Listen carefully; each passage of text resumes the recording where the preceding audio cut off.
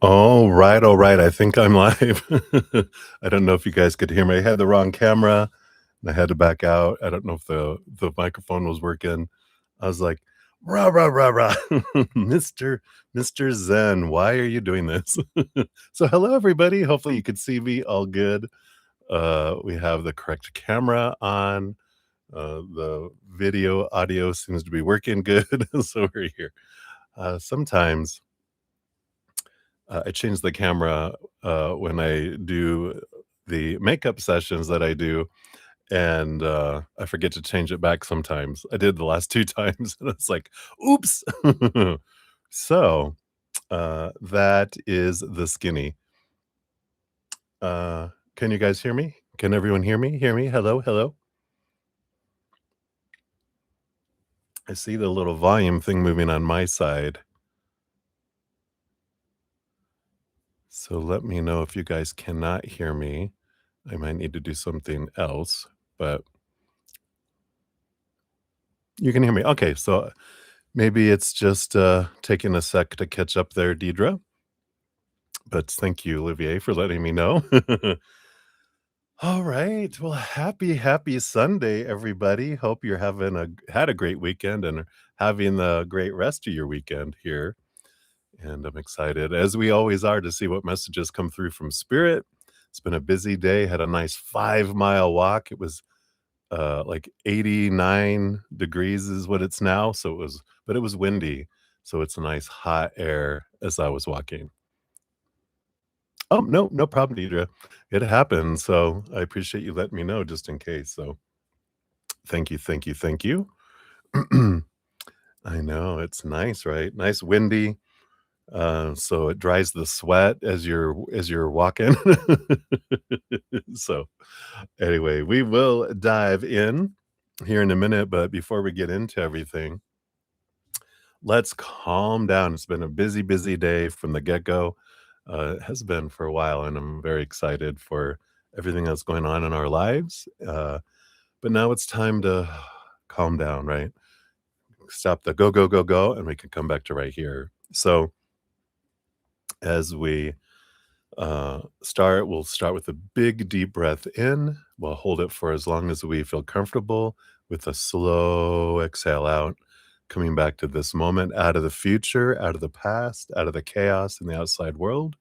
Come back to right here. The only thing we have in control, right here. So if you want to join me in doing that, and then we'll bring in the singing bowl for more energy, right? So let's begin. Big, deep breath in. Here we go.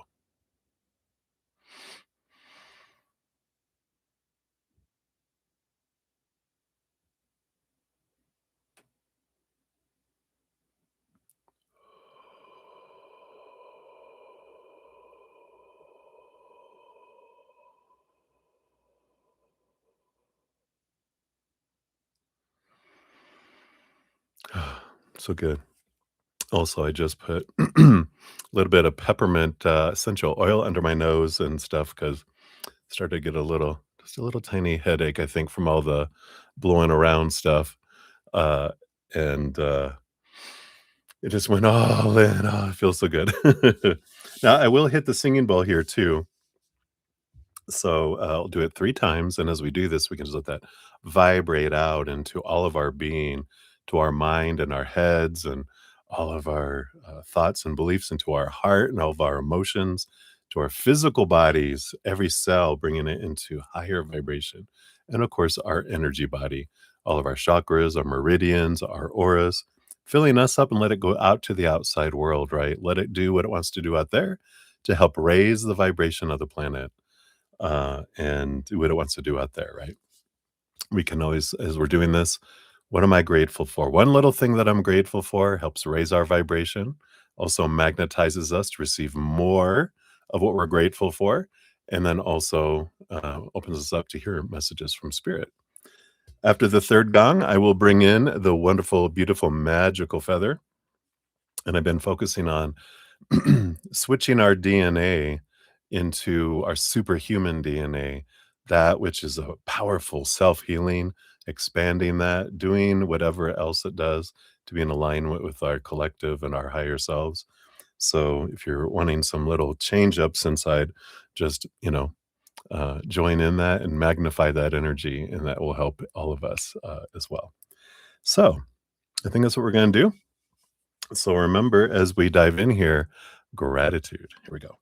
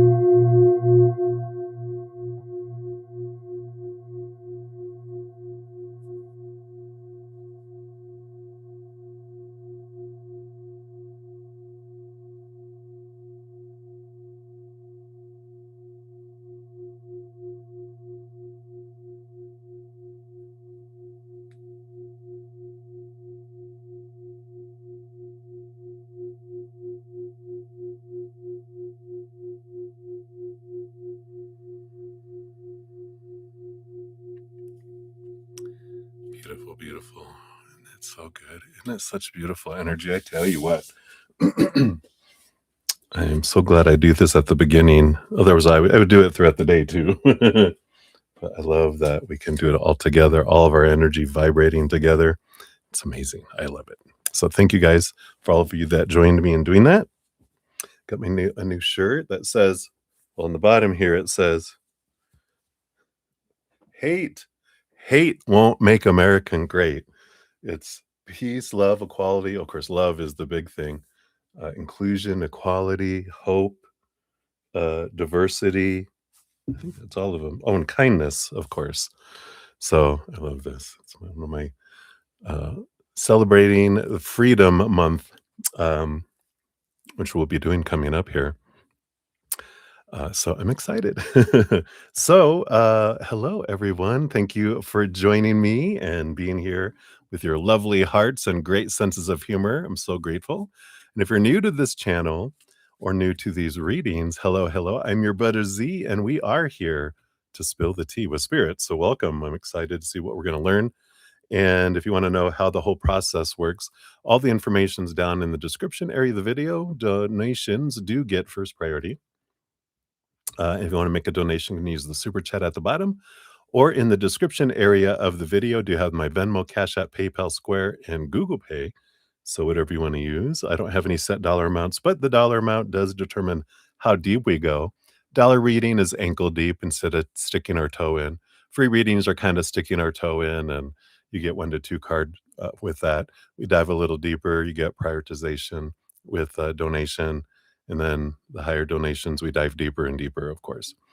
What else? What else? Oh, if you make a donation of $5 or more, you get a special fortune cookie, which right now we're using the Reawaken and the Soul. I think we have enough probably for tonight here. I didn't have a backup, so we'll see. But you get one of those, and then everyone else gets a fortune cookie. It's a smaller one, but you do get one if your donation's under $5. We're going to finish up using these rainbow brain skull. I think I've only got like 3 of those left. We went through almost the entire deck. So thank you guys so much for all of your donations. I have a backup for those that we'll talk about when we get to that. So, I do get to free readings eventually. If I don't get them in the session, I do come back in the morning. Like last night, after an 8-hour what was it? Almost it was like 8 hours, almost 8 hours and 45 minutes. I think it beat my record again. I know Butterfly keeps on going, what book Guinness book are you trying to break this in?" But I just follow spirit. So I did pop on this morning for it was almost a 2-hour session to finish up the free reading, so if you didn't check that out, here's the link for that one, and, oh, yeah, that's right, Debbie, you caught it live. So I don't have chats in those, is the only thing because I would spend most of my time telling people, "No, I'm not taking any new questions, that's tonight," you know? So I don't have a chat just so I could focus in on the readings and complete those, so thanks guys for understanding. But I'm so grateful, definitely not complaining, I'm enjoying all of the lovely questions and all of everyone's, support, so very grateful. Yeah, you were answering me. I know. Oh, you were answering me, like, audibly, and you're like, "Brudda." You're funny. At the end of each session, I do post a pinned comment, mentioning if I completed all the free readings or I didn't. I always put all the list of all the readings completed with timestamps. The ones I didn't complete, I have the little list saying that what I'm gonna do with it, like, in the morning, and I will go live for that, and then I do always go back to the previous night's session and put the link for the morning session, so if you ever go to that and you see it, look for that link, and then you can go to the stream, the morning stream that I had. So, try to be organized a little bit. So, that's what we have there, and then also, I have a free podcast if you haven't checked it out.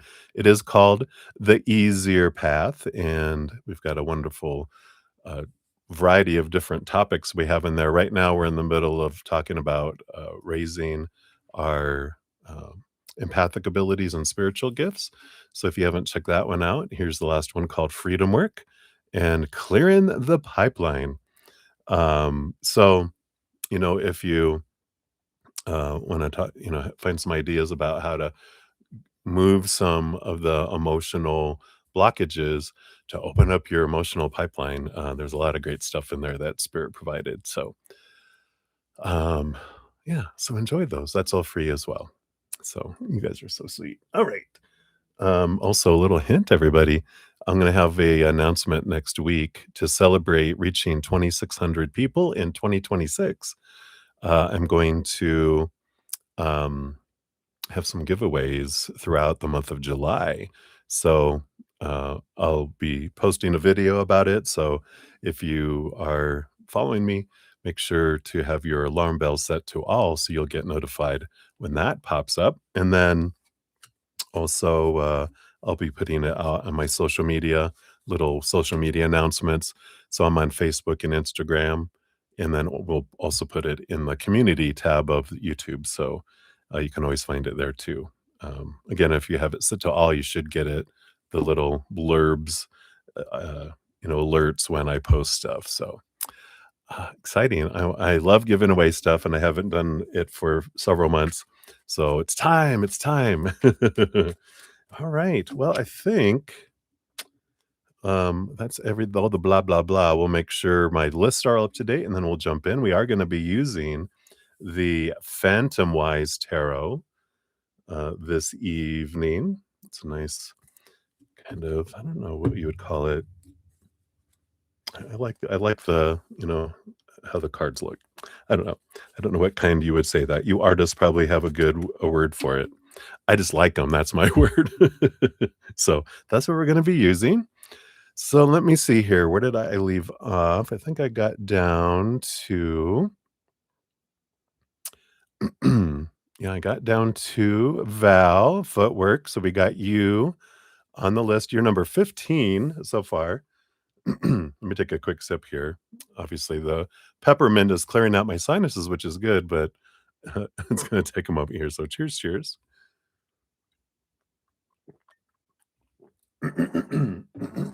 There we go. Little frog there. All right. And then we did have, so Deidre, I did get yours via the Venmo next, and you said you sent it over on the Venmo. I mean, at the Venmo well, your donation is Venmo, but on Instagram, huh? So let me grab that real quick here.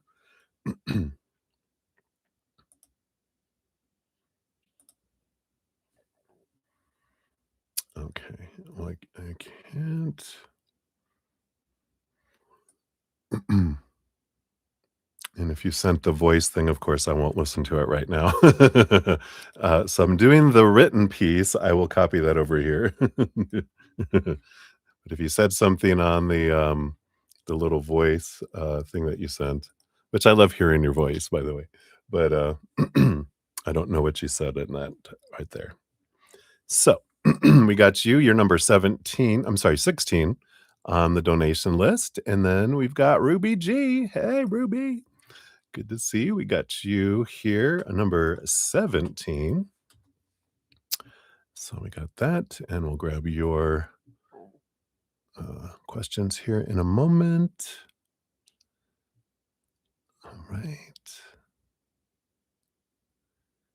Of course, we got Livier Vagara in the house. Hey, Livier. Thanks for letting me know, of course, earlier.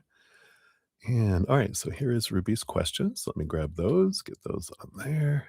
It'll take me just a moment to catch up, and then we will get a rolling here. Thank you guys, as always, for all your patience in getting to the readings and completing them. Then we got Kat Mia in the house. Hey, Kat Mia, good to see you. We'll get you onto the free list. You'll be number 8 on the free list. And yes, Debbie O, I do have you number 1 on the free list as well. And you are here, so we can start with you. The queen has arrived. And we got Eagle Money as well. So, Eagle, you'll be number 9 on the free readings when we get to those. So, we got you there. And then Olivier Vagara, we have your free reading. You're number 10 on the free readings. Okay, we can do those. Oh, yeah. Debbie, I know you're like, "I know details, details." Yes, I do. I picked you up across the world. You're so funny. All right. So we got that. We did that. Oh, thank you, Deidre. An angel, seriously. All right, good. Yeah, definitely let me know what you think, Deb, if you listen to the podcast there. All right, very good. Yeah, Val, so I post and this good question is why can there be so many people already there? Because in the morning around 9 or 10 a.m. Mountain Time, I create the session and the chat is available starting right away. So you can go in and people can put their free reading requests, people can make donations. You can always make donations, Venmo, Cash App, PayPal, Square, and all those, even without the chat. But you can people can put their questions and donate and everything all throughout the day. So so that's good to know going forward. So I'm sorry you didn't know that, but yeah, it's available early in the morning ish. 9 a.m. Mountain Time. So in the morning, like right now, I think you're in North America, right? Um, I think you are, but we've got, like, right now, it's 5:20 PM where I'm at, so it's 9 or 10 AM in the morning, right? Yeah. So that's, when I create the session for the night session, yeah. Um, yeah, and via other apps too, exactly, Deidre. There's, I take, like all the ones listed on the description area, I have people that make them throughout the day, and then they send me an email with their questions for the evening session and all that. And of course, I do also offer private readings, recorded private readings and live readings. That all information is down in the description area too. So if you're interested in doing that, um, that's also can be done that way. Some people don't want to have, all their business out in front of everyone. They want just, them to get it. And so I do those as well outside of my um sessions, my live sessions. So there's always options everywhere, right? So now you're in the know. All right. And then Sean G's in the house. Hey, good to see you. I just saw your donation come through. So you will be up here. You'll be number 18 on the donations. And here is your question. All right. We got you on there.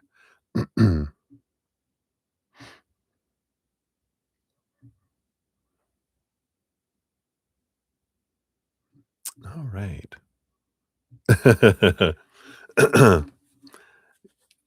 Right, Ruby. Yeah, yeah. If you ever want, just check it out. Check out the description area. It talks about all about what I offer and all that as well. All right, and then we got Jojo in the house. Hey, hey, good to see you. Hello, hello. Yeah. Oh, you're in Toronto. Yeah, yeah. So, yeah.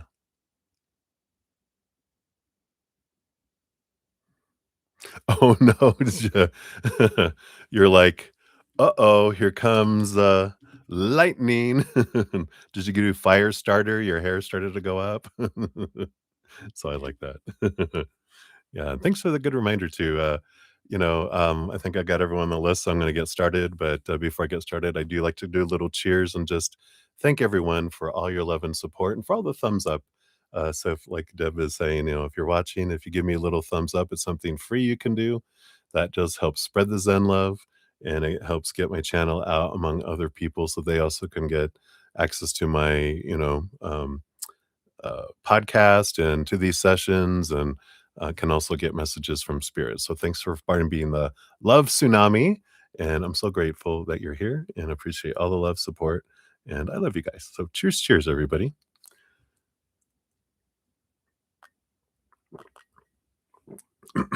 All right. So suddenly tingling. That's an interesting experience, right? It's like I'm either I'm either about to go to the other side or I'm about to feel a little bit of a burn. But wow.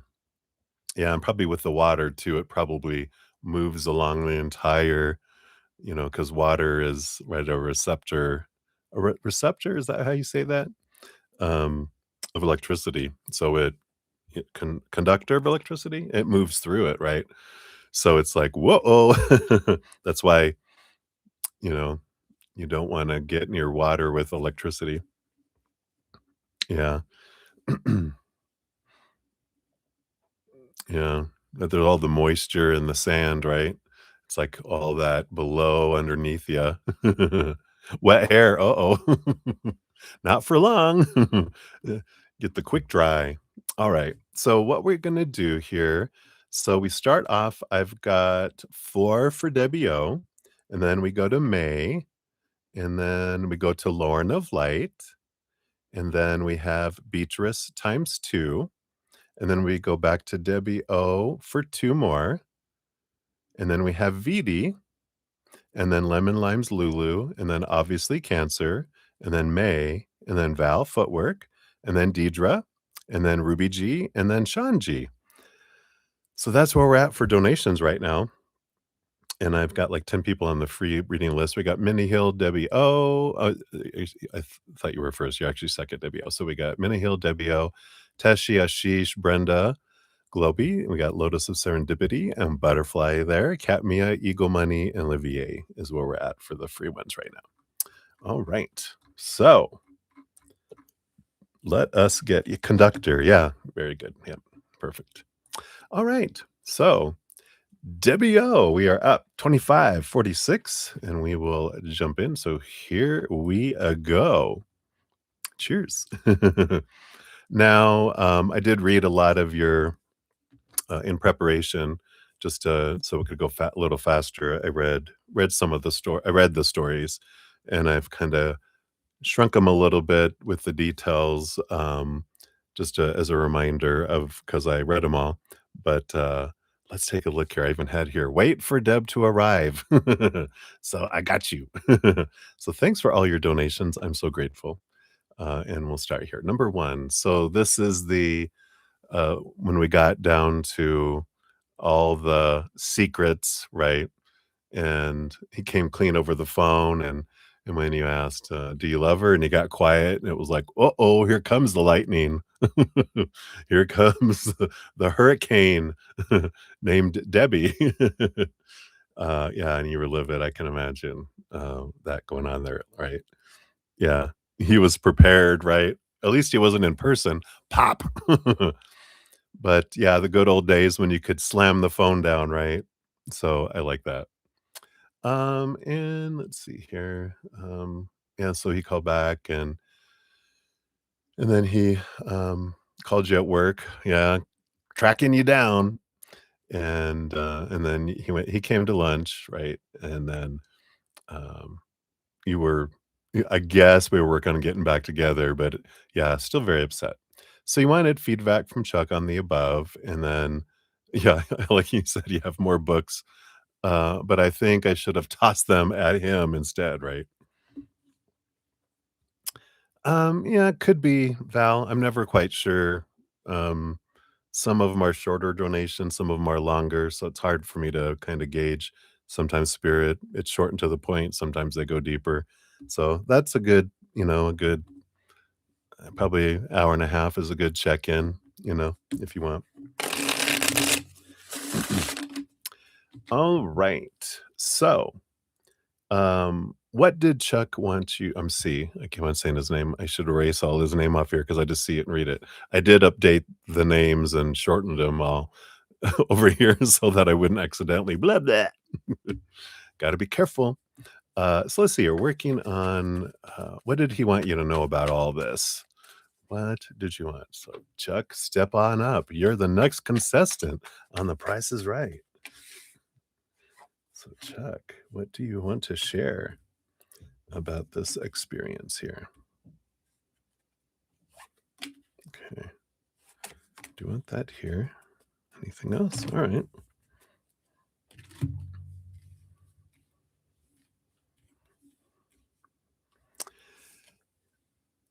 Yeah, it's okay. He's deceased. It's the other people maybe aren't, right? So I like it. Thank you. The bottom of the deck, you do have the sun card coming in here, all the sunflowers.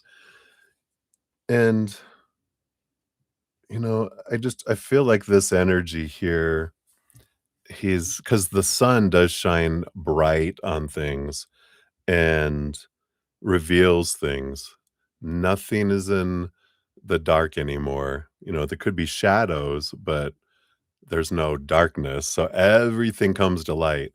And and he's like, "That's true. It's very true that, that everything always, will always reveal itself." And he's like, "Yeah, I should have been,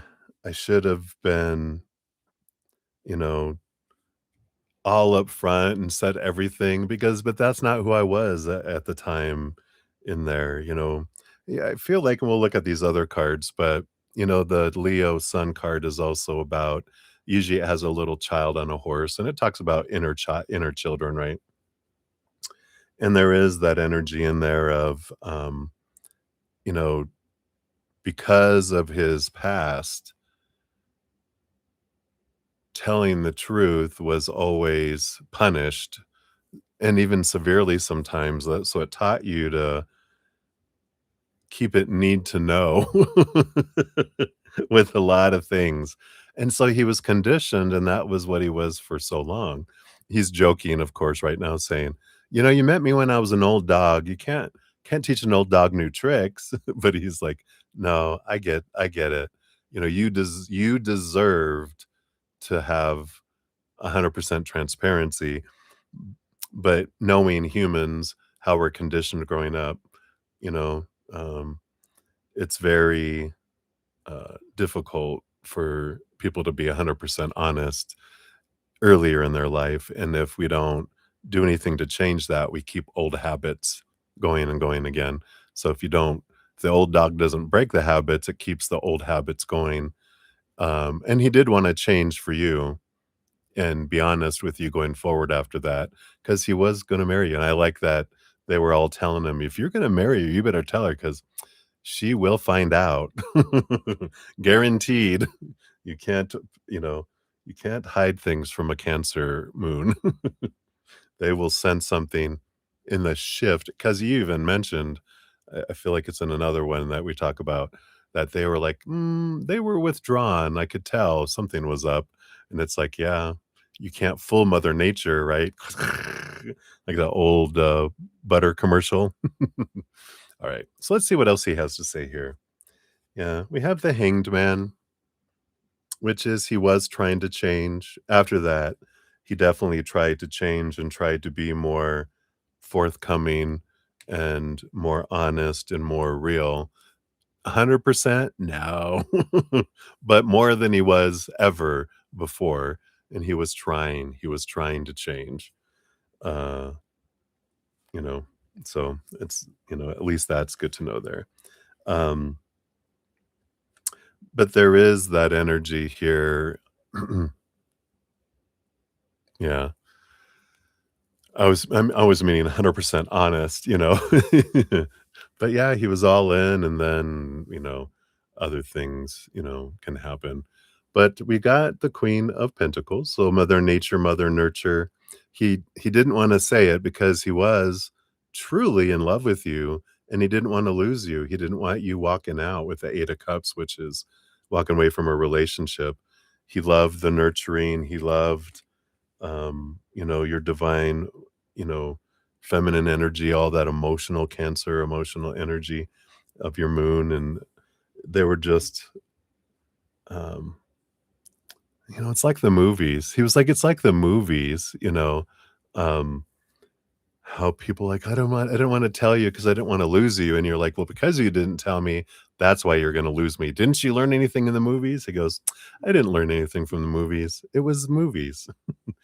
But that's not also what he experienced growing up, but that's why he didn't say anything, and why, he was trying to avoid the day that it happened, and because he knew what would happen, yeah.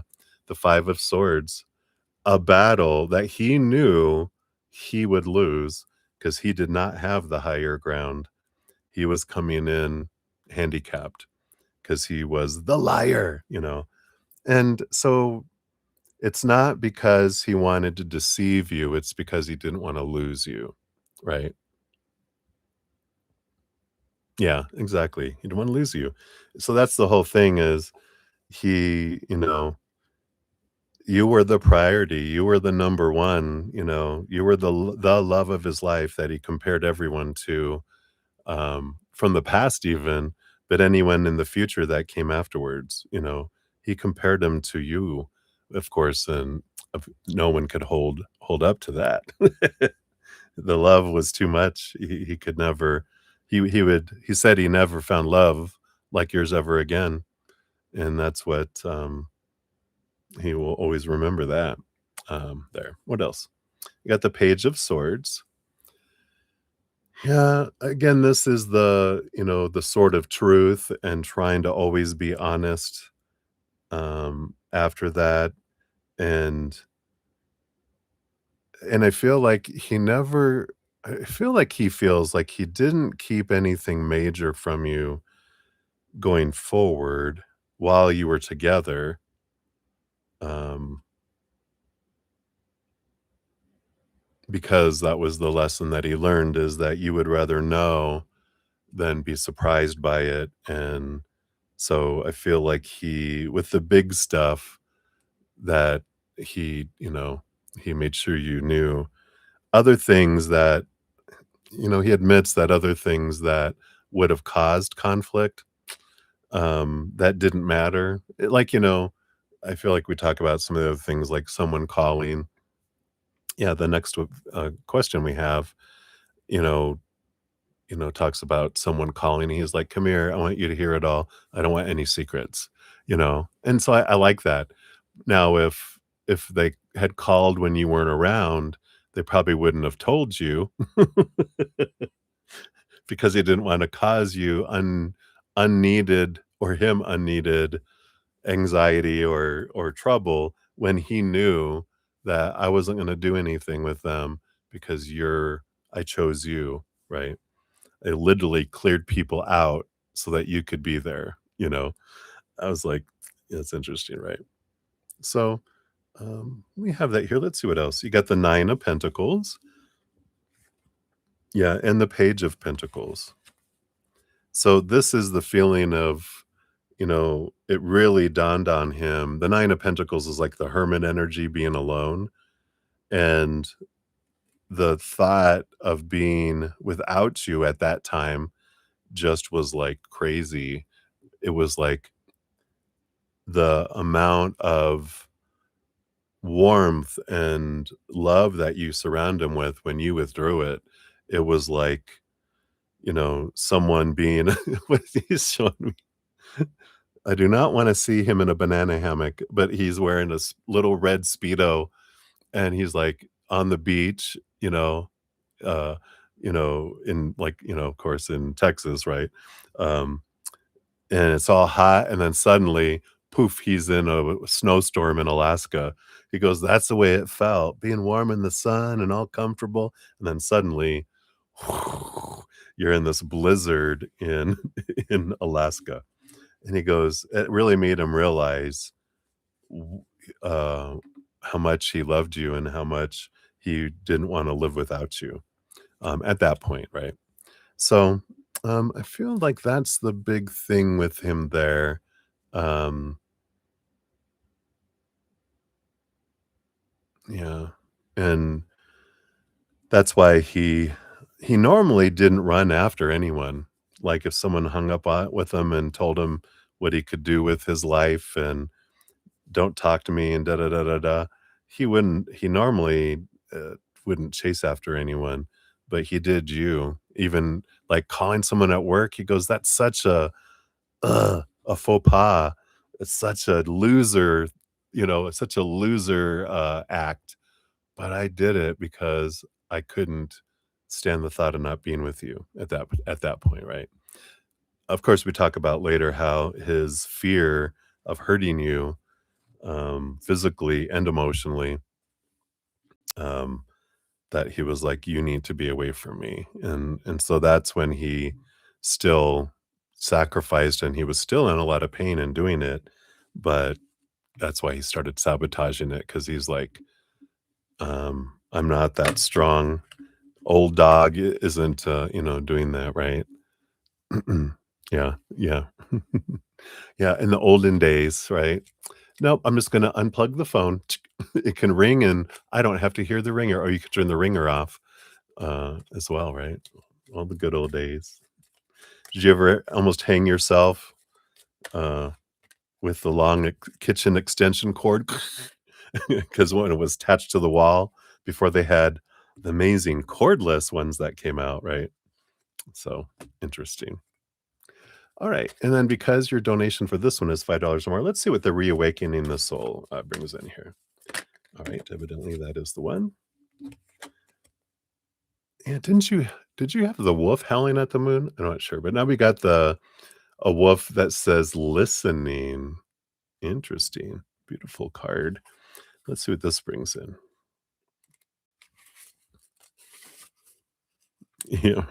Oh, you were rich. No, that was, when everything first came out, they didn't have call waiting.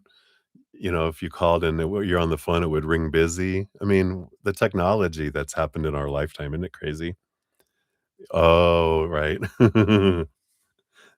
That sneaky little devil. So listening says to listen both inwardly and outwardly is an art that requires skill and practice. There's a quote from Woodrow Wilson that says, "The ear of the leader must ring with the voices of the people."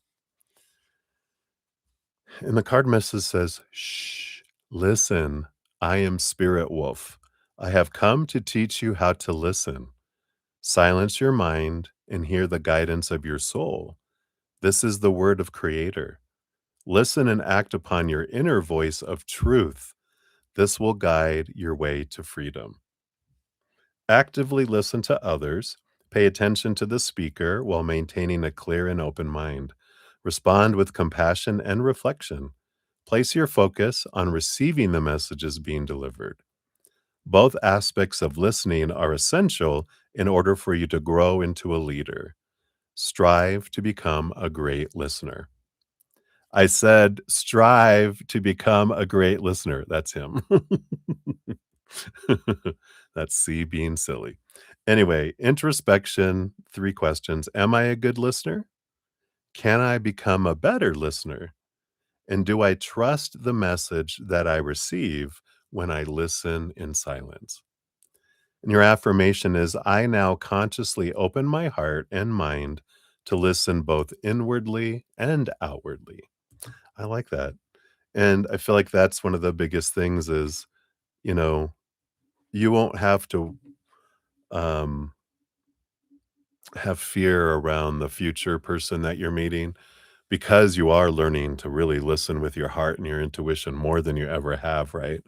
And so there is that, uh, you know, uh, I know I was my first relationship was coming to an end as I was expanding my abilities, and there was some crazy stuff where, there was a briefcase that had a lock on it that was in our storage, and I was cleaning out the storage, and I'm like, "Oh, what is this briefcase? Why is it locked?" And Spirit was telling me, "There's something in there you need to see," and I'm like, "It's locked." So I set it to the side to get, when my current boyfriend came home, I was gonna ask him for the combo, and I was gonna be sly because 'cause I'm like, I wanna try a briefcase instead of a little, you know, carrier pouch thing because folders were getting bent, and, "Well, you should get a new one." I go, "Well, I wanna try one first." So I got in an argument because he wouldn't open it up.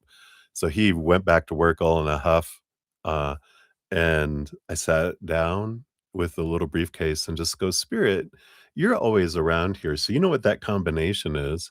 What are the numbers?" And right away, boom, boom, boom. And I'm like, it, 'cau well, I mean, it doesn't matter. He doesn't have that briefcase. It was 007. I'm like, "Really? James Bond? Really? Dun, dun, ksh." And I'm like, "Oh my god, it was it."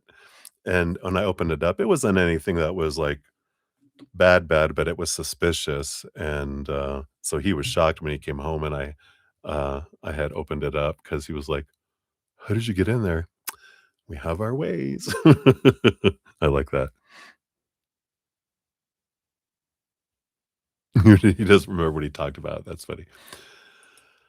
So, I feel like that, he's saying that you won't have to worry about, um what you know or don't know, because you're gonna have great instincts by the time when they come around, you're really open, you're gonna have your spidey sense going off that you will know, and, also, they're a better communicator and a more truth teller than he was. So he's like, there is that too. So I like that, right? So that's for your first one. For number 2, we're at 44, 46. All right. So that is that one. So this one, yeah, this was the one when P called and he spoke where you could hear where so he wasn't hiding, heard everything, small talk, blah, blah, blah, right? Um oh, that's right. And when he called the other one of your sweet names that he used to call you, and you're like, "What did you say?" I thought it was special. So you feel like this is part of where you felt maybe, it's like, call everyone honey, because then you won't mix up the names.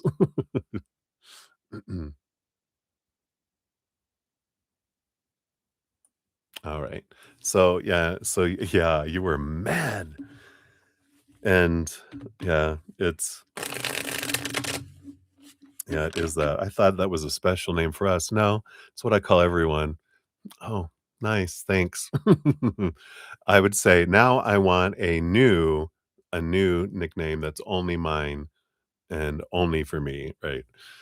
But let's take a look here. You were concerned that he really was in love with them, but they were just with you because that they had left him, right? for someone else. So you're like, oh, you're just with me. I'm just um, the the new puppy because your dog left. Mad, mad, mad. Right. So let's take a look here and see what Chuck has to say here. So what does he want you to know about that accusation? That's funny. I feel accused, but he understands on that side, right? So on the bottom of the deck, we do have the world card, which was a significant ending that brought a beautiful new beginning and adventure. So I feel like he's starting off with saying, that no, it it well, I mean, he was with you because that ended, but it's not that he loved them more than you. And he says, "Oh yeah." He goes, "You were the world to me. They were just a little island on a world, but you were the world to me." Um, and there's no comparison, with that. So I feel like that's an important thing. There's something about P really helped him. Um, oh yeah, probably right. um, that um, she really helped him at a really down time after his wife had killed herself. And so I feel like there was this feeling of safety with her because she was the first one that he kinda opened his heart to, not to the extent that he did with you.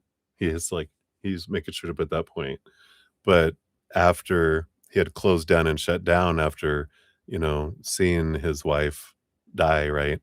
That, to open up and trust again that they were someone that helped him with that, and that's why he felt safe with them, right? Um, but you met him before her. You met him before he met her?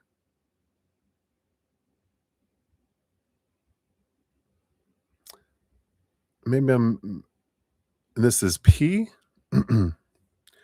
There's a lot going on here, right? Oh, that he can never marry her. But there's something about, you know, there was something maybe didn't he know her before you? I feel like maybe he knew her before he knew you. Maybe this is something you didn't know. Because I feel like there's more, you know, more to this, but I feel like, you know, there's this, oh, okay, J, P, then T. Okay, so that makes sense then. Maybe I'm thinking of J, but because J felt safe, but then P, um, yeah, there's just too many characters in this story. But so anyway, the whole thing that he's trying to mention is that you were the world, you're the world to him. The others were just little islands on a map, but you were the world to them. So whenever, any of this stuff happened and all this kind of stuff, you know, that it was this um and maybe it is this each one of them brought in a certain amount of safety. 'Cause J made him feel safe, P made him feel safe, and T made him feel safe on the other thing as well. So, I feel like there was this, um, you know, um, different types of safety with each one of them. And like you said, they felt safe because they weren't able to get married, but, um but I feel like that's the energy underneath about they were the world. Because that was your big thing is, oh, you loved them more than me because they weren't around you. That's why you're with me. You loved them more. He's just saying no, to that with this here. Yeah, we have the 6 of Cups, and again, I tell you, I don't know, the 6 of Cups is someone from the past that comes back, So, I don't know. I'm telling you, maybe they did know him before, and maybe that's why how they're telling you now is, "I've known them off and on," um, because it feels like maybe they knew him way before, because this is the 6 of Cups is someone had come back, not, you know, um, so I don't know. Maybe someday we'll find out. But yeah, we have the Knight of Pentacles, the Wheel of Fortune that's coming in here. This was a slow movement, a slow journey. And the Wheel of Fortune here, they've, C is saying now that, you know, the others were the slow road to get to you, and when they found you, they were like, "This is it. You're this perfect compatible person, and you who I've been looking for." That's why the Wheel of Fortune is like they felt it was fate, and they were like, yeah, everything else felt like it was, taking forever. Everything was just part of a slow journey to get there, right? Um, so it's very interesting with this here. Um, yeah, we got the 10 of Pentacles. Yeah. Again, the relationship with you, this is the permanent relationship that he thought he was going to have because he was like, nothing. What he's playing Sinead O'Connor, nothing compared to you. Yeah, the 9 of Cups, you were a dream come true. Um, we also have the Hierophant and the Emperor. Yeah, the two individuals that hold power. But there's this the others were stepping stones to get to you, is how he looked at it. That's like that Knight of Pentacles. It was a slow path to get to that, right? Um, and with that Emperor, he was like, I chose you um over over all of them. And but like in the end, it's when he felt I am going to again, comes back to that, I'm gonna hurt you, and it killed him to end the relationship and do all the stuff to make you not wanna be with them and to sabotage the relationship because he was not, um he didn't wanna be that person that hurt you in worse ways than he did already. So, and that seems right with all that, part of the healing process with all of that is realizing everyone's a mirror, you know, pointing us back to ourselves. And so, the pain that we felt when you're like, oh, are you choosing someone else? Is the mirror for us of the pain that happens when we choose other people instead of ourselves. When we're defining ourselves by the outside world instead of embracing ourselves and going, no, I'm the love of my life and I define my life, right? That's when things switch around and when we realize uh, they were acting out of their fears, they were acting out of their conditioning, their, pasts. It wasn't intentional towards us. They were just doing whatever crazy, unintelligent, weren't thinking about compassion or love. Just it's almost like someone who's so panicked, they're just doing whatever they can do to survive another moment. And then that's when we do stupid stuff. We don't realize it. We're trying to feel safe in a variety of ways. And, he talks about how if you put your kind of heart towards someone when you're like, I could take it or leave it. I don't get hurt when they leave or if it doesn't work out because you're like, I wasn't invested. but he was like, "I was 100% invested in you," and, that's what scared the crap out of me, and that's when, he's like, "I'm gonna hurt you, and you're gonna leave me, and I'm gonna regret this the rest of my life. I'd rather you go find someone who makes you happy and won't hurt you than end up with me and I ruin your life," kind of energy. So, s something like that. As Jimmy when Jay lived with him.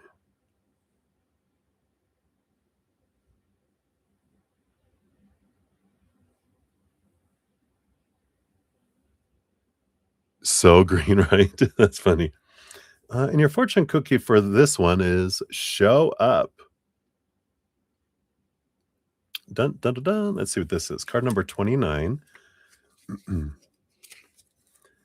You seem acutely aware of the good in the cosmos. Demonstrate what you know and share what you've learned. Many people will benefit from hearing it. Wow.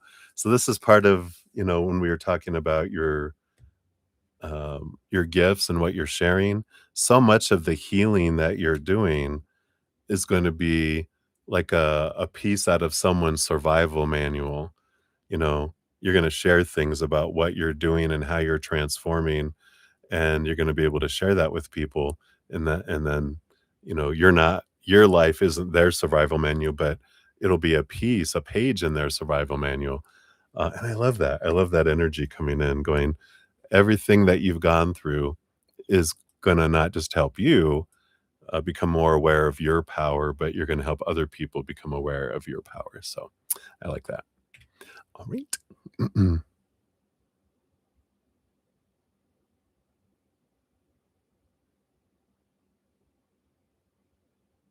Yeah, there you go. Boom, boom, boom. All right. So let's go on to number three. Cheers, cheers.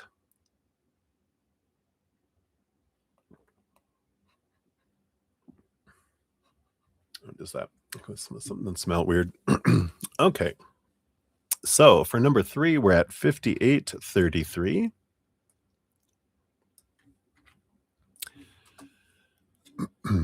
And so let's see. Oh, yeah. This is when you were living at home. Your father gave you a curfew. He asked to move in. Yeah. He still hadn't asked you to marry him. You told your mom. She wasn't happy, but she was understanding because your father was being stricter. So you want to know his intentions of asking you to move in and anything else.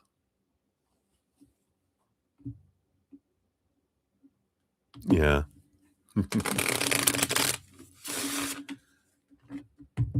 Interesting. So let's see here. What were his intentions with you with moving in?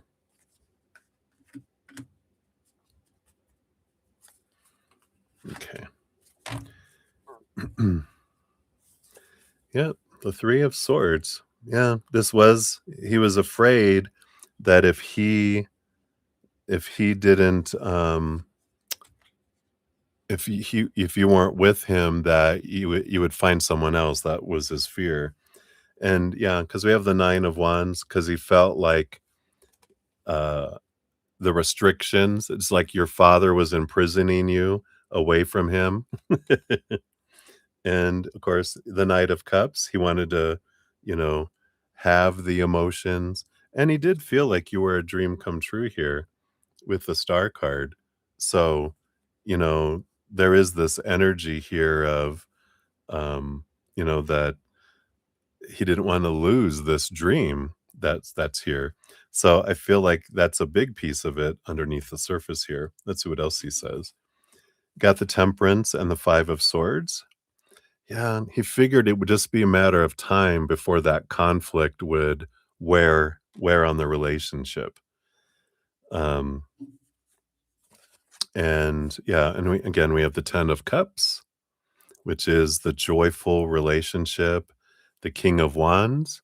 Yeah, he didn't like your dad trying to be in control of your guys' relationship. Ooh, yeah, so he was like, uh right, yeah, right? Yeah, because he didn't wanna be left out in the cold. He didn't wanna be abandoned. So it is the fear of abandonment, he felt that you would end up leaving because of his hours and that you guys would grow distant, but he also one of the big things was he felt like your dad was trying to get in between and get you away from him, and he was like, "I'm not gonna have that." So that was there too. Yeah. Oh, wow. And this is interesting. He also so he knew that this would cause him here to take action with getting rid of third party people out of the way, and that he it would make him be more honest. Seven of Swords is like the thievery, the liar, the deceiver, and he was like, having you move in would force him to bring you right close, and because he wanted to get everything else away, and this would help him, like with the tower, get rid of all the excess baggage, so that it could just be, you know, you. And I feel like that was something that he more so not it was kind of between subconscious and consciously that he was doing it that way, but he wanted so he's, like, saying, "You know how it's, like, sometimes serial killers wanna get caught, they make a mistake, or they do whatever?" He goes, "Subconsciously, they wanted to be caught." Well, I wanted you to, be there so that I would stop doing anything so that I could be pure and honest because I wanted to marry you and I wanted all that other stuff out. So, and I think you said even he ousted someone from the house. They're like, "You can't live here anymore. Bye." They're like, "What? What happened?" So interesting. I like that. And let's see what your fortune cookie for this one is. You never get there and you never stay here. Interesting. Card number 7. Let's see what this one is here. You are never in the past or in the future. Your awareness perpetually resides in the now. Stop yearning and appreciate the infinite magic of the eternal present. It's interesting. I was out walking today and some reason I was thinking about um I don't know if it was some choices I had made like decades ago, and I was like, "Oh, I felt so bad." And but spirit was like, "But you're not there, you're here. That doesn't exist." And I was like, "Oh," and immediately I just let it go. And it's like those are just experiences. This moment is where you're at, not the past. And I feel like that's what they're bringing in with all this reminiscence. It's we can start feeling the things, and when you start to get into reliving it, breathe and step back and go, "That's the past. I'm looking back at information. I'm not looking to re-experience it all. I'm just looking at what can I learn from those stories, but I'm not gonna relive the story." There. So I feel like that's important. Right. So that's for number 3. Hey, Cat Goddess, good to see you. Hello, hello. All right. And then for number 4 here, you got 105, 12.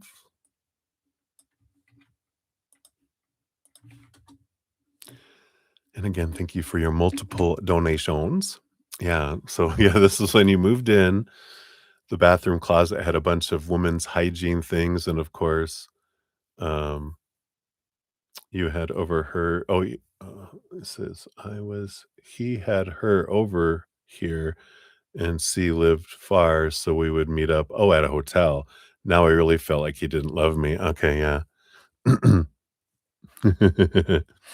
It's interesting, because I was like, when I didn't say that, I said hygiene because he was like, "Oh, no, you busted me. I used to do drag on Saturday nights." You're like, "Ha ha, that wouldn't fly." I like that. So let's see here. Um, so let's take a look here. So what did he want to say about this? Uh, you know, it's almost like a hotel, you know, stuff for people to come over, but it's more so that it's someone that lived there or it's for, when he had people over. Like, what is this? A little market? Like when you go into public restrooms and they have the little vending machines? What is this? All right.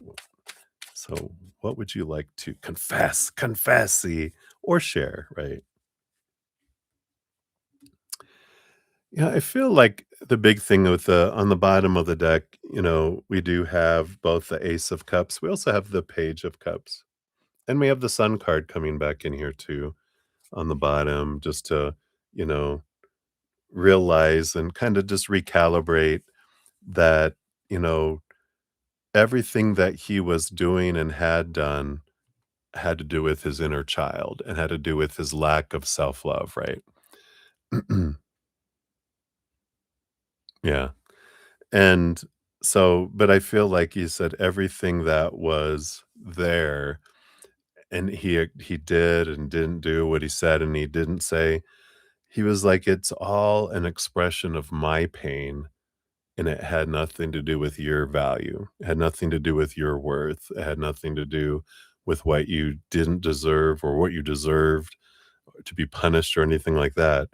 He was like, every one of my actions had to do with me, as is every action you made have to do with you, as everyone. They're not, it's not intentional that we wake up in the morning going, all right, how am I going to screw someone over? Right. It's like, no, it's how am I going to feel safe today? Where am I feeling unsafe? And how can I feel safe again? So safety was a big thing because he felt very unsafe growing up. So he had to create all these different ways to feel safe growing up. And and that's, what he's pointing to, not as an excuse, just as information to go, it didn't have anything to do with you. My actions were reactions, not plans or me sneaking around, trying to fool you. I was trying to survive. I was trying to feel safe. And that's every human, every stupid thing we do is because we're feeling unsafe and we're doing stupid things to try to feel safe, as well. So that's the bottom. Let's see what else we got here. You got the magician. Yep. And I like this, because I'm hearing him say, I always had good intentions, just not as many skills as I had to make those intentions come true. So I always had good intentions, but I also had, um,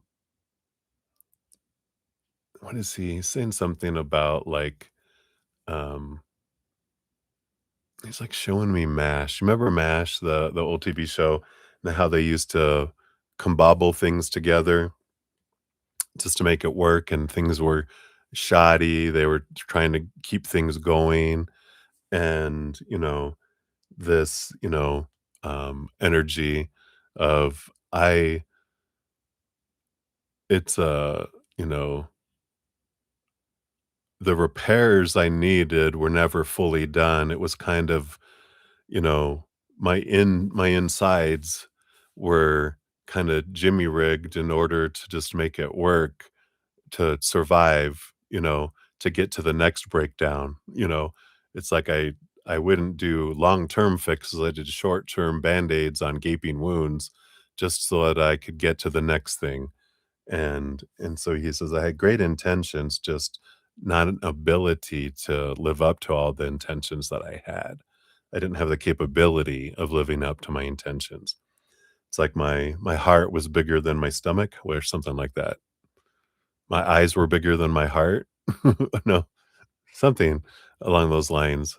My eyes thought my heart was healthier than it was, that I could do things and I could, follow through kind of energy. Right, yeah, you were so caring, sweet, and good to him, that's why you saw you as this nurturer, and that's why he was like, "I don't deserve you," you know? Let's see what else we had here. Yep, the hermit.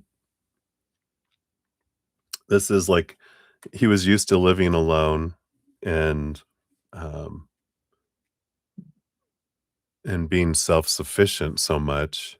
Yeah, and then you came around. "Here's the moon, here you are." You know, then there's this huge, caring, loving, nurturing person, and they were just like, "This is too good to be true," right? Yep, and again, the emperor, you know, wanting to they wanted to get out of their head and into their heart, but they had a hard time doing that. They go, "I was stuck up in here so much." And again, you got the chariot. You got both moon cards because, of course, Cancer moon is behind here. So you got your Cancer moon twice, and they were just, um, they wanted to be able to get into their heart so they could communicate with you through their heart, but they had a hard time. They were stuck in their minds, right? Yeah, and the 10 of swords. This was that, ultimately about the fear of, disappointing you, right? And they did have a lot of, individuals before you moved in, they were a bit flirty still, being a DJ and being different things, they were always had people, "Oh, you're a celebrity," in a way, and, he liked that attention because no one could give him, you know, the love that he needed to give himself. But you were someone that just kind of surrounded him in an island. You were like a sea of emotion where they felt like they could almost feel that for themselves because it was so much that it was so close, And the only thing he had learned growing up was passion, passion, passion. And that's why I feel like he did have those stuff there because I feel like he used to have a lot of visitors, a lot of different visitors, and so he always had it on hand because what a caring person he was. But, I feel like he's just kind of trying to take us out of the weeds and see the higher picture of things, because we can get caught up in all the emotions and all the memories, and remember that's we're don't not going back into them to relive them all. We're going in there to see the mirror and what was the gift in these things for us, that the things that he was doing had nothing to do with your worthiness or how he felt about you. It had to do with how he felt about himself. So I'll say that again. All the things that he did weren't because of your worth or how he cared for you or not. It had to do with how he cared about himself. Did he tell you? I think you told me that, but yeah, you woke up. It's like having a dream, rah, and it's like, um, yeah, maybe you should lay off the cocoa or cacao, right? But I love this because this takes you into your fortune cookie of freedom for this one.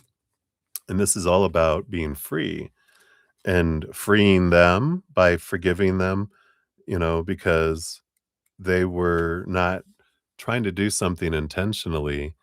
It's just they were, you know, inhibited from being able to be who they wanted to be and be who you wanted them to be, right? Um, yeah. And he has no reason not to be, because on the other side, there's no judgment. And this was a character he was playing in a movie. It's like interviewing someone, after a movie's out and going, "So what did you think of the role you played?" "Oh my God, I was such a jerk." "The things I did, oh my God." Well, this is the backstory of the character.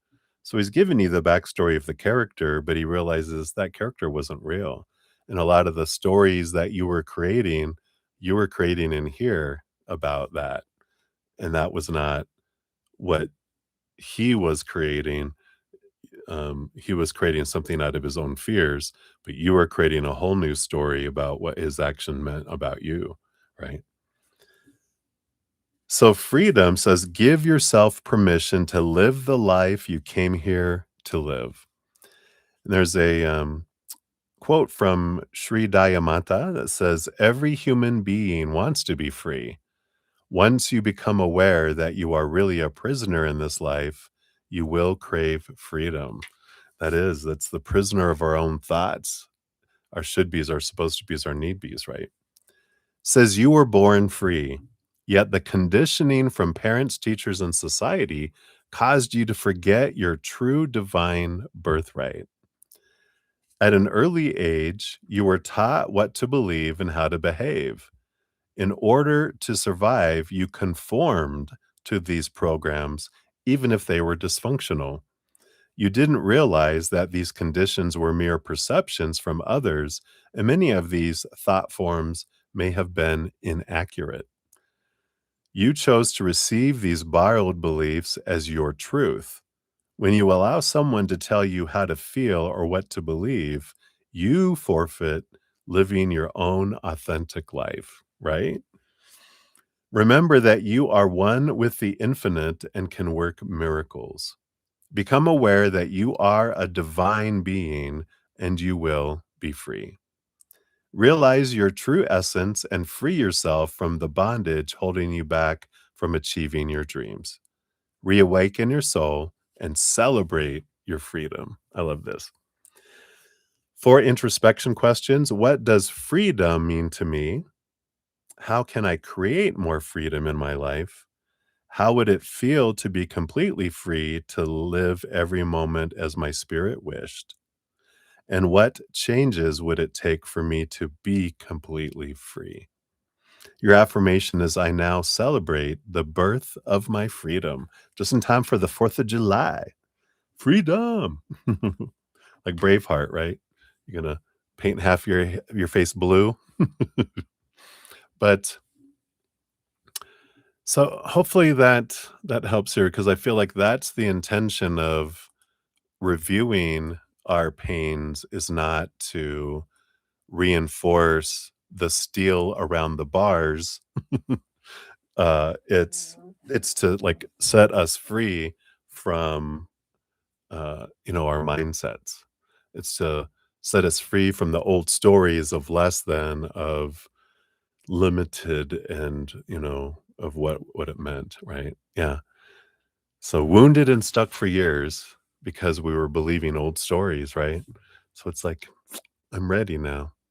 And who knows what that saved you from, you know, feeling stuck might have kept you from getting involved with someone who was a serial killer or really abusive, or, someone that would give you something that would follow you all your life. You're like, I'm grateful for blocks that kept me stuck somewhere on purpose for a reason, right? Yeah, I like that. So that's good. Yeah, and definitely it's important for us to reflect, because we have things that are triggering now that are from the past. So we're trying to dismantle those, and transform them. And we dismantle them by getting to the truth of it and then going, that's not true. Let me refile that. And then there's a new awareness that comes in.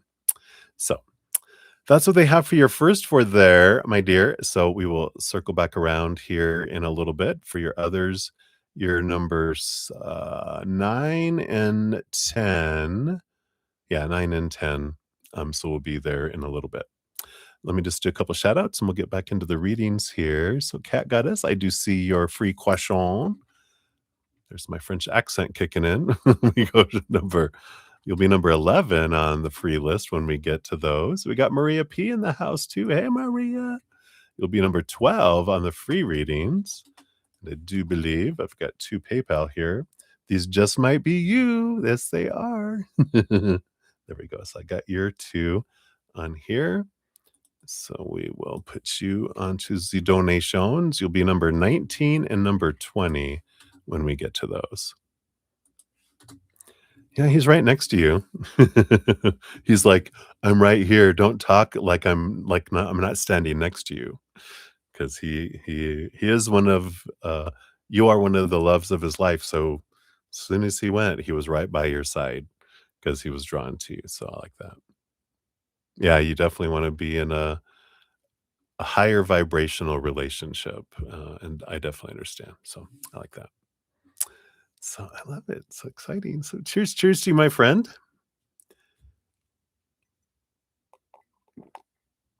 Alright. So we have May is up next, so 121. Whoa, let's try that again. 121.52 is for you, May.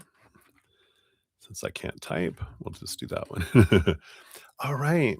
So good morning to you. And you wanted to know, is Max working through a specific therapeutic framework program or a set of healing practices during this period of self work? All right. So is he doing something organized and specific or just kind of shooting from the hip and seeing what's going on? Let's take a look here. All right. Anything on the bottom here? All right. We have the 10 of Pentacles, the Wheel of Fortune. I do feel like he is working through something specific because you've got the Wheel of Fortune, which there's a target. The 10 of Pentacles is like trying to reach a goal, trying to get to 10, right? Even on the bottom of the deck, we've got the Star card, which is here's a true north. There is something I'm specifically wanting to head toward. So all of this kind of screams of that there is something specific and a process to get there. Um, and I do feel like it is. Uh, we got the Hermit card, so they are doing it. It's something self-study, something they're doing their self. Um, and the Three of Cups, I don't feel like that's a group because it feels like more spiritual posse than it is, like collaborating or anything like that. So it feels like they are because the Hermit goes inward and connects upward to spirit realm. So I feel like they're working with their guides and a spiritualness too. Um, and the Five of Wands, well, there is a friends group here. So I feel like they wanted that to be separate, but I do feel like there might be some sort of um, community that they're a member of that's all working on something together. I don't know if it's group therapy or, some sort of like, I don't know if it's AA, but it seems like it would be like a group like that, but maybe it's a different type of focus. But I definitely feel like they're in some sort of group therapy or group environment, as well as doing something alone and independently here with specific goals. So we have that. And has he brought you up and discussed you with his therapist? Let's take a look here.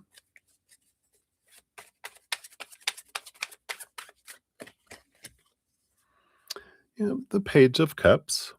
I believe it's come up with them talking about their self love. And I feel like they've talked about a variety of relationships, on quite honestly with this. And so I do feel like um, they have brought you up. As, recent, but they've been talking about the past, and I feel like they're kinda talking about how patterns have repeated because their therapist brings them back to them and their behavior, not pointing outward because they start to point and go, "Well, what about blah, blah, blah when they do this or do that?" And they're like, "That's not that out there's not your concern. You are your concern. Let's get back to you, because I feel like they're like, but what about, but, and they're just like, let's come back to you. Let's come back to you. So I feel like their therapist does. Let's go back to you, kind of energy.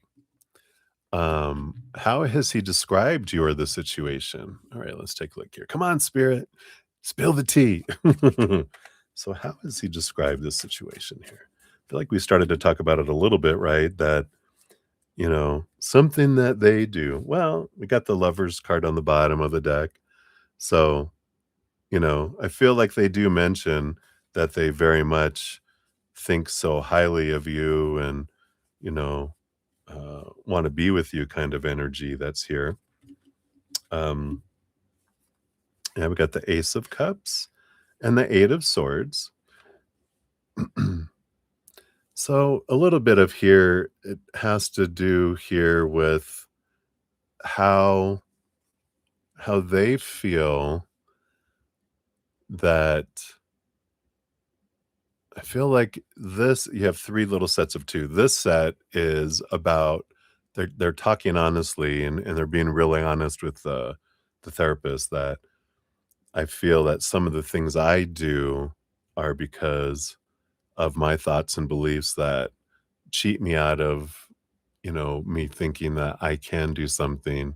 I doubt myself, and then I do things to fake stuff instead of really doing it because fearing doing something that I might fail at is scarier than being caught at faking and, you know so what is he showing me?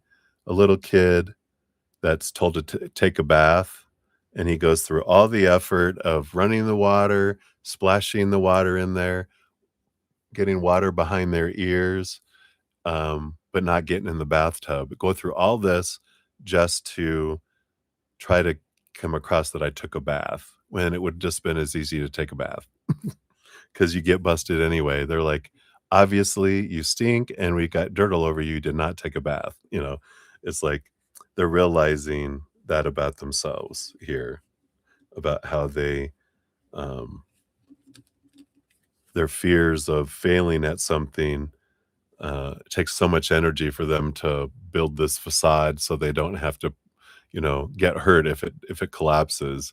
It's alright. It was a fake set. It's not a real building. So I feel like there's something that they're realizing about themselves, how they in the past have done that, and how they find themselves not wanting to do that in this relationship, but they find themselves kind of repeating old patterns that they want to break. So that's one piece of it.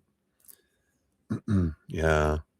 And then I feel like they do talk about their emotions and how um I feel like theirs is more sadness than anger that they're talking about, and he's sharing the vulnerable situations where how they feel sad and what takes them into like pulling back and wanting to guard their emotions, and they've got so much emotion below the surface, but I don't want to share it. And maybe they have avoidant tendencies and they're talking through those, how when you want connection and they want it, but it scares the crap out of them, so they pull back and they pretend to have connection, and you see right through it, but they're still try it anyway, you know, kind of energy, because 'cause they're like, I wanna be able to share my love, I wanna be able to share this, but, um, something's stopping me, doc. And, yeah, and here's the stoppiness, yeah, and this is he talks about his fear of marriage with the Four of Wands being the marriage card and the Nine of Wands, this block in between, and I feel like that's what he talks about because he goes, "I could see this is what I want, and I could see me doing it, but, um" I feel like he's talking a lot about the examples he had growing up and how he's like it's like signing a death sentence. People who are happy for years get married and then end up getting divorced and the relationships end.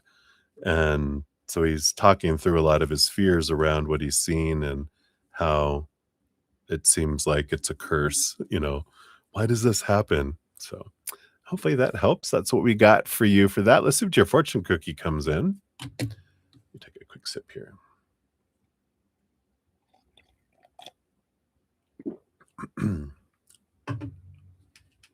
All right. So you've got ether, center, and present. Ooh, you got the ether element.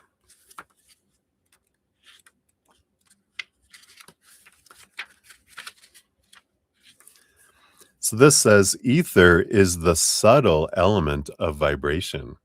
And a quote from the Paramahansa Yogananda says, "The reality of my life cannot die, for I am indestructible consciousness." Ooh. It says, "O spirit of my soul within, to the place of union, love, and honor, I give my gratitude for this gift of life and for my heart that guides my way. The intelligence of God is the spark that activates and energizes all of creation through the creative cosmic vibration. I am filled with the same transcendental energy.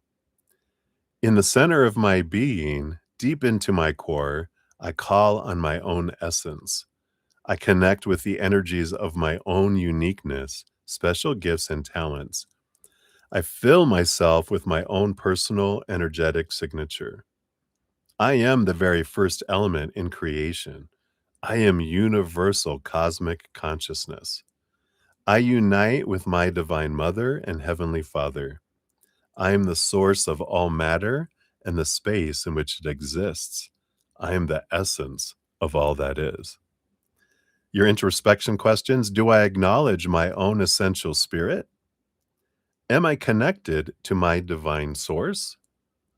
And am I aware of the subtle energy that sustains me? Your affirmation is, I am universal cosmic consciousness.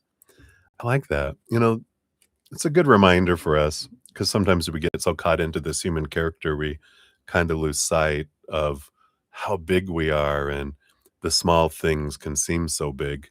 And then we realize when we go, I have a meditation that I do when I'm feeling overwhelmed.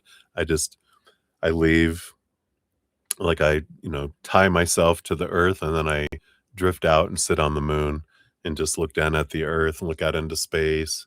It's so quiet out there, and communing with with nature, and with creator and spirit, and just everything seems so small when we do that. So that is what they have for you, May. So hopefully that helps. Thank you again for your donation. I might have to sneeze here. Nope, it went away. I was like, I can feel it going. Here we go. All right, let me just do a couple shout outs and we'll get back in to the readings here. Let's see here. We did have Stop Stalking Me. Hello, good to see you. I'll get you on the free list here. You'll be number 13 when we get to those. And we got JoJo. Hey. Might not have noticed. Yeah, you have a feeling and you might be right. Let's see here. Where did your question? Where was it? I see the lightning, wet hair, had static electricity. I see all that. Was it earlier than that? It wasn't earlier. When did you put your question? Let me just scroll down here. I see that. I see that. I don't see a question, Jojo. Did it post? Oh, I got top chat. What happened? Uh-oh. Let me go back up here. Because the live, oh, why is the live chat? Uh-oh.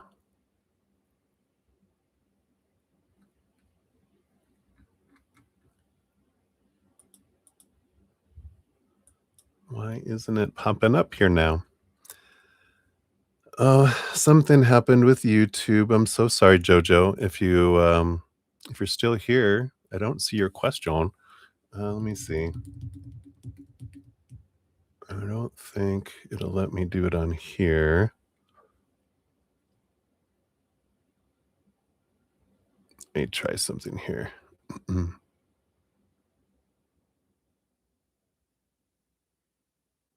Oh, it's not doing that. Let's see. Mm.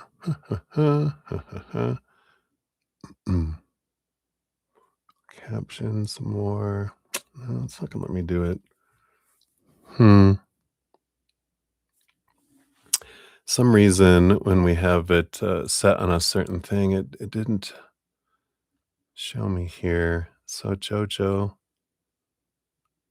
I think you took off, but I do not. I'll add you on the free list now, and I did not see your question, so I'll do a general.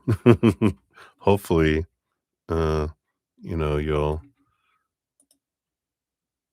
we'll get it here, but for some reason it's not showing it here. I don't know. I just don't know.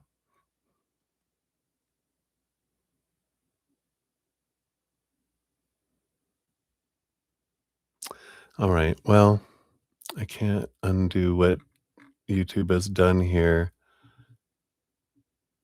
because I just see the lightning now, and that's all I see from you now, Jojo. All right. Well, all right. We will continue on here. We just got to keep going forward here. So, okay. And then Deb, I see your additional email for your readings for tomorrow. So I got that. All right. All right. Let's get back into it. I feel like we're plugging along here, right? So let's just jump in here. So we got Lauren of Light, 137.32. So Lauren, thank you so much for your donation via the Cash app. And I see I got all your questions here. So let's see what we got going on and see what Spirit has here for us. So he said he was going to take he thought you were going to take his games and didn't and was like, "Okay, bye," and was calm, haven't said a word. What's he thinking? So you guys you were arguing and he was just being dumb. That's funny. All right, let's take a look here. So right now, what is he thinking? What is Jay thinking right now?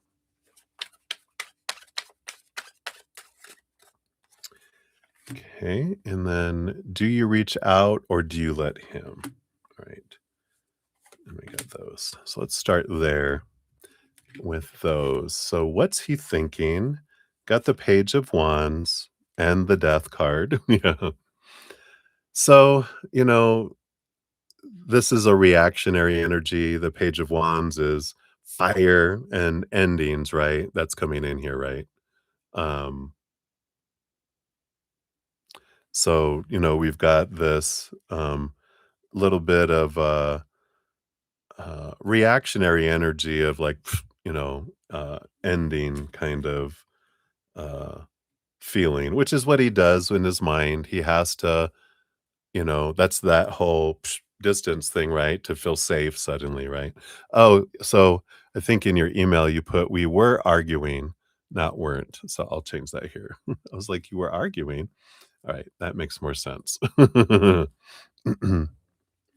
so so I do feel here, that that's kind of what they were thinking is, you know, we feel like he feels like he got heated for some reason. Um, yeah, I like that. Not serving anymore.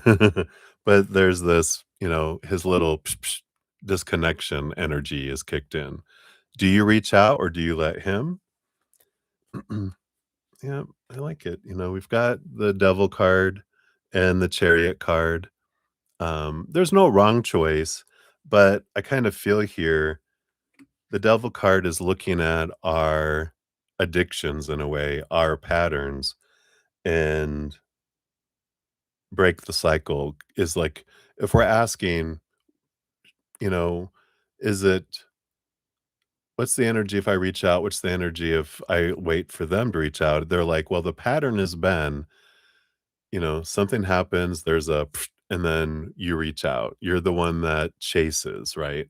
And what happens when you chase? They play their games, they stay further away. When you don't and you let them come in their own time, that saves time. So do we want to do the same carousel round in circles or are we done with the spinny rides and we're just going to sit because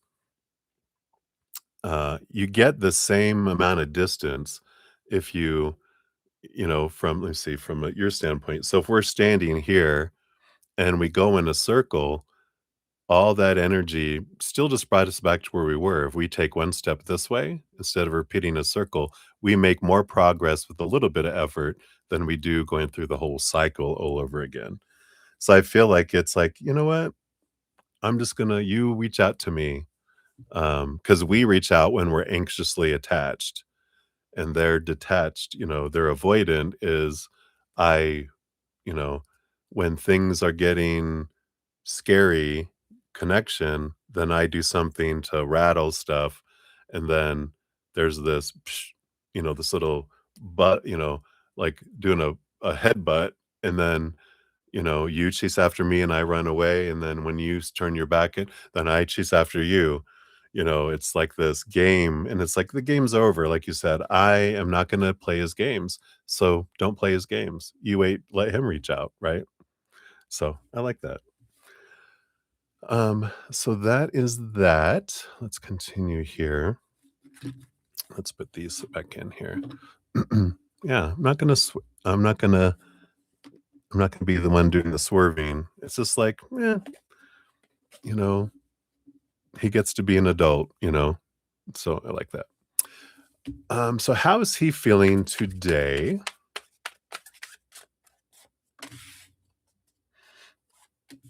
How's his thoughts, right? Is that the next one? Yeah, what are his thoughts? How's his heart? And okay, we will go that first here. So how's he feeling today? Yeah, we got the high priestess, the two of wands.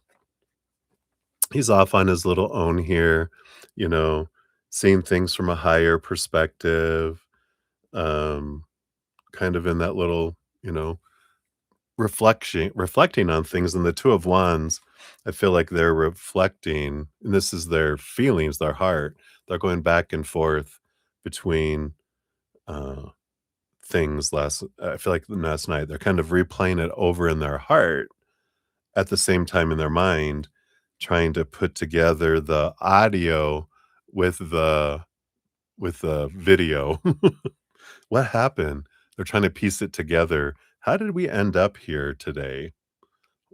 I feel like they got caught off in something and didn't realize. And it could be if they were in fight or flight mode, that's when we kind of go out of our minds. And then it's almost like we have a blackout. We wake up and go, you know, we wake up like what were those movies where they wake up and they have a chipped tooth and they have a wedding ring and a tattoo across their face. And you're like, what happened? So there's a little bit of that not knowing. And in their mind, they've got the Eight of Wands and the Knight of Pentacles. Yeah, it's funny. This is like speeding it up, speeding up a video, and then rewinding and slowing it down. Rewind it. Let me watch that again. They're replaying what happened over in their head and over in their heart. They're trying to figure out again, how did we get here? Yeah, their heart still bright, still the sun that's there, right? You're still their sun, you're still their warmth. And they're just kind of going, all right.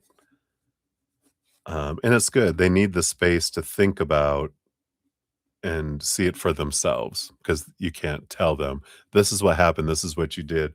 This is how we got here. You're like, they need to know. They need to experience it and figure it out. You're not their mommy, right? You're not their teacher's aide. Uh, you're like, I got my own stuff to focus on. You got to think for yourself. You're a big boy, right? So I like that. And then you want to know, did he show his friends the pics and videos that you were sending him? Did they say anything? Did he talk any more about you? All right, we'll look at that next. So did he show his friends the pics and videos you were sending him? Okay, let's look at that first. Let's see if he did. Queen of Pentacles, the Four of Cups. I don't feel like he did. This is Mother Nature, Mother Nurture. The Four of Cups is kind of this is friend stuff. This is what he keeps for himself.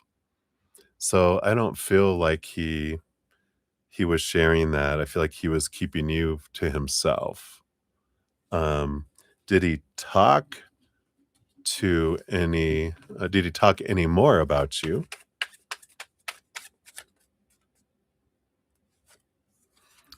Yeah, we got the Page of Swords. So there's more chatting, more talking. That Page of Swords is heightened communication. What did he say? And what did they say? I know that's your next questions, right? Oh, yeah. So he talked about the Ace of Wands, I feel like he talked to them about actions he wants to take, and the Chariot card also about actions and movement kind of energy that, so he's talked to them, about some of it anyway. Um, and and of course, friends, Judgment card energy, which is I feel like, this balancing energy, with the head and the heart. And, so we've got that kind of energy with this, you know, some of them telling them, "Well, you gotta balance yourself out. You gotta, you know, not do extremes. You need to calm down. You need to, you know, not get in your head all the time." I feel like they know that about him. The friends that he talks to, which are his trusted friends, not just, "Hey, you, let me talk to you." It's the few that are there. So, we have that. I'm not buffering on my side, so it just might be yours, hopefully. So I feel like that's their main thing is like, "Dude, you just gotta calm down." Um, so, I feel like that's what we have there. So he drives home today. His thoughts about you and yeah, I like this, his mind versus his heart. What's his strategy? What should you do? All right, let's take a look here. His thoughts about you. This thing's driving me crazy. All right. um, and then his mind versus his heart. Right. And then what's his strategy and next action?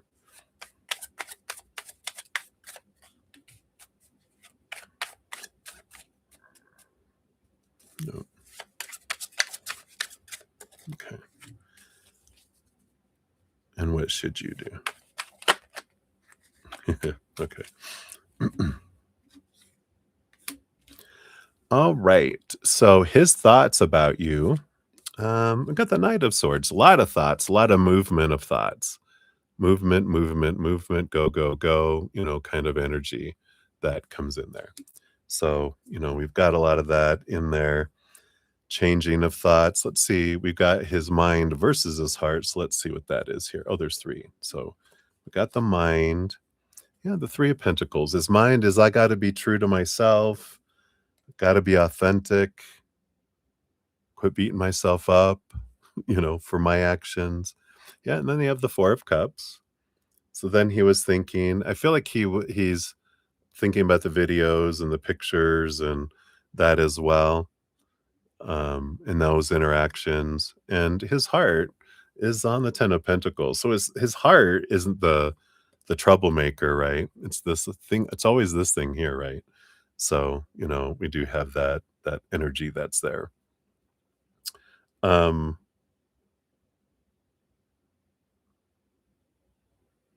I'm kind of getting this energy of I've been busy, busy, busy, busy, and getting caught up in the swirl of everyone and all this energy. And I feel like it's important now. He's like, all right, I'm driving back home. I've got this, calmness, this kind of now I have time to kind of process everything. So I feel like that's kind of that here too. Sorry, let me just say, hey, MK, I do see your question. I know sometimes on your side you may not show it, but I see it like 3 times, so you don't need to put it anymore because you're starting to spam the chat. So I do see you. So I'll deal with any new chats here after I finish, Lauren's reading, I answer in between readings, so, we got you, okay? So, but I feel like he's kind of in this pocket now. Now I'm reflecting, whereas before I was kind of getting into reacting around things. So I feel like that's kind of what's happening. What's his strategy? Yeah, his strategy here is the Page of Pentacles. Looking for another opportunity with you. Circle back around is the strategy. Is how do I get back? How do we get back, you know, to starting point again, because it's like, okay, we've gone off road. How do we get back on the road? So I feel like that's his strategy is how I need to figure out how to get back on the road. His next action, yeah, is to do the unexpected and with the Wheel of Fortune, um, and do something for you. Because he's like, "That always works. If I do something for you, you just let me back in, you let me back into, back on the road.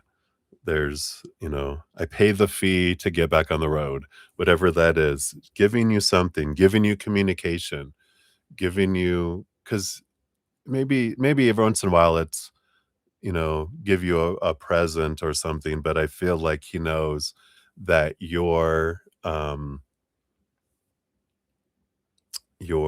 fee that you require to get back on a road with you is communication. He goes, "I can give you enough of that. I'll throw coins in the toll gate to get in. I can give you enough to get back on the road, because I feel like that's what he wants to do is, get back on there, but, um and I like that he went to, like, an extreme for a while, right? And I feel like he's not back to, like, before, like, April or March, right? But he's heading there. He's acting a little more consistent, still flit, but he gets back, and then he flit, and then he gets back. He's getting there, it feels, right? And I like this. What should you do? You should just hermit and balance. Again, like your previous message, what are my actions? Doing nothing. You do nothing because you moving toward the rabbit scares them away. So you let the rabbit come to you and you just focus on going about doing what you need to do for you. Balance your heart and your mind, and um, look at your anxious attachment, because that's the only thing you can do anything about. You can't do anything about his avoidance and the stuff that he does. You can only focus on you. Yep, sit on your throne, make decisions for your empire, you know, do the stuff, right? So I like that. All right. So that is those. And then what happens between us over the next week, month? Okay. And then when do you see him again? I think we'll include that one with there. Let's just say. Okay. So what happens between you guys over the next week? Over the next month? And when do you see him again? All right, let's take a look here. All right. So what happens over the next week? Well, yep. So we have the sun, the 6 of cups, so and the 6 of wands. So of course he returns back, as we do. So he pays the toll to get back and, you know, eases his way back in and you let him merge right back on the freeway, right? And then what's coming for the month? Yeah. So a little bit of this, a little bit of that. You have the 2 of cups, but you also have the hermit. So you have some hermiting, you have some facing the fear of abandonment, being left behind, being left out in the cold, that kind of energy, and, the 2 of Cups, kind of energy too. So, there is this, the repeating, right? So, I feel like there's the working out of this, it's okay to have our own space, and in doing that, facing my fear of abandonment. But the 2 of Cups is there. So we like that. When do you see him again? You've got the Queen of Cups. You got June 11th to July 11th. Well, it moved up a little bit. So looks like over the next couple weeks, you might just see them again based on the current energies. Now, of course, his energies are fluctuating all the time. They can go, they were up, now they came close. You're like, ooh. And oh, I like it that, you know, the bunny rabbit. The bunny rabbit feels safe because it sees it sees themselves in the mirror. So I like that. So those are those.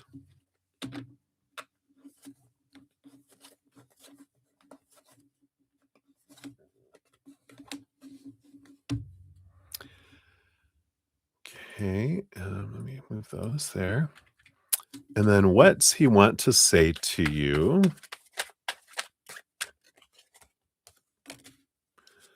How much does he actually think about you? Okay. uh, Okay. And what surprises are okay, and then we'll look at the other stuff. So, what does he want to say to you? I'm the magician. I like that. Let me do it. Let me do it, kind of energy that's here. So, um, there is this um again, it's that let me act, let me move towards you, let me do these, these things. And so I feel like they're like, let me be the one that takes action. And you're like, okay, I'm going to let you do that instead of I'm the one that's always doing the action, right? They're like, I want you to let me do it because if you always do it, then I never have to do that. You know, it's like, all right, I like that, like Stuart, right? Let me do it. And then how much does he actually think about you? I like it. We've got the 2 of Pentacles, which is balancing things, but you have the Star card. It's like a dream come true.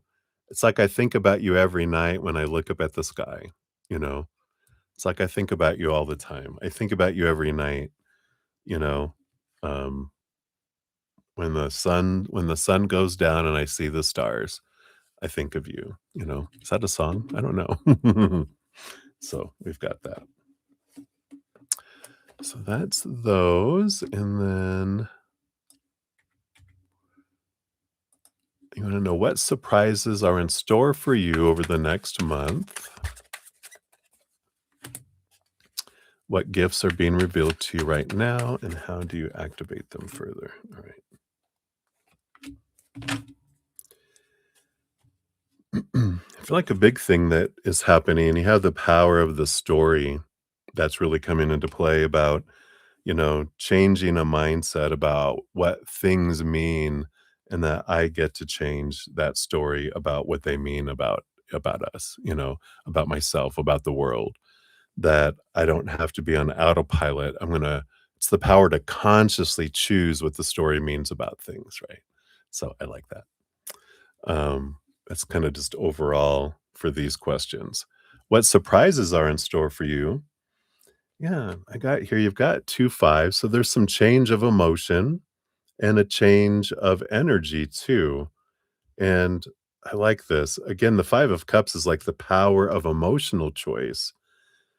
And I feel like but with both of those coming in together, there is this, kind of energy of you're really going to a new height of kind of breathing and stepping back and going, no, I'm going to consciously choose the story and the emotional soundtrack that goes with it. I'm changing my emotion. I'm not going to be anxious. I'm going to be uh, conscious instead. Oh, I like that. And the 5 of Wands, again, changing of energy as well. But there's something about friends. And I feel like friends are going to be an important surprise for you over this next month. I feel like you're going to be surprised at friends that you didn't know you had. And then uh, I feel like you realize who you thought were friends, and you're like, no. But I feel like there's a change of friendships that come in there. So I got that right. So I like that here. Um, and then what gifts are being revealed to you right now? Yeah, the Empress, there you go, the throne, and the Four of Pentacles. Yeah, I like this birthing energy, this nurturing energy. It's funny that, the gift being revealed to you right now is you're going to a new level of self-nurturing, to a new level of being comfortable sitting on the throne alone and going, I am the only one that's gonna be on the throne over my life. They're on the throne of their life, and I don't wanna try to squeeze into the seat with them in their life. I'm gonna maintain my throne. They're gonna have their throne. We're just our kingdoms are, coming next to each other. And I'm not gonna give them my empire. I'm not gonna try to invade theirs and take over theirs. We're just gonna trade and border and, have this, trade agreements, right? We're gonna share things, with each other that each other need, and it's, bartering, it's a neat way, yeah, to test, right? And how do you activate them further? Yeah, moon energy, mother moon.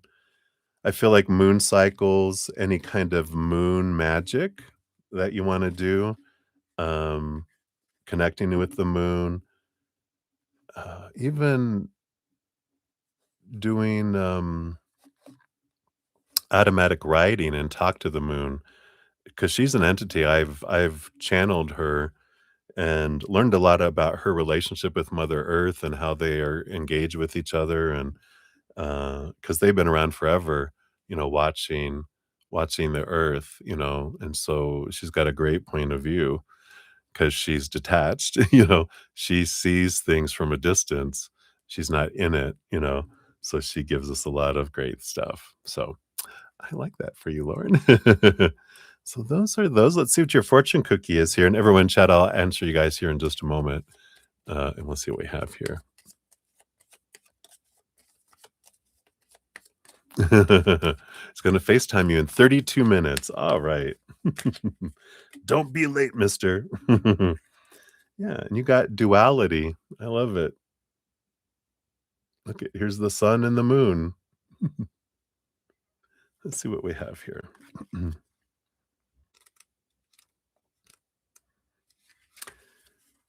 Embrace the truth of contrasts in the three-dimensional material world. There's a quote from Sri Dayamata, which says, "This world is a world of duality. Life is made up of pleasure and pain, health and sickness, heat and cold, love and hate, life and death.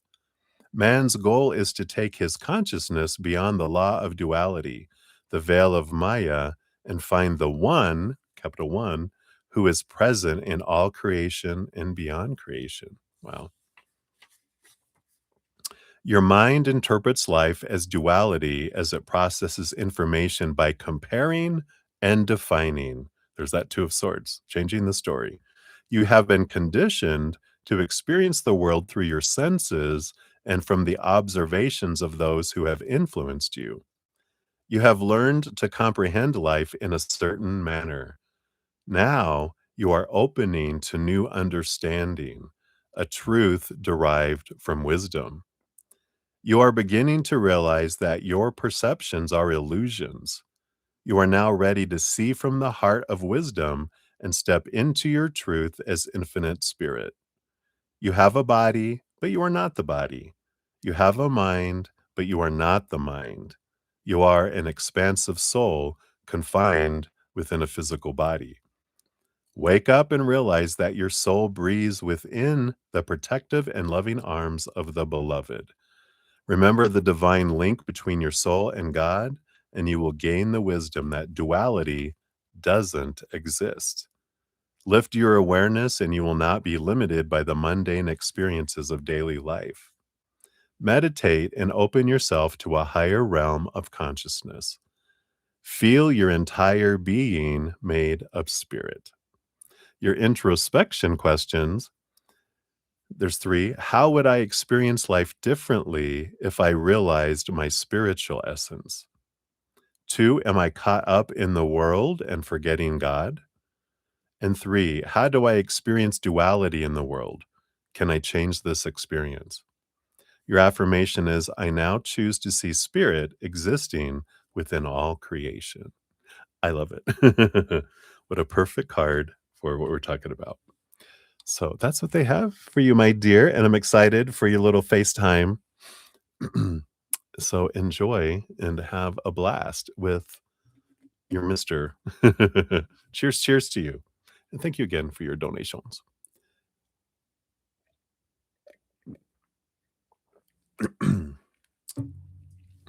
All right. So let me get back up here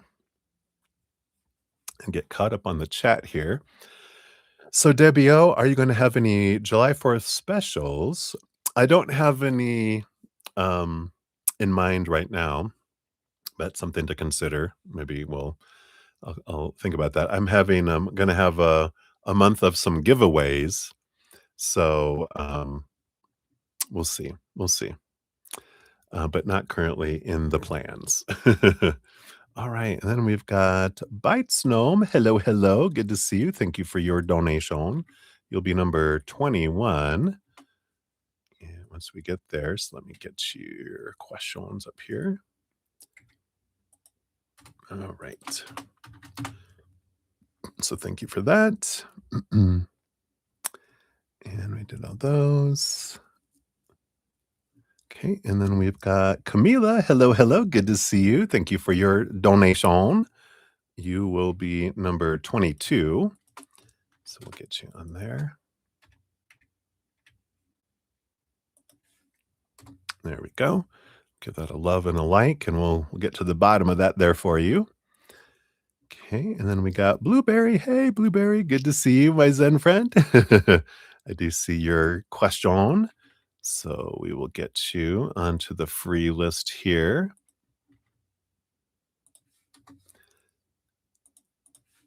You'll be number 16. I do have one person before you here, MK.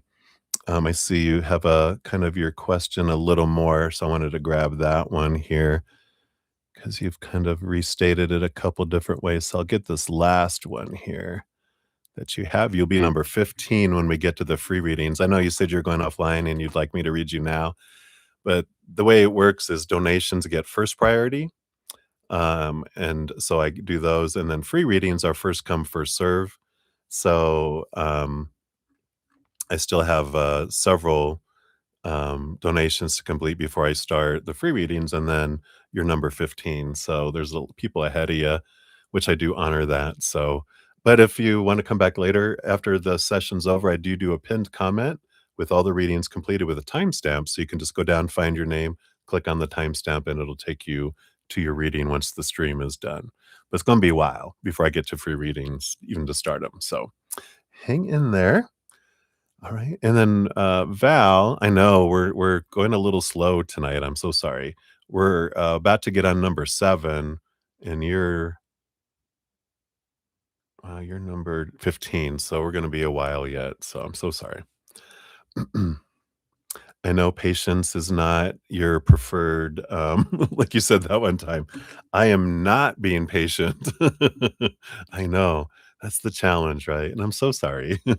I I could just make you next, but that would not be fair to everyone else, so you wouldn't like it if I moved a whole bunch of people in front of you, as well, so, I know you understand, so thank you for being understanding. Alright. Let's see, did you change your message again here, MK? Let me just make sure here.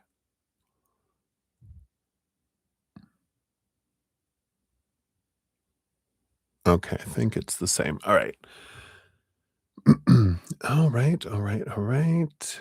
So, let's take a look here. So we did all those, we did all those, we did all those.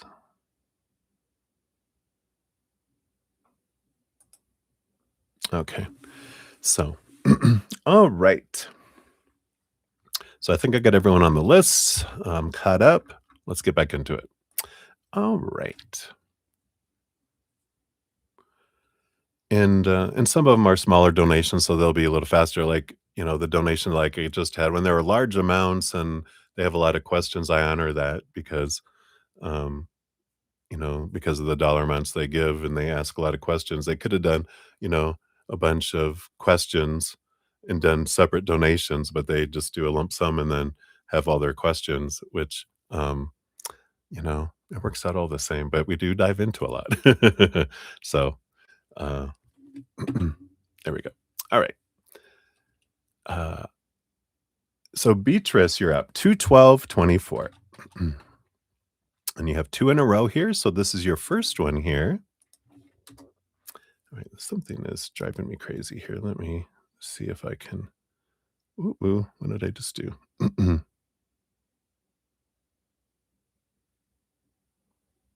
Yeah, these ads keep on popping up. I don't know what's on my tablet here. All right. So Beatrice, anything that we can tell you about your future husband and children? All right, let's take a look here. So what can we know about the husband? All right. And then what about the children? Okay, we got 1, 2, 3. It's going to be 3 children, and this is an underlying energy of them all. All right, I got it here. I like it. Bottom of the deck, I feel like you luck out. Got the Wheel of Fortune, which is, this energy of, that all happens for you. And sometimes when we're told everything in life happens for us, our human side goes, "How is that for me?" Well, when the Wheel of Fortune comes out, it's like our human goes, "You're right, it is for me, I see it." And I feel like that's the overall energy of your family with your husband and children. You're just like, it's just like this family was made for me, the way we interact and the way we are all, different and the things that are the same. It's just like there's a cord that runs down the middle that's so fitting, and then everyone's quirky in their own way, and everyone just enjoys it. It's like all the children are different, different personalities, probably different signs, and it just works. So I like this. So let's see what we can find out about your husband, your future husband. Yeah, I love it. The 10 of Pentacles, they are all about making like they put a lot of energy with the magician into making the relationship work. They know that a happy, healthy family and relationship needs a strong foundation, and they try to keep a strong foundation. They try to do all the things that they feel need to happen in order to keep it, this castle, to keep it protection, to keep it strong, to keep it, that way. So they do and invest a lot of energy in doing that. They're bringing up my uncle Ken, um, and I loved how he's one of the few of my relatives that I got to know because they all live back east, but it's actually my aunt. He's only my uncle by marriage, not my by blood, right? And But I loved how he just honored his wife, my aunt, and he just it was love, it was so much love, and in fact, when she passed away, I think he passed away, like, a year after, he was just like his it's like his life was the meaning of his life was gone. He was like, "I lived to love her," and now he was like, "I'm done," and he just kinda off he went, not, he didn't off himself, but his um, life force went away. And I feel like that's the kind of energy. I feel like that's kind of this love. So that's why I feel like, wow, Wheel of Fortune for you for sure. And then 3 children, it feels like at least that's what's coming in here. You got the 9 of Wands, yeah, but I feel like this is the oldest. They're a bit of a, you know, they're a, barrier breaker, a rule breaker, as well. So they're a bit rebellious, but I do feel and maybe they're gonna be an Aquarius energy, I'm an Aquarius, which, they're like, "I don't wanna do the old things, the old things don't work, we need new ways." So they're someone that, like, breaks through things and, tries to do that, find better ways to do stuff. The old ways don't work. Um, the middle child feels like fire energy with this Aries energy, but, I feel like they're a bit of a I wanna say a leader, emperor, they got that leader energy, and I feel like they're more technological. This 8 of Swords, I feel like they're finding new ways to use technology, and I feel like they're really a brainiac and that they more do that, and they're really excited about being a leader in technology and changing things and using it. So I feel like they're smart from very early on, just, like, oddly smart, where you're just like, "Wow." So I like that. I also feel like there's something I don't know if you're a middle child or there's, something, um, about I don't know, something about, like, what a middle child feels like, so you make sure that they, don't feel like a middle child, that they feel like all your children, you kinda make them feel like they're an only child in a way, because you treat them so uniquely that they don't feel like there's a pecking order, and I like that. Wherever that came from. Or maybe your husband's a middle child and, you understand it through, like, their experiences. And then your youngest, yeah, you got the 6 of Pentacles and the 3 of Cups, this joyful energy here, and I feel like I feel like they are a mini me of some sort. I feel like they're either a a replica of you or a replica of your husband, of your husband, and, because I feel like they're just a little mini me, and they're just like, "Oh my god," It's cute. They're just so much alike. So, that means, like, if they're a mini me of you, you're probably gonna butt heads with them a little bit in the beginning, but your husband's gonna get along great with them. Or if they are a mini me of your husband, they're gonna be and you're gonna get along with them really well. Underlying energy? Yeah, the 5 of Wands, I like it. Where there's 5 of you, and you guys join together, um, and band together. It's like you guys feel like you're all friends, and I like that kind of energy. So, that's what they got that for you. Let's get to your fortune cookie here too. See what we have here. That sounds like a fun. Of course, it's not all easy breezy, of course, and you know that. But I feel like it feels like it just feels uh, wonderfully flowing there. And and your card here, does it even have any words on it? You got card number 15, and look, 5 stones, 2 in the hands and 3 on the ground. There's a circus in the background. There we go. Let's see what this is here. Take a break from cheering and jeering at the circus. Haven't you noticed that it's always been this way? No one is forcing you to participate. You can always step outside and do something else. I like it. You're like, "I'm taking a break," but I like this. It doesn't have to be a circus. So I love that, and that was the last of those. We're gonna move into a new deck here for the fortune cookies for those, called the Folia Arcana Folia deck. So we will get into those nice little round cards. So we will use those going forward. Boom, boom. All right.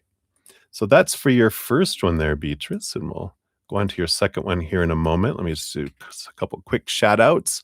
We'll get back into the scheme of things here. So we got Adam James. Hello, hello. Good to see you. We'll get you on the donation list. You'll be number 23 on the donation list. And we're currently on here. Let me see. We're about to start number 8. So it's a little bit of ways away, but we'll get to you here. Give you a love and a like there. And we got Charlene. Hey, broken man. What, how am I broken? Hey. So Charlene, you have your what's out there for yourself? Okay, did it? So I see it's a free question. Get you on the free list. You'll be number 17 on the free list uh, when we get to those. Broken man. That's interesting. All right. So let's get back into it. So Beatrice number 2, we're at 222.16. And anything specifically regarding his childhood and family growing up. All right, let's take a look here. Oh, bruddaZEN. Okay. That makes sense. I was like, self-reflection time. How am I broken? Well, but besides that, all right, let's take a look here. Specifically about your husband's childhood and family growing up. All right, do you want that? And all right, let's see what these things are. Yeah, looks like here. Yeah, makes sense here. We've got these threes, very creative household, but I feel like maybe he was a middle child, one of three children. And maybe I don't think triplets. Maybe you never know. But we have that here. Oh, you're fine, Charlie. So I like that. What else about the childhood here? Yeah, I feel like with that Empress on the bottom and the Chariot card here, which is Cancer, Mother Moon energy behind it, with the Two of Cups, I feel like it almost feels like they were raised a lot by their mother. Let's see what else we have here, because I feel like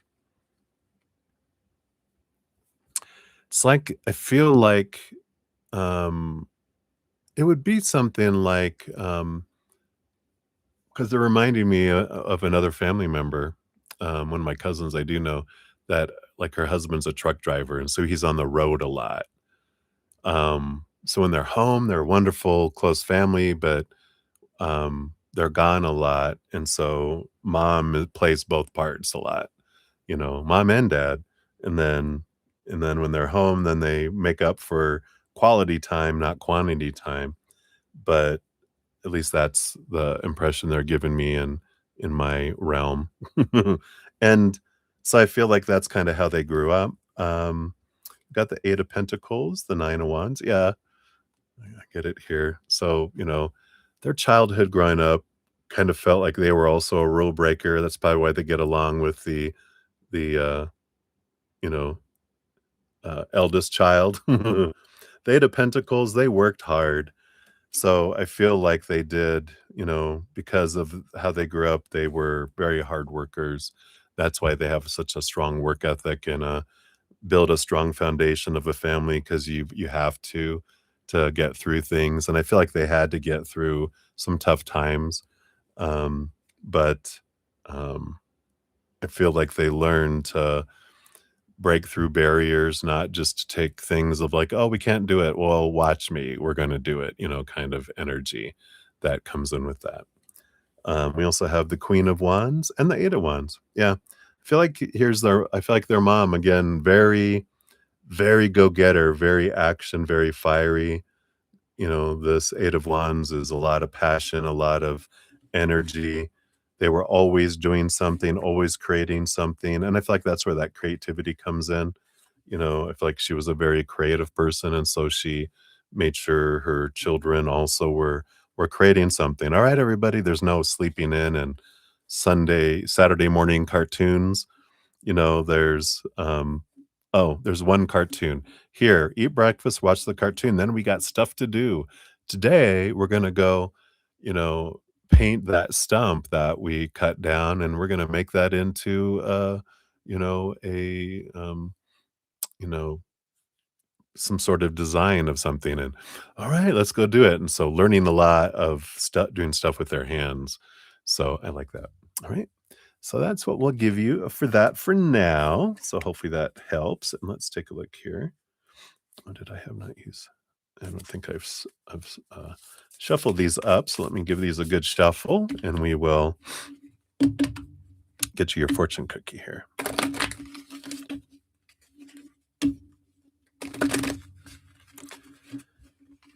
Shuffling round cards is always an art. All right. So let's see here, Beatrice. What do we have for you? What's your fortune cookie? This one. All right. So we've got detour, change course. So we got this energy here. And I do feel like this is, you know, they did have to do this is their energy, not something for you. About shifting directions, detour in development, unexpected change, choosing a different path. So this card suggests that they had a time where they had to approach a situation and issue differently. Could have meant that the universe had arranged for a special detour that ultimately benefited them, even though they often preferred the familiar shortcuts to their desired destination. They were called to change course, and it felt uncomfortable. But they kept an eye out for positive developments in their personal story and unexpected aspects on their path. And this um, was a sign to discontinue engaging with the situation that was not a benefit for them. And I feel like he was working somewhere, like their dad was working somewhere locally, and it was not like they were barely making it. And um, where they were working, there wasn't a whole lot of work to be gotten. Is that the word, right? Gotten. And so that's when they said, well, here's this opportunity to become this, you know, long haul truck driver, and there's good money, there's, you know, good benefits and da da da da da. And they were like, we'll adapt, you know, and so they did. And I like that. So very adaptable family. Right. So that's what they got for you, Beatrice. So many blessings to you. Thank you again for your donations. Let's take a look here. Charlene is so funny. Oh my God. You had to go check your typing. That's right, that's good. Maybe someone moved your keys around. Hey, you know, I take messages from spirit too. Now my journaling prompt is gonna be, "How where do I feel I'm broken in my life?" And that's you know, it's a good reflection because we're not broken. We're not broken. We're just, burning away things that are not us to find out who we really are. So that's a good reminder. All right, and then Prathy's in the house. Hello, hello, good to see you. We got you on the free list. You'll be number 18 on the free list when we get there. All right, let's move on. We got number 9 for Debbie O, 22942. So, Debbie, here is your timestamp. Thank you again, of course, for all of your donations. I'm so grateful. And now, introducing, welcome back to the stage, C, right? Cheers, cheers. All right. Yeah, so we read about the 3 when I started reading it, all I heard was the Three Stooges. Nya, nya, nya, nya, nya, nya, the Three Stooges that you knew about, the 3 women, right? Curtain time. So, so I read those things, but the question is that you wanna know from C, why so many lies and deceit? It's okay if it hurts, right? But you wanna know the truth about all 3 women, J, P, and T. So, the one that hurt you the most was P, right? And then, yes, did he love her more? Why did he get involved when he had me and kept it a secret? Yeah. Yeah, once you found yeah, and then J, once you found out about her, you would have ended it all, but you were young and he was your first love. What a web of lies. You're so funny. It's like, Game of Thrones. Alright, let's find out here. So let's talk about JP and T. What would you like to share? See, what would you like to say share? Okay.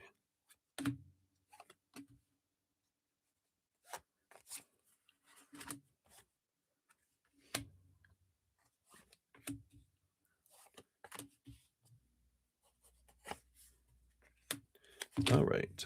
Is that everything you wanted? Alright. Underlying energy around all of this, why all the deceit and the lies. He's saying I was a caterpillar, you know. When we look at caterpillars and how they transform into a butterfly, caterpillar is at its core a like a not a carnivore. They don't eat they because they go after leaves. It's a consumer is the word.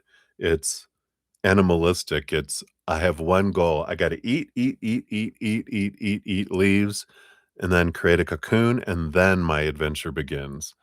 And he's basically saying, you know, and not as an excuse, but kind of we were talking about before. I was a creature of habit.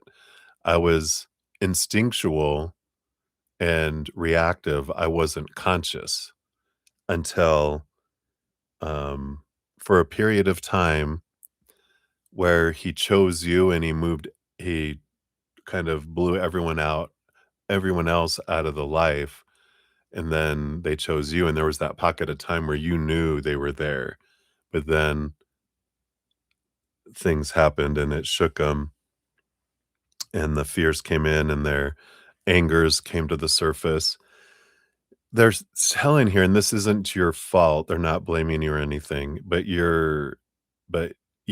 but your cancer energy, just like that, "I don't blame you," but then they're sticking their finger in your face, "But you" no, they're saying your emotional energy, it moved emotions within them that they had stuffed, and because you flooded them with so emotional energy, it shook things loose inside and brought stuff up, and that's where a lot of the fight or flight kicked in and why they started anger rose that they had pushed down for so long, they couldn't keep it down, and they got that's when stuff started to come out, and then emotions, the when the sadness and pain started to try to come up, that's when they went, "No, hell no," because it's okay for in their mind, for, for, men to get angry, but not sad. That's not good. So that's kinda like the underlying energy, as we're coming into there. Alright. Camila, you're number 22, and we're on number 9, so we're gonna be a while. Hang in there. I do post a pinned comment if you need to go and come back, if you come back after the stream has ended, or if you need to go and come back and check in, you can just ask, "Hey, did you get to me yet?" And I'll answer, usually in between readings, but I know I had a little stopping point before I jump into these deep dives, because now I'm going deep into the reading. Yeah, blame it on your moon. But it was their emotions that bubbled up, and I feel like that's what they're saying is and this is part of your gift, and so he's like, they're not blaming you, they're just saying, "Be aware that as you expand your emotional and spiritual gifts, you're gonna be able to help people shake loose energy." You didn't do it on purpose, it was you. Yeah. Um, um well, let's talk about that when we get to your, uh Yeah, that's your next question, number 10. So we'll get into there, right? Let's see. We'll just I'll put it over there. The gift of oops,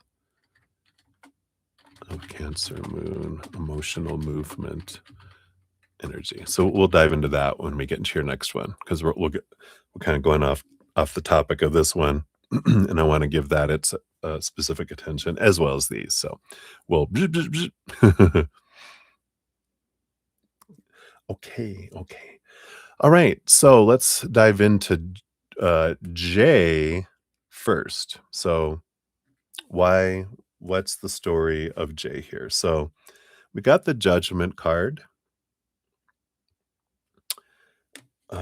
coming in there. Let's see what this is about. Yeah, the Five of Pentacles and the Seven of Wands. Yeah, stay focused. Stay focused.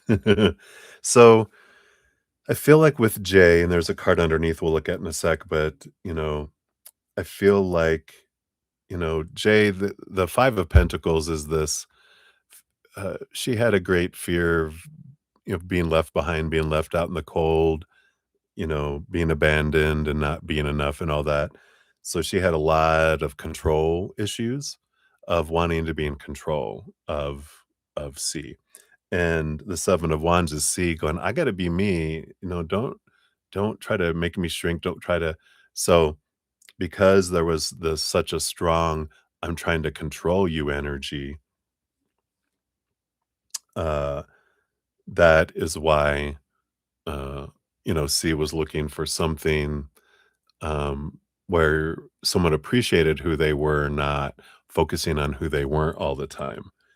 And and I feel Jay had a lot of fears uh, the Judgment card has this balancing energy, this need for balance, but it just feels like there was a lot of extreme, um,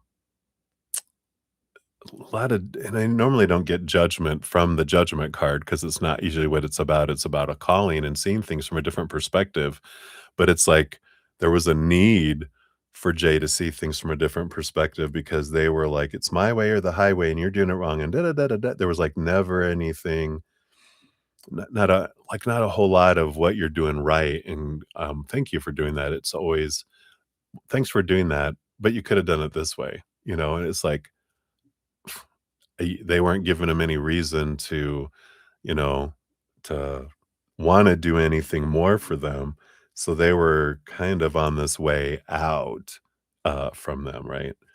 And, yeah, and the Ace of Swords, below the surface here, which that's the need to cut away expectations. They had such a high bar, and it was always focusing on who C was not being, and and, um, and because they were the ones he was with before you, right? And you knew that they were there? Is that the one?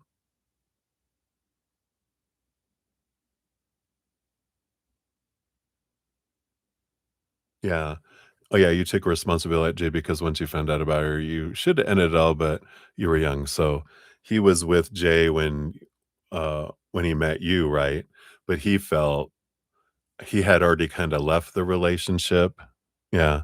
So he kinda had already left the relationship in his mind and heart, but not physically.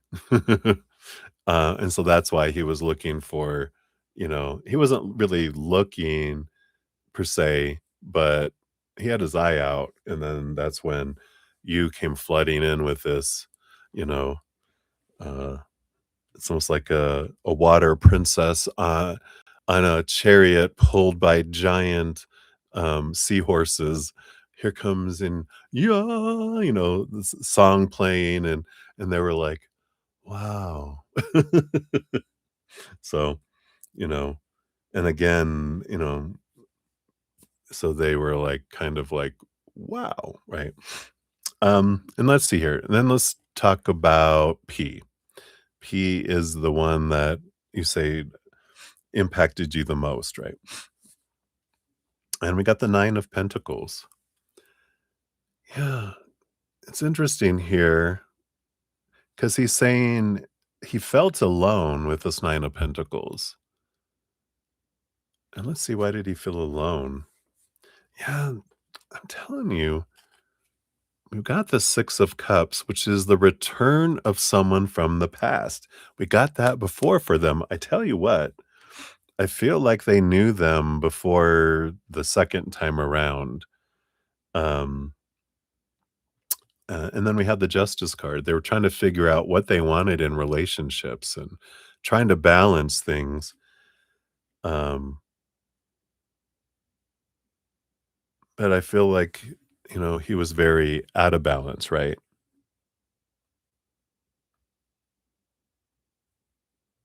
Oh, nice. You called into the radio station. Hello. So I feel like they were trying to figure out what they wanted out of a relationship, but I'm telling you, I really feel like with the 6 of Cups, I feel like they knew each other before and etc., right?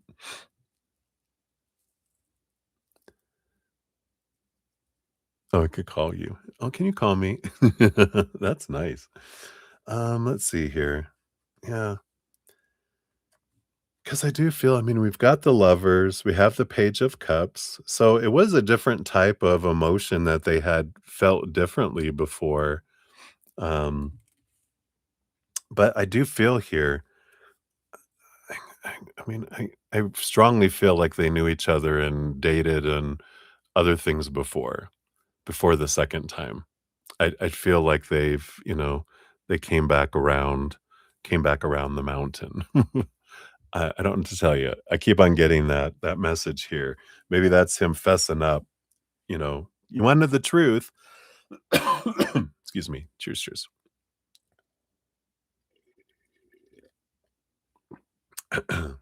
So, it does feel like there's somewhere they knew each other before, and they reconnected, but it's because it was in a time where they felt alone. Um, and this was when they were with you, the 9 of Pentacles. There must have been a period, a moment where they felt isolated and alone and apart, and that's where they just happened to reconnect and bump into them, and that's when they came back in, and I don't feel here it's not like they had intentions, and and was did you? Because I feel like the distance things, you guys lived far apart in the beginning, right? And I feel like there's times where he felt really alone and lonely, and then they happened to be nearby, and so they were like, you know and I feel like that's what they grew up with. I feel like they knew that their father had another woman or other women, and I feel like the atmosphere they grew up in was kind of like, "That's normal, that's okay, that's what happens," you know? Um, and I feel like they just saw that as, like, not as a bad thing as, you know, other people, that we have a different experience and we're like, "Oh, no, that is no, that's not our truth," but that was the way they justified it with this, "We live far away and a man has needs when I feel lonely," you know, but of course now he's like, "It's all BS," it's justification. It's what you learn to do when you're acting like a child because your inner child feels lonely, unsafe, out of control, and so no excuses. He's saying it's no excuses, just information. So you know where I was coming from, but it didn't have anything to do with um in comparison, you are the moon and they're just a light bulb, you know. When it comes to emotion and love. They were like, "You were the moon. You are literally the moon." They were They were nothing in comparison. They were just convenient and felt safe because they had no expectations. Well, the number 1 had a ton of expectations. That's why they were like, "I'm out of here." But P didn't have expectations. They kinda just, I wanna say, worshiped him in a way, and so he felt, "I could do no wrong, so that's safe." But,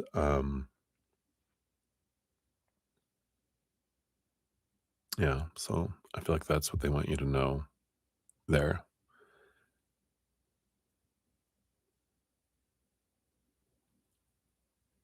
Yeah, supposedly. Supposedly. But, well. Going on lunch break. Is that what his name is? Was that his? Yeah. Never marry, but there was other, you know, things. Um, and then T. What about T? Yep, Queen of Pentacles. So, you know, they were going through a difficult time. C was going for a difficult time at the time, and they were just this safe harbor to go and repair the ship in a way, you know, and and so that was the main thing was when your ship is sinking and there's the harbor, you don't go, well, let me go find somewhere, you know, that I really love and want. You're just like, this is the closest repair station. Let's get in here. That's the kind of energy that was there. And that's why I feel like there's a lot of being used energy, with that. Um, yeah. And so they were like, all right, well, this is good. This is good for now. Right. And yeah. And, you know,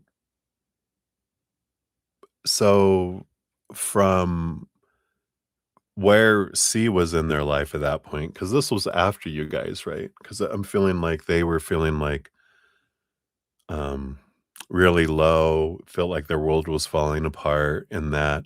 And then when someone looks at you and says, "You're my sun, you're the sun, you're this bright light in my life, and you're you're like I hit the lottery, kind of energy, and you're like a dream come true, kind of energy." They're like, it it felt good for my ego. It felt good because that's what I needed, you know, someone that just didn't, I could do no wrong with them. And no matter what I did, no matter how I abused, no matter what I did, um, yeah, there's this energy that's, going on, and the 8 of Swords, there's like this, um, the thoughts and beliefs that bind and trap and restrict and, make feel small. That's what journey T was going through, and C was a big mirror showing her how little she respected herself, because he disrespected her. She was like, "I'll give you the world," and he was like, "It's not enough. I want more." And he would treat her like crap, because that's the mirror that she was looking for so that she could set things free. So, you know, again, not excuses, just information, with it all. But she was just a safe harbor that he used to get himself back on his feet, or that was the intention. And then, you know, then end scene, right? So hopefully that helps a little bit to understand, where he was coming from. And again, reflecting on that, it wasn't about their love for you. This was all about his lack of love for himself. Yeah. Yeah. 'Cause she had her sense of worth attached to his actions or non-actions, words and silence, so she kept on doing more and more and more, trying to prove her worth, to that. So let's see here. Your fortune cookie for this one is $5 or more, so you get a reawakening the soul here. Let's see what we got here. Yeah, peace. Rest in peace. The bubble, the bubble of peace.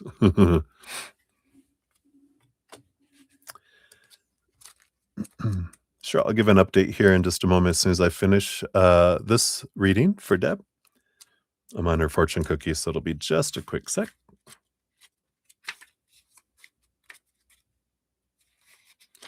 So, experience all encompassing serenity by completely embracing God's love.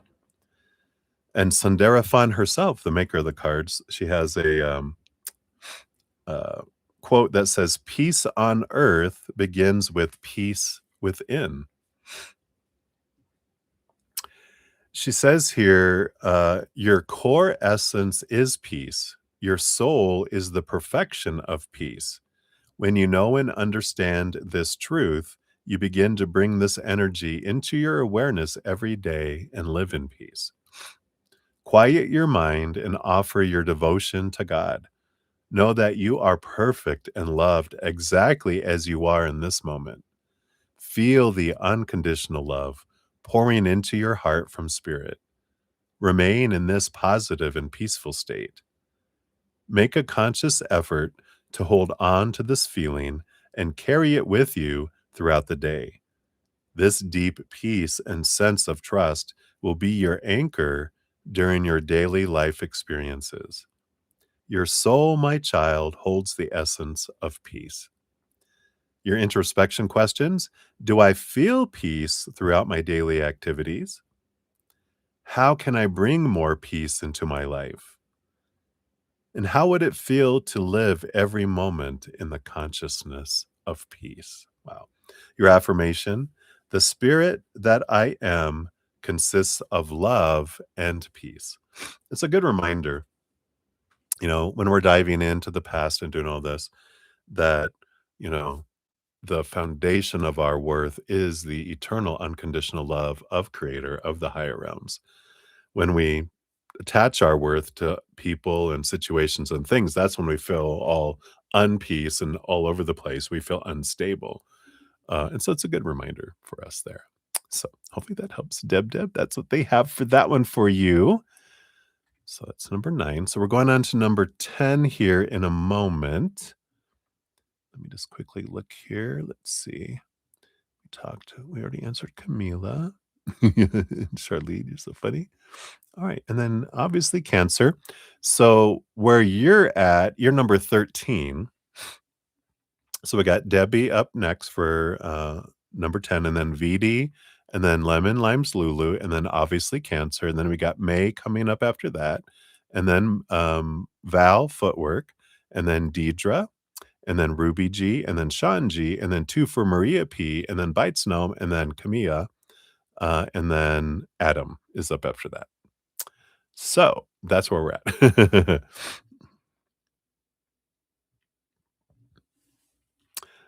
You are welcome. Boom, boom, boom. One of these days, I'm going to figure out a way to have it appear somewhere.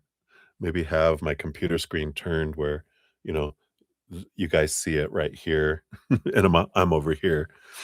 I could probably use some sort of program, but the things I've tried to like broadcast that sends it to YouTube where you can do different things, the sound is always off, where I look like one of those old, you know, uh, Saturday morning kung fu theaters where you see their mouth move and then they're like, "Go to the school," "Blah, blah, blah, blah, go to the school," and, doesn't match up. So, we'll see. Why did T only have very little people to his memorial service? Do many DJ friends were so upset everyone loved his humor? Well, it makes sense.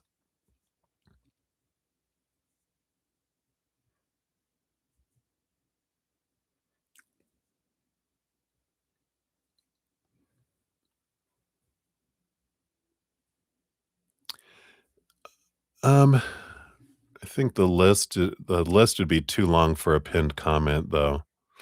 Yeah. But thank you. I'll see about it, but, seems to be working pretty good right now. Um, so just real quick, a follow-up question there for you, Deb, is, he, she very possessive. I mean, it makes sense with everything we talked about. She wanted him for her because that defined it, and so because she felt so out of control in his life, she wanted to feel in control in his death. Interesting. All right. So we'll continue on here. So number 10, we got you is 25622. So here's that one here. So, um, oh, that's right. Geez, now I need to know more details about my free read. That cracked me up. All right. So all of this is helping you more towards your spiritual gifts that have always been there. Yeah, yes, I was watching live. I'm so proud of you. And what are you going to do? What gifts will you learn to use more, etc.? Yeah. So she wanted it to be about her and she wanted control. Yeah.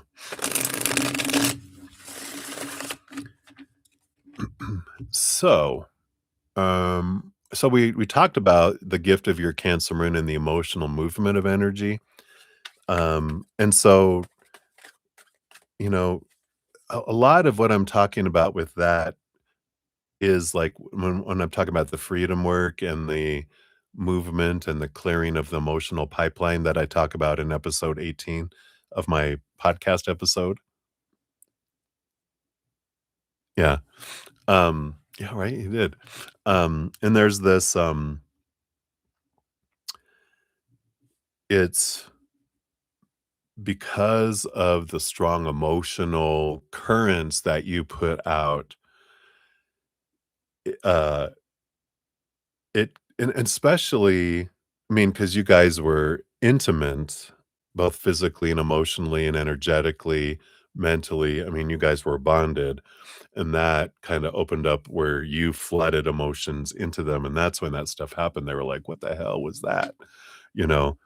Um, so that's because of the vulnerability, and they were open to receiving the love from you, and it's like they're showing me The Shining. That's it. He's just, like, playing The Shining where the elevator doors open up and there's flood of fluid comes in. There comes Debbie flooding the hall. It's not just a spray bottle. It's a flood.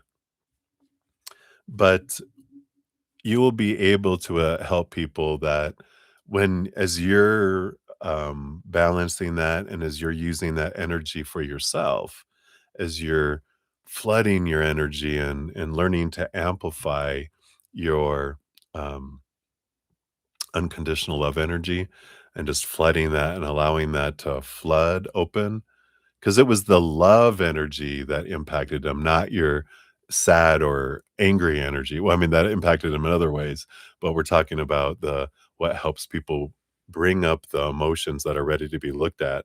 It's like adding emotion to help it bring it up because the person is wanting to.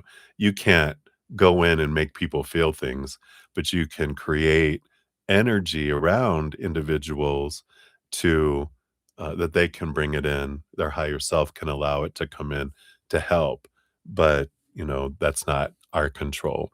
You'll be able to do kind of like when I do energy work for people's like physical or emotional or mental. It's like, I mentioned it in one of my podcasts too. I mean, I'm plugging my podcast like ridiculously, but there's a lot in there just for people's reference. So I'm not trying to, it's a free podcast. So if I just want to make sure people know it's there about, I would imagine, there's like, they're this big in my mind and their higher self appears behind them and then they turn where they're floating, their head over here and their legs over here, and they're kind of just up in between the 2 hands, and it just I flood energy, but their higher self puts their hands on the outside of mine to direct what they want the energy to do. I don't have intention, I just am a conduit of emotional energy or higher vibrational energy, and you just flood it, and you let it do that, right? So, I like that, that ability that you'll be able to do that consciously, but it's not you controlling, like, "I'm gonna make it do this." All you do, which is so beautiful, right? That I don't have to do a whole lot of different things. I just turn down my fear noise, turn down my sad noise. I focus on my joy and higher vibration. I open up, I become this conduit. The flood of beautiful, eternal, unconditional love energy flows through and forward. We're just like the little portal that a love energy can come through into this realm, and we amplify it for spirit. And the other person, if they're open to it, they'll bring it in and they'll allow change to happen. So I love that. I feel like that's a big thing. Let's see anything else here too. What else? I feel like here. All right. And it may not happen in order. You can trust that your gifts will develop perfectly. You have the Wheel of Fortune on the bottom, which is the tune of for you. And a lot of yours does have to do here on the bottom of the deck too, the Knight of Cups, which is movement of emotional energy, and the Five of Cups. Yeah, helping people transform their lower vibration to their higher vibration. We have access to so many gifts. Um, but the ones that we tend to make the most impact with are the things we became an expert in because of the journey we went through. Like with what you're doing, transforming your lower vibration emotion to higher, that's why this is going to be such a big gift of yours because you've done it, you've experienced it. When you hear people tell stories of what they went through, and in if they just this is what I read, so here's that, you're like, oh, good information, thanks. But when someone shares their story of the hell they went through before and how they transformed it, then we want to listen to that because it was personal, not just information. It's the story and how you tell it, I feel is important. All right. You do have, yep, the Two of Wands, the Devil card. So a big piece of it is how you have let go of old mindsets and stepped into your power of energy. So it's not about a mental and learning that this is the way you have to do it. It's all about your energy. It's all about power of choice is the huge piece. Your intentions, the stuff you're putting forward, right? Yeah, you got the Six of Wands. So I got to blow my nose here in a minute. Probably take a break here after yours since I've been on for 3 hours. Grab some more coffee, and my sinuses are draining, which is good.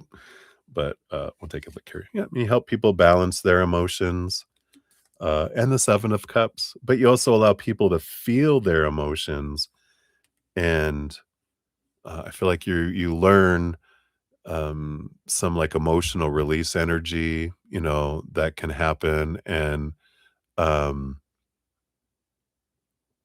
and this uh, that no emotion is wrong because we're taught anger and sadness, which are the two fight or flight emotions we feel: fight, anger; flee, sadness; pull in and be sad, that we're not supposed to feel those. And I feel like something you help is create a space for people to feel their emotions.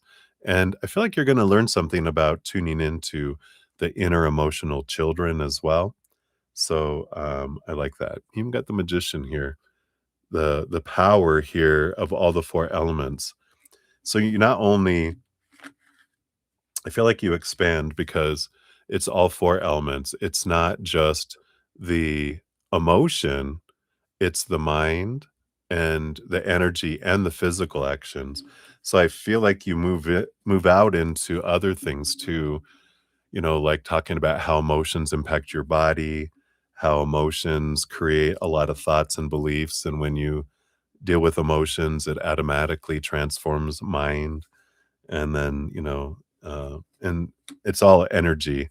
So I feel like you talk about a lot of those things, so I like that. So that's what I got for that one for you, Deb. And then let's see here. For your fortune cookie, we'll give you one of these folia. Let's see what we get here.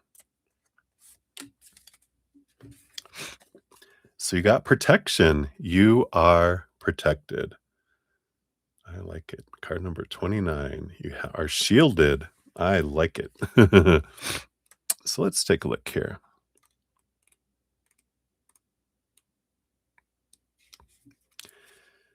It's about shielded essence, untouchable, self knowledge, calling your power back, and transmutation.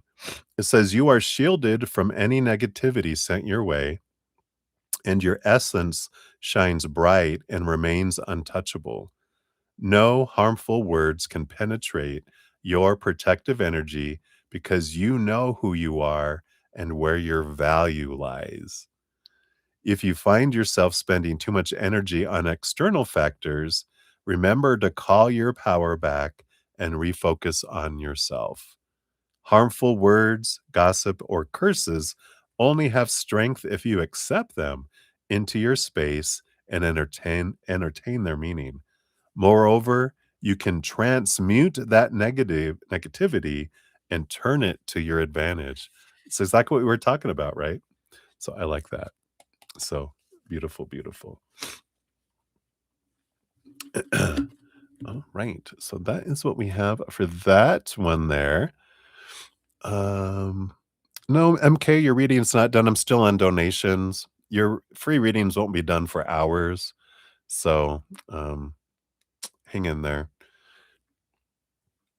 And we'll see be one of the guides now that he's on the other side. Yeah, he's in your like your posse. Uh all of our loved ones, that go to the other side, they all help us and become part of that giant collective to help. Um, a specific guide, um, I feel like I don't feel like they're going to be like a main guide. I feel like they're more of a support group kind of energy, right? Yeah. So I like that. All right. So, I've been on for 3 hours. I'm gonna take a quick break. I do need to go blow my nose. I don't know why it suddenly just started draining, so I'm gonna go blow my nose, and I think I'm gonna grab some more coffee here to help soothe the throat, and then I'll be back. We'll be on number 11, and, yeah, we have some kinda shorter ones, so this will speed up a little more, but we just have some pretty large donations, and we do dive deeper into those, so thank you guys for your patience and, getting, in there, so, we have that. Never mind your above question, because now you have a different question. Oh, okay. So let me replace that real quick, and I'll head off, and I'll be back. So Charlene, I'll ixnay your last question, and we'll replace that. All right. We have replaced it. Oh, he has bad allergies? See, why are you doing that to me? I'm just showing you that it's me.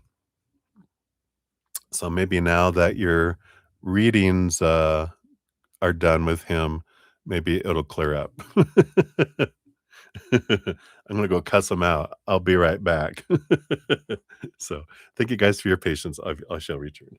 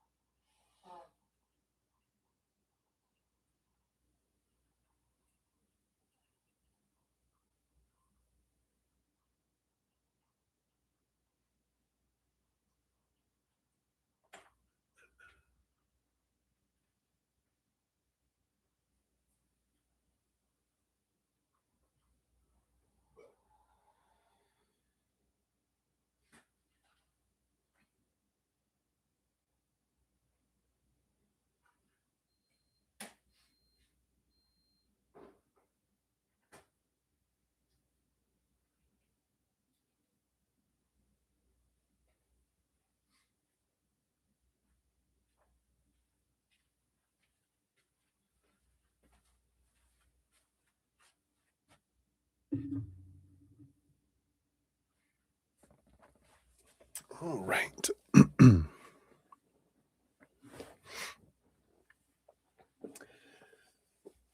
I am back.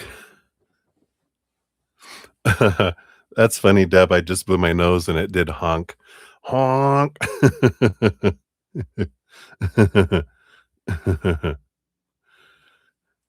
That's funny. Alright, I need to do something with this screen here. It's not. Oh, maybe that just fixed it just now. Okay. So all I had to do was swipe. All right. So, so we will dive back. Oh, did you hear it? Yeah. I even had that was the bathroom door closed. Bonk, bonk. It's because I got a big schnoz. All right. Yeah, I hadn't finished yours yet, Charlene. I haven't touched free readings yet. It'll be a while before I even start those. So sometimes I go 8 hours without even touching a free reading, and I come back in the morning to complete them. We'll see how these go. I've got 23. Sometimes I get up to into the 30s and 40s of donations. So sometimes it happens. Yeah, it's a curse. It's a curse. So I actually sneezed. I don't know if you guys heard me. I was way down in the other side of the basement, and I sneezed. Achoo, achoo. It's like, oh my gosh, what is it? But it is windy out, and I was outside, so that could be it too. But see if you can help it. Go ahead. I'll allow you to remove it if you want. Not my nose, the allergies. All right. So let us dive back in. So we have VD is up 3:14:21 is your timestamp, VD. All right, there you go. And yeah, absolutely. I'll check out your yeah, good night, sleep tight, enjoy work tomorrow. I'll get working on uh your readings too. All right, so VD, I am doing well. I hope it's well. It's your birthday on the 30th. Wow. Just a couple days away. Happy early birthday to you. So you want to know what changes are being pushed towards you to improve your career, personal love, and other sections from our growth, success, and happiness in life. All right, we'll take a look here. You also just saw 333. I love it. Oh, good. Yeah. Please take him with you. Please. All right. So let's take a look here, VD. What what changes are coming towards you? Because your energy is what draws things towards you. Universe doesn't push because they don't have a an opinion about what your life should be. They're just along for your adventure. What do you want to experience, VD? What do you want to do? And your energy is what's drawing things towards you. And so we'll see here what kind of changes are coming for, we'll look at career, personal, just your personal life, and for love and any other guidance. All right. Yeah, it feels like here with the 5 of swords being your underlying energy for your entire reading, this is like a conflict energy, an inner conflict between your head and your heart. And it feels like you are in this place of that your heart wants to draw you somewhere, but your mind is like, no, these are the rules. And it keeps yanking the heart back, like with those little toddlers that people put harnesses on and pull them back, bleh, and that's kind of what the mind is doing with your heart. Um, so I feel that's impacting every area of your life because it does impact every area of our life. We have all these opinions on what everything should be. That's our mind and all these opinions growing up. That's what our mind tries to be like a little police officer and enforces these rules. And the heart's like, "Ugh, that stuff isn't real. Follow me to live. You're just existing, right?" And so I do feel like there's kind of a little change up that's coming, in that. Let's look at here. First, career.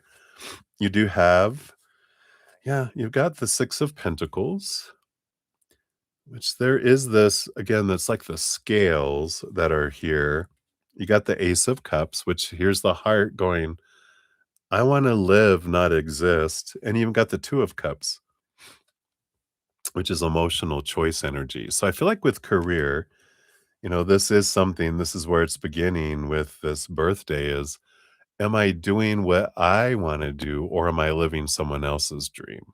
And the heart is going, "We're living someone else's dream. I wanna go do this. This is my passion." And it doesn't mean you have to, like, leave a career, but maybe the drive isn't to get to the very top of a career, but to do that, um, not to live to work, but we work in order to live, kind of energy. And I feel like that's kind of something that's coming in for your career.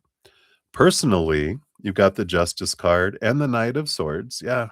So this is it, this, you got the Ace of Swords here, and you got the Ace of Swords here with the Justice card. Both of these are air energy of the mind, which is a challenge of the stories, a challenge of belief. So again, you're kind of going through this shaking and rattling time in your life right now, where it's allowing you this, to cut away the small t truths rooted in fear, to cut away these opinions, these old stories rooted in fear, see things from a different perspective, from the heart, from the high heart. And it's like you're freeing yourself from a lot of restrictions so that you can move forward into something that feels more aligned with your being. How do you uniquely want to share your love with the world in your own special, unique way? This is what this is about, not doing what we're supposed to do, but where are we being led, right? And I feel like this is you even have 3 cards to 2 cards to 1 card. So there's this countdown that's coming as well with all this energy, right? Leading to love, right? You got the 7 of Wands. Yeah. She's all about stand up on a hill, see how people are like trying to get her to do what they want her to do, but she's standing tall. She's like the sun shining bright, not asking for permission to shine, not dimming her light, not defending what she wants, but shining bright and uh, being true to her authentic self. So for love, it's not about finding someone who we match their energy, but radiating our energy and will attract someone who matches ours. Ooh, I know it's different, right? And overall, yeah, your overall, energy, we have the death card here, which is all about endings and beginnings, a rebirth that's coming in for you. So this birthday, it's the beginning of a whole new life. It's letting the old go, it's burning down so that you can, go in a different, direction that's in more alignment with your heart, right? And then we'll get you a fortune cookie here. I feel like a sneeze coming on, but let me blow my nose real quick. So sorry.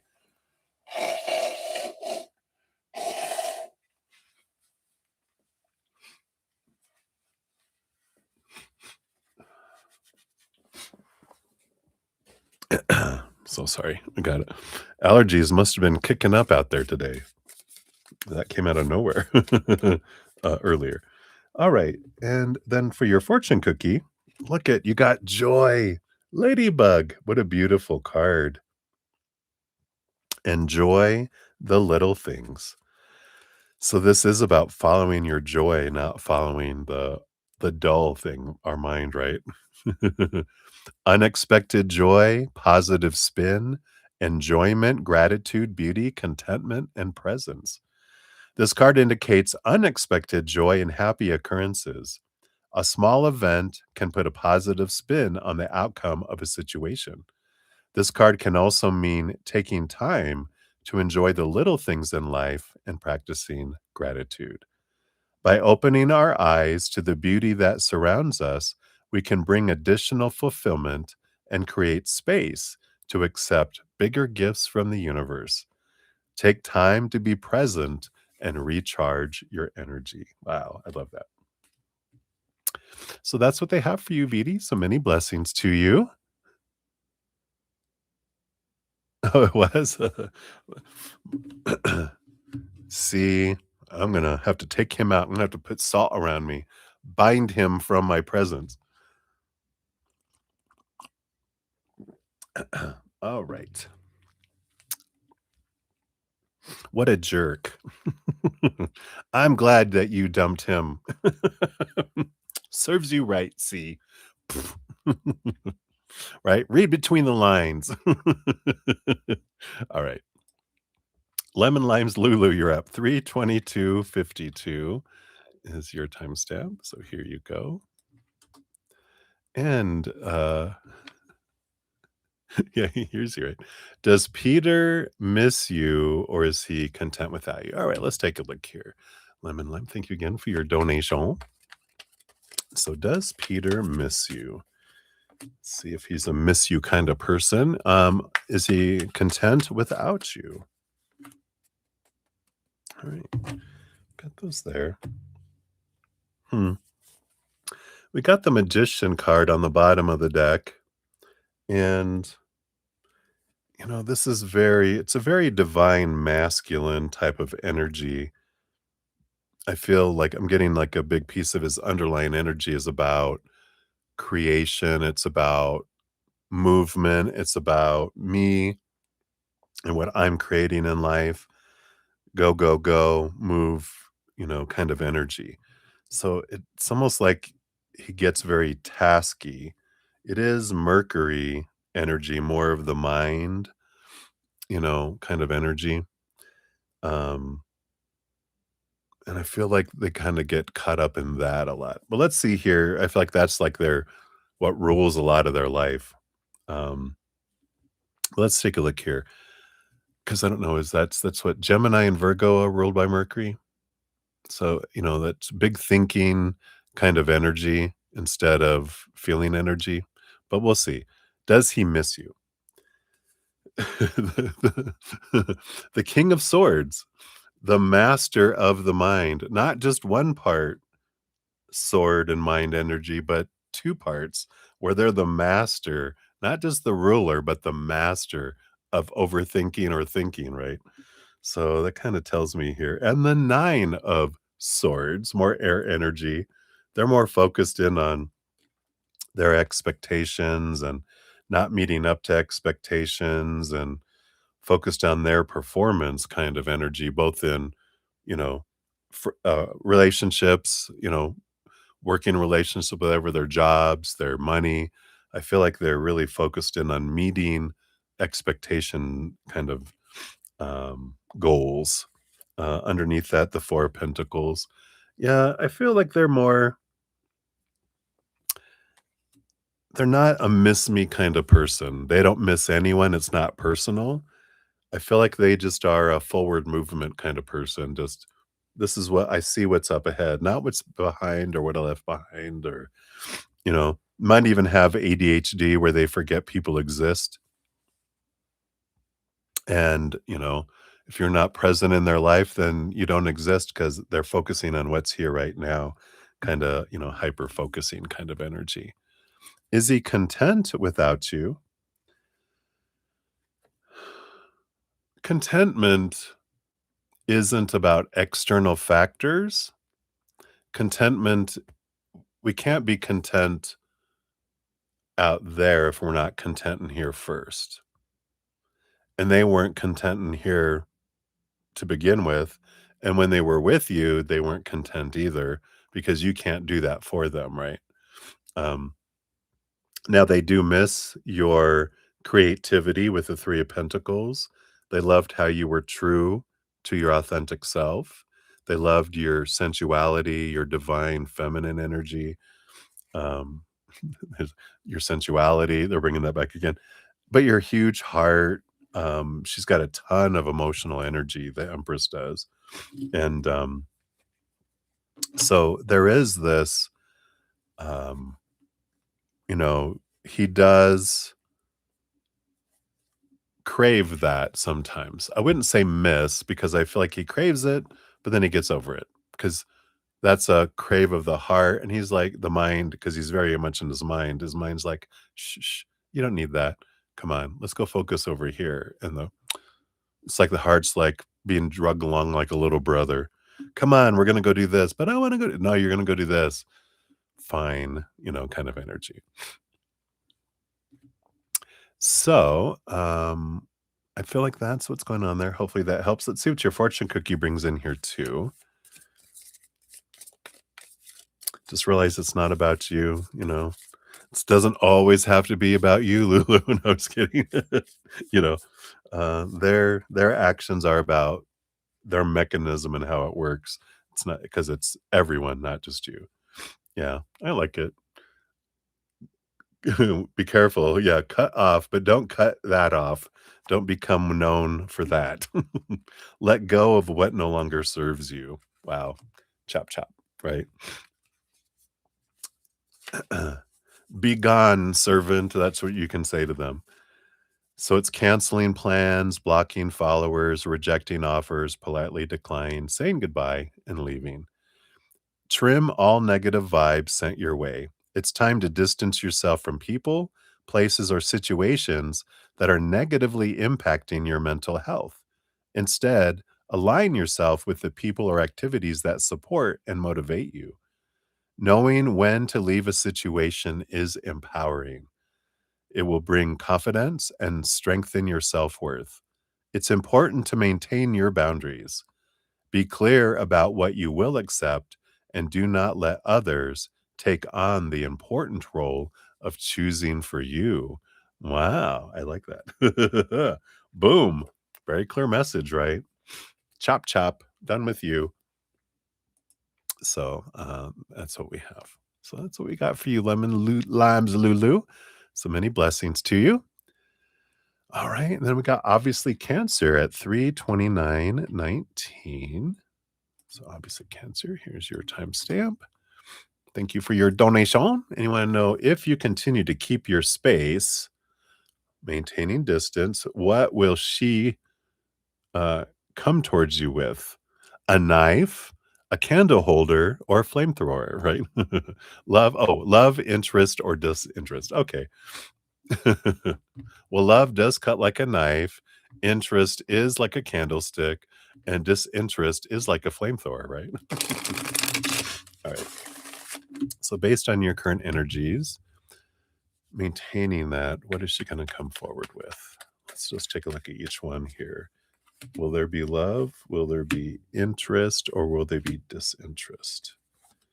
Okay. What's the underlying here? Okay. So, will there be love? No, I don't feel like love comes forward yet. The Hierophant feels like there needs to be change here first. The High Priestess is a lot of self reflection that needs to be done first there. Underneath the surface, yeah, there are cycles that need to end in order for love to begin there in that spectrum there. So, not love. Is there interest? We got the Three of Cups, the Nine of Cups. Yeah, I feel like your emotional energy does come in big here. The Three of Cups is joy and celebration. The Nine of Cups is that emotional dream come true. So I feel like there's interest knowing that you can offer those things. Yeah, even underneath that, here you are, the King of Cups, the balance between head and heart kind of energy. So there is a bit of, that they know that you're a source of love for them, you know. Sorry, your spirit guides are funny. They're like, just like a bag, they're sitting there, just like a bag of nuts, interests a squirrel, It's like, what? Okay, I'll say it. But that's what they're bringing in. Just like a bag of nuts interests a squirrel, your emotional energy interests them because they're like, it's a source of love, but it's one way, you know? The squirrel doesn't come and give cash or anything in return. It just wants to steal the bag of nuts. So, anyway, is there disinterest? Yeah. So, because we've got the Four of Swords, which is, resting. this would be like non-interest. I wanna sleep, and that's where we have the Lover's card and the Two of Pentacles. There's this balance energy, and and again, for there to be love and interest like, in love itself, um, and we'll make that clear with the interest they have is to feel emotion, to feel loving gestures, to feel loved in this direction, but they're not looking for a lover where I would give love back because 'cause they're just not ready for that. They um they have, a how would you say? It's not even a requirement, but they have a journey of inner reflection in order, you know, for those,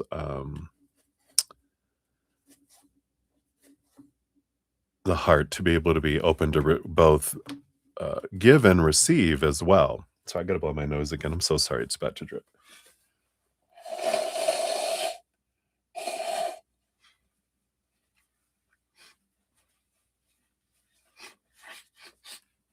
All right. So sorry. Because we know that when our self love is like this, no matter how much love I want to give out, I can only drip, drip, drip. But no matter how much love like they want you to give, it would still just trickle in. So I don't know. I don't know. I don't know. Well, let's see what your fortune cookie brings in here. Excuse me. Eventually, doesn't, the drainage have to stop or does it just keep creating it? Probably should drink some tea instead of coffee. Let me turn up my heat here. There we go. Yeah, we got test. Look for a divine test. We'll see what this is here. Number 2. So let's see what this is. Signs, life lessons, awareness, growth, personal development. Says it's important to pay attention to signs and potential challenges that may come our way, as they can provide valuable lessons and opportunities for growth.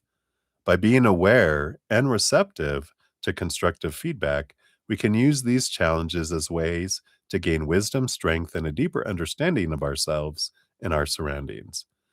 This way of thinking helps us handle life's obstacles with resilience and awareness, leading to continuous self improvement and thereby progress.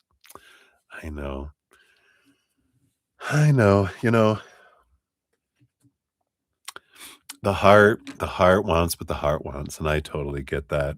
Sometimes, you know, when people are telling us who they are, sometimes it's like we just can listen. I know fell for the potential of who someone could be and the dream of what we could have, and by no means did they ever try to get close to that. So, we can realize that and go, "You know what? Maybe there is someone out there that is willing and that will honor, that." And that is something that we can look at too. I know I did when I was like, "Why do I choose emotionally unavailable people?" It's safer because then I don't get hurt. Because if they won't open up, but I would end up getting hurt anyway because I would become emotionally attached, but I wasn't emotionally available to myself, which was a big aha. But take any that resonates. That's what they have for you. Obviously, Cancer. Thank you again for your donation. I'm very grateful. All right. And then we got May Wayne coming back for number 2 for you, I do believe. So, May, here is your timestamp. And what is the relationship dynamic like between your brother and his girlfriend? Is it as happy and positive as they make it seem from the outside? Oh, let us find out what we can know here. Well, we got one card that came flying out. So, what's the relationship dynamic between your brother and his girlfriend? Okay.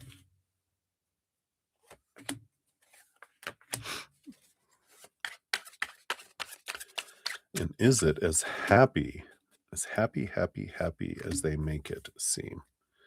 Well, I must say, the bottom of the deck, we do have the Knight of Cups, which is movement of a romance energy that's coming in there. I feel like there's is there a bug on my head? Maybe that's C going, playing with my third eye. Stop. All right, let's see we here. So what's the dynamic between them two? Well, I got the Wheel of Fortune. They both do believe this is the tuna for us. This feels like fate and wonderfulness is how they feel. They got the Four of Cups, which is kind of a stable emotional energy, which does tell us here, because when we get to a wonderful place, like we have this joy energy of the Three of Cups that takes us to the Four, and then we want to get to a stable emotional place. But if we stay in a certain emotional place too long, it becomes stagnant, and then we get challenge comes in to take us to the next level. So, it feels like they're in a stable emotional place right now. Wow. Well, I tell you, I mean, we got the Four of Wands, which is a joy celebration, even a marriage energy. We got the Ace of Wands, which is passion, action energy.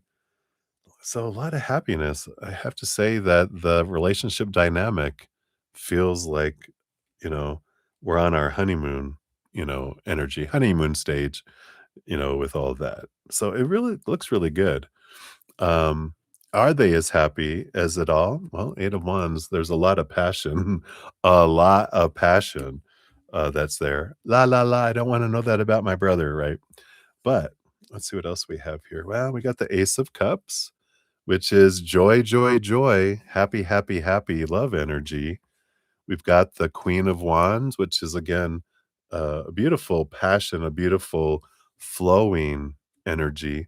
She's got emotion behind the scenes, so it's passion and emotion together. And the World card is a victory energy. I do feel like um, they're at a stage where it's this victory. The World card is the last card in the major arcana. It's like, wow, we've got um, this beautiful, you know, victory, and now we're reaching the end of a cycle. We're going to begin a new one, which just feels like they're going to take things to a new level. So if they haven't announced that they're going to get married, maybe they're about to mention that they want to get married, or maybe they ran off to Vegas this weekend and got married by Elvis himself. That's always a joke, but, I feel that's what they have. Let's see what the fortune cookie brings in here too.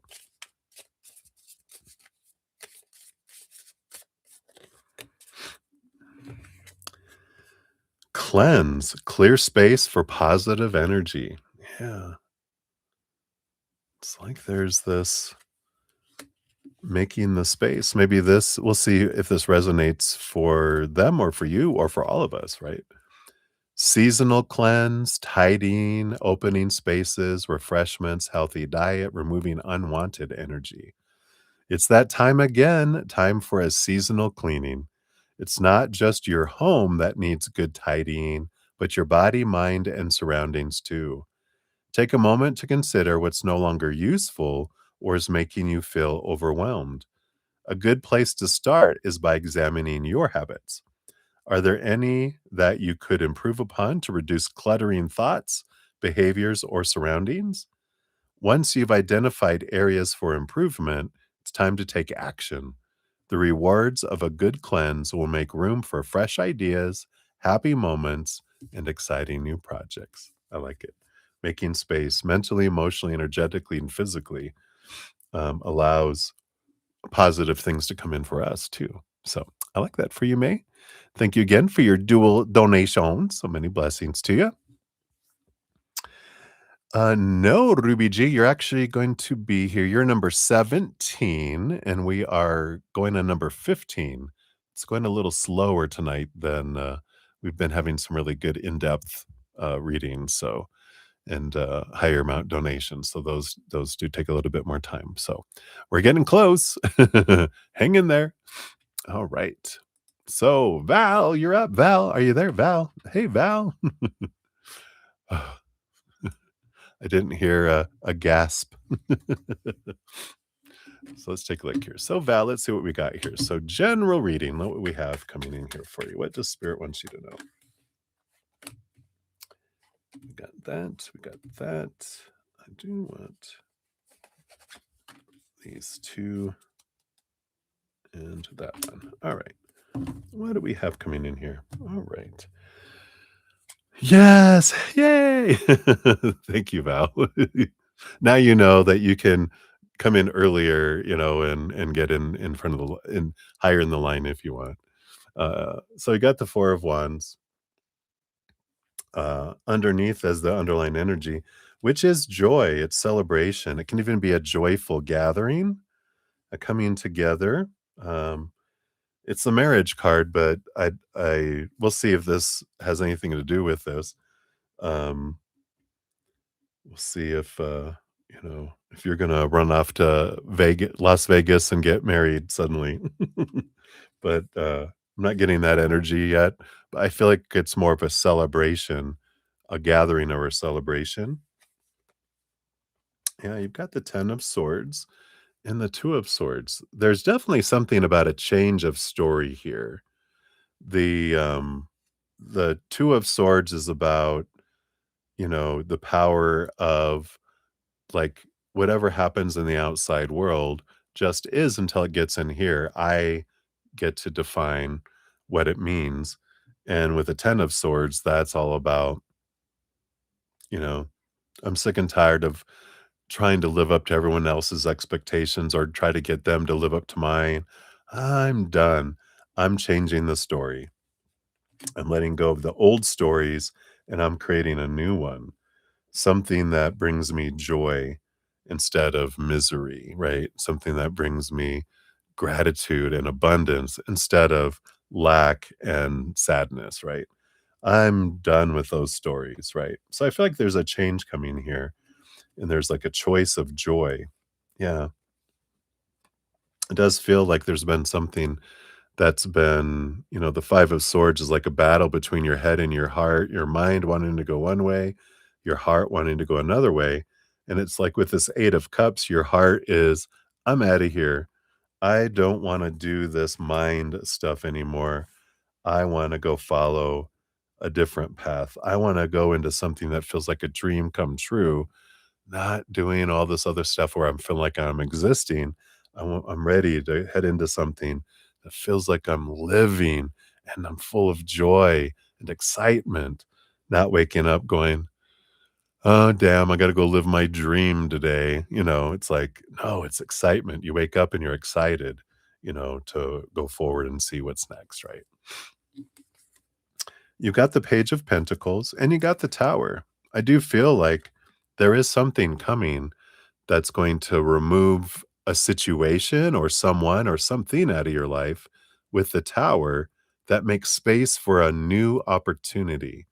So something's coming where suddenly, whatever this thing is that's been keeping you kind of feeling blocked or trapped or restricted, gets blasted out of the way to open up the space for something in alignment with who you want to be and where you want to go and what you want to create.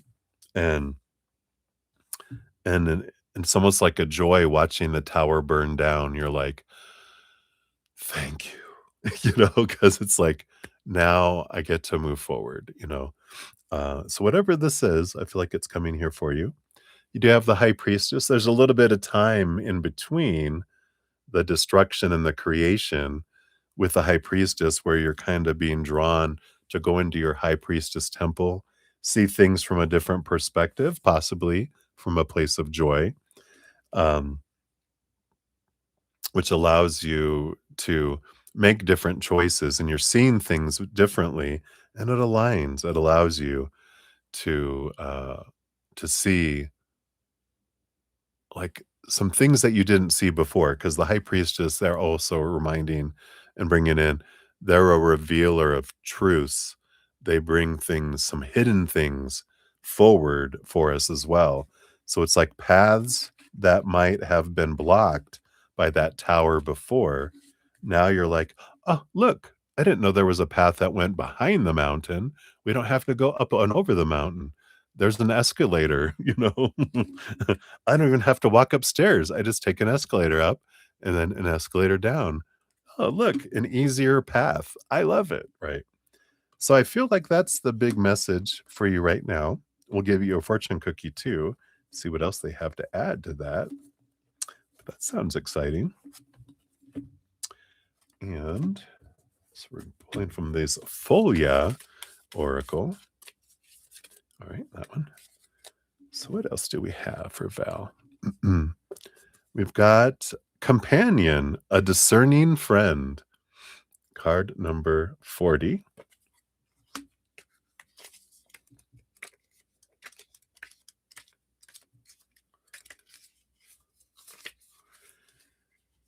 Honest friend, saying the harsh truth, a person who believes in your potential, integrity before all else. So this card indicates a person who can be a really good friend and is not afraid to tell you the truth. This person has excellent boundaries. Despite their kindness and friendly manner, they will use their sharp mind to keep out unwanted attention or energies. This person can be a great partner and would protect their loved ones at any cost. Their main value is integrity, and they maintain a tight circle. I like that. So that's your fortune cookie there. Oh, you want a card for your youngest daughter? Sure, I'll do one for you because you were so patient and waiting for your reading. So we'll do one card here for your youngest daughter. Nope, none of those. All right. What would you like for the youngest daughter? Yeah, we got the Hanged Man. Transformation, kind of a pausing energy for there, which, you know, is like transformation from a caterpillar to a butterfly. But I feel like she's in a period right now. You almost died. You almost died waiting for your reading. Shoo, in the nick of time. Breathe, beep, clear, beep. But she is going through a transformation and she is starting to see things from a different perspective. Maybe she's starting to see how smart mom is, right? In that a transformation children go through, they realize later in their life, they're like, wow, my parents are a lot smarter than are smart are knew what they were talking about. Yeah. But I feel like she is seeing things from a different perspective in life, and she's going through this amazing transformation, and, I feel like we're in the midst of it. There's still gonna be a while before she comes out as the butterfly on the other side, but, I do feel like, she's in a wonderful it feels like sometimes we don't feel like there's growth happening. It is happening, just happening within the cocoon, and we don't see that until the cocoon starts to move, and here, a little burlesque song starts, and here comes out the dun da dun, one of the butterfly legs, boom, then pop out with the wings. That's funny. Anyway, but hopefully that helps, Val. That's what they have for you, my dear. Thank you again for your donation and for putting up with, how long it took to get to your reading. Right. So many blessings. All right, and then we're on to Deidre. So 35106. Hey, Deidre. Here is your timestamp. Sorry, Val, if you want I generally don't do more questions after the reading's completed. Do you want me to put that on as a free reading, or do you wanna make another donation? We can go into other questions for you there. All right. Queen D, hello, hello. Good to see you. So thank you for your donation. And we'll take a look here. So I did get your Instagram. Let me just catch up real quick here. Oh my gosh. Yeah.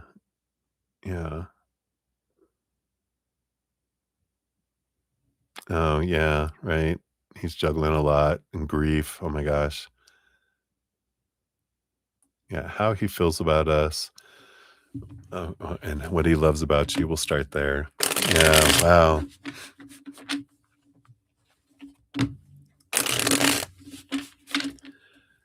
That is like losing two siblings. That's crazy. Both of his siblings, right? Alright, let me just grab this real quick here before I dive in there. I'm just gonna put so I'll put you on the free list. You'll be number 19 on the free list, when I get to the free readings, whenever that may be. Alright.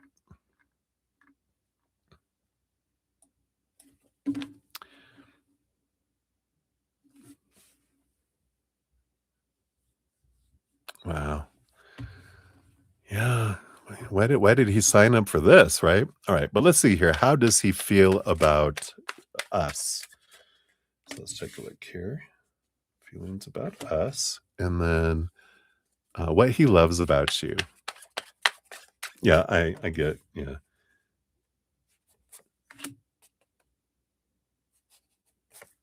Want that, and this one too. Come on. Don't run away. Alright. Yeah, because he said, "It's not about validation, what's more like to understand what he comes to you for, so you can understand him better." Yeah, yeah, that makes sense. Is like, what is he getting from me? What does he love about me? I like that.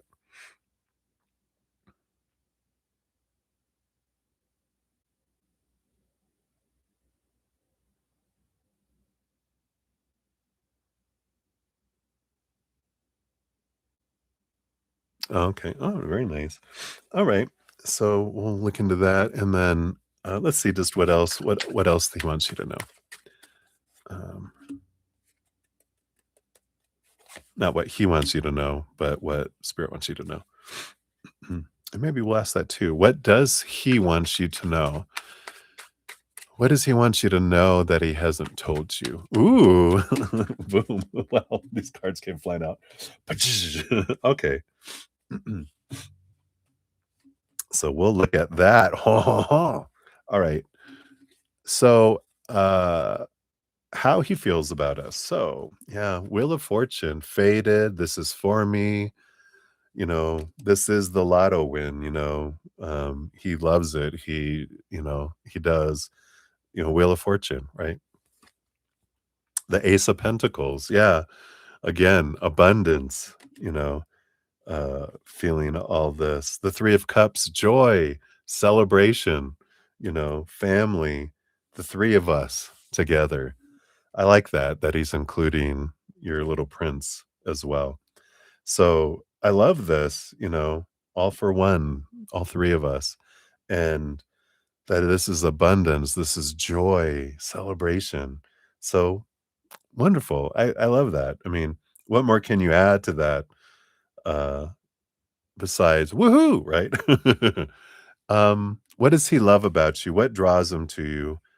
Um, yeah, so you can understand what he's looking here for, right?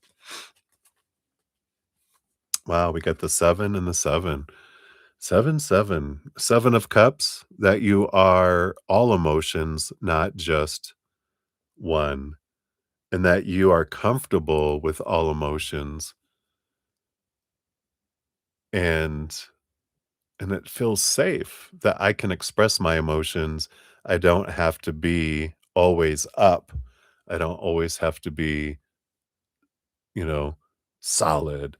It's okay for me to to dip, because you are comfortable with your emotions, you're comfortable with him, and he feels safe expressing emotion, and that's something really important to him. And the 7 of Pentacles is patient, you know, that, you know, you understand the last thing that grows on the fruit tree is the fruit, and that you're patient. Let's put it this way, right? You're more patient than a lot of people. But if that tree don't grow a branch, it's getting pulled out. If that tree grows and has branches and it doesn't produce leaves, it's being cut down and used as kindling. If that tree doesn't get blossoms, and if it don't get fruit, it's coming down. It's not forever waiting for something to produce, but it's patiently knowing that it takes time for things to produce. I love that. Oh, that's fireworks. I was like, "What is that?" Boom, boom, boom. There's fireworks out there for you. That's not even 4th of July weekend. We're just starting fireworks. Yay. You got the King of Pentacles. Yeah, there's this solid foundation in the external world too. So I like this. I like this. You know, you have a solid sense of your worth and your stability, but it's like you said, even just how you said it, I'm not looking at for this for validation. I'm looking at this to understand them because you're not that's the one of the things that attracts them is you have a solid sense of your worth in here, inward and upward, that you don't have this need to define yourself by the three buckets of the outside world, relationships, situations, and things. And it came not just easy, it was a hard journey for you to get there, as it is when for all of us to get there, but you have it a very solid foundation, and that's one of the things too that he likes because I feel like he wants that more for himself, um, and it's almost like you're a teacher for him, an example, leading by example or teaching by example, not by you correcting him and blah, blah, blah, but by how you live, he learns from it, and he's, like, really like, "Wow." So he really likes that as well. And then the other thing, I feel like here now there is teacher-student energy with the Hierophant and the 7 of Swords, and I feel like you help him, uh, and it feels gentle. I feel like it can be strong when he needs it to be, but for the most part, you're gentle with it when you're showing him what of his beliefs about himself that cheats him out of opportunities, um, what, you reveal those to him and allow him to see it. Not with judgment, like I said, gentle, but sometimes,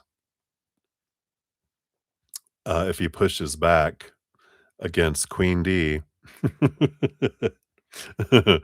then it becomes a little stronger. Oh, I feel like it's only when spirit is really pushing you to make it a strong message because it's almost like a teenager, sometimes you have to yell for them to take out the trash. Sometimes you have to raise your sternness with it for them to go, "Oh, yeah," you kinda switch into your a different side of yourself, right? And they're like, "Yes, ma'am." I like that. And he kinda likes that. Of course, that's part of his attraction too, but, that's for another day. But so I like it. I feel like those are a lot of the things that are important to mention right now. Um,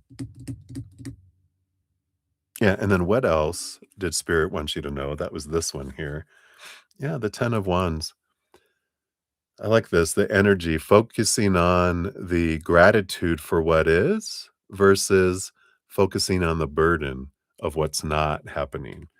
And that's a good reminder for us. We can get drawn in with our, well, this isn't happening. This, is why isn't this happening? Should this be happening? And we get into the expectations, the lack, the need, the want, the fears.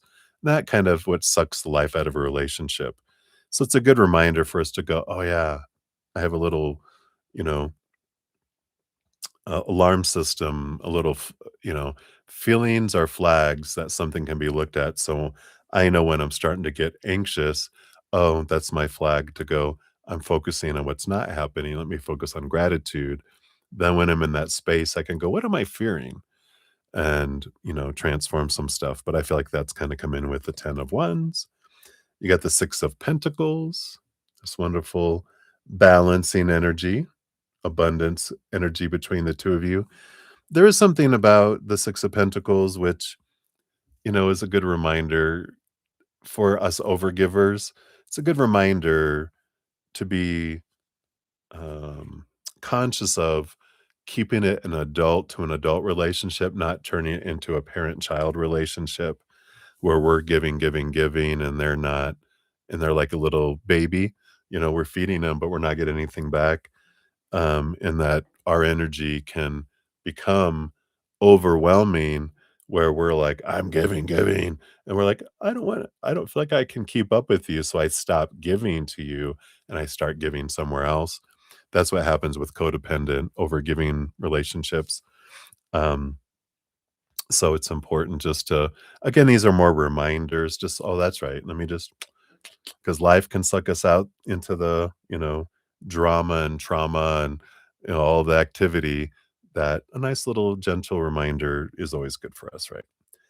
And then the hangman, just a reminder it's a transformation that we're growing, the caterpillar, the relationship is like a caterpillar in a cocoon. It's letting things go that don't serve to make space for something new and beautiful you're gonna be able to go places that you haven't gone before, but that takes growing pains. As Humble the poet says, he's a great, I have a couple of his books. Humble the poet, there is no comfort in the growth zone, but there's no growth in the comfort zone either. So the little discomfort means we're growing, and that's good because we'll eventually become a butterfly. The relationship would become a butterfly. We can go places that it can't go. We couldn't go before. The bottom of the deck, we had the Knight of Pentacles too, which is like the Seven of Pentacles, slowest moving knight. Even though it may seem sometimes like things aren't moving, they are. It just when we're watching grass grow, sometimes it doesn't feel like it's growing at all. Right. And then, I asked a little special question, right? What would he want you to know that he hasn't told you yet? Yeah. Maybe he has in his own way, but you are the world to me, you know? I'm ready, to end in this old cycle. We've had a victory, and I'm ready to take it to a new level, right? But you are my world. The Four of Swords, rest, rest your mind, know that, um and I feel like this is like, because the Four of Swords for me is like remembering, that we are, um, you know, uh, we can sleep on the Ace of Swords, seeing things from a higher perspective. We can let the expectations go, the supposed to be, the should be, the need to be, the have to be, the must be's, because those are the things that suck the life out of a relationship. And I feel like he would tell you what he hasn't told you is, um, though I know there are some expectations and things that I'm not living up to, I also know that, um, you see things from a higher perspective, and something about the grace you give me now will you'll get back in reward later, uh, in so many beautiful, loving ways is what I feel he's coming in with that. So interesting. You have the star card. Yeah, you're my dream come true. The star card. And the 5 of cups. Um, I know, I'm sad. You're like, "Duh." But, um, there is this there is this kind of thank you for the great again, kinda going back to one of the reasons why he's attracted to you. Thank you for the grace in allowing me to be sad and allowing me to, um, cry in front of you if I need to, allowing me to feel my feelings without feeling you have to fix it, but just being that, uh, just being those loving arms, I like that. So I feel like that is what we have for right now. Let's see what your fortune cookie is too.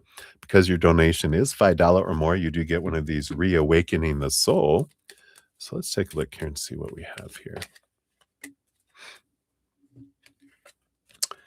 So you've got, yeah, acceptance. And here's the doe and the stag, right? Beautiful energy, acceptance.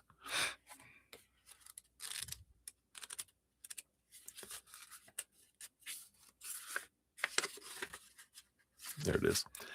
Embrace and be at peace with everything in your life. There's a quote by James Allen that says, "The good or bad is not in the circumstance, but only in the mind of him that encounters it." I like that's the power of the story. Um, I remember reading this a long time ago because it's not what we go through that determines how it impacts us. Otherwise, everyone that goes through the same thing would experience it the same. But because we don't, it's not the circumstance that determines the impact, but the person going through it determines the impact to them. So I love that. Says, "I am the spirit of deer. I have come to remind you to be gentle with yourself. Love and accept the wholeness of who you are in this very moment, for you are beautiful." What if you could completely embrace every situation and every experience by knowing that you have created all of it for your own personal growth? Receive my dear medicine and allow this transmission to transform all perceived obstacles into precious opportunities. Love every moment. Welcome the unexpected and dance with delight in this dream called life. Your three introspection questions: am I gentle to myself? Am I open to allow myself to receive unconditional love from the Creator? And how would I feel if I were to embrace everything about myself and my current situations? Your affirmation is, I embrace and accept everyone and myself. I thank every situation in my life. Wow. I love that. So that is what they have for you, my dear. Thank you again so much for your donation. I love that message for you. All righty. Let me just see and catch up here. So I did all those. You got emotional. I am so glad. Because it rings so true, doesn't it? I love all those things. I love it. So love you, my friend. All right. And then we got Twin Flame. Hello, hello. Good to see you. We'll get you on donation list. You're number 24. And let's give that a love and a like. And your question is right here. All right. I got you. And we got 0412 in the house. Hey, good to see you. Hello, hello. All righty. So we're on number 17 and we have 24. So we got that's 7, right? Or 8, right? 1, 2, 3, 4, 5, 6. Yeah, when I'm on number 17, that means there's one more. So when you subtract 24, 17, well, that's 7. There's actually 8 readings left for donations. If I don't have any other donations, then we'll start into free readings at that point, but I could have other ones come in. So cheers, cheers. No promises. All right. Cheers, cheers. So we got Ruby G, 41051. So Ruby, thank you so much for your donation. Here's your timestamp. And you want to know, is your toddler doing okay? We'll take a look here. How are they doing? We'll tap into their onboarding system. We got the Six of Swords, the King of Cups. Yeah, I feel like they're really resilient. The King of Cups is balanced between their head and their heart. Surprisingly so, right? Six of Swords is they're letting go of old ways of thinking, seeing things differently. They're moving from choppy waters to calmer waters. So, very positive energies there. I feel like things are balancing out for them. Um, yeah, the life of a toddler is so resilient, you know. It's such a adventure full of monsters and cookies and all these wonderful adventures. They don't know they don't know a whole lot because their mind hasn't developed yet. If they're 7 years old and younger, they're just an emotional being enjoying and flowing through this amazing, uh, amusement park full of rides and fear rides, right? So he feels resilient, he feels good.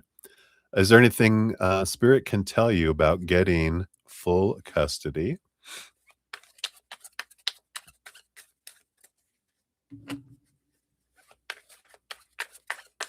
Alright.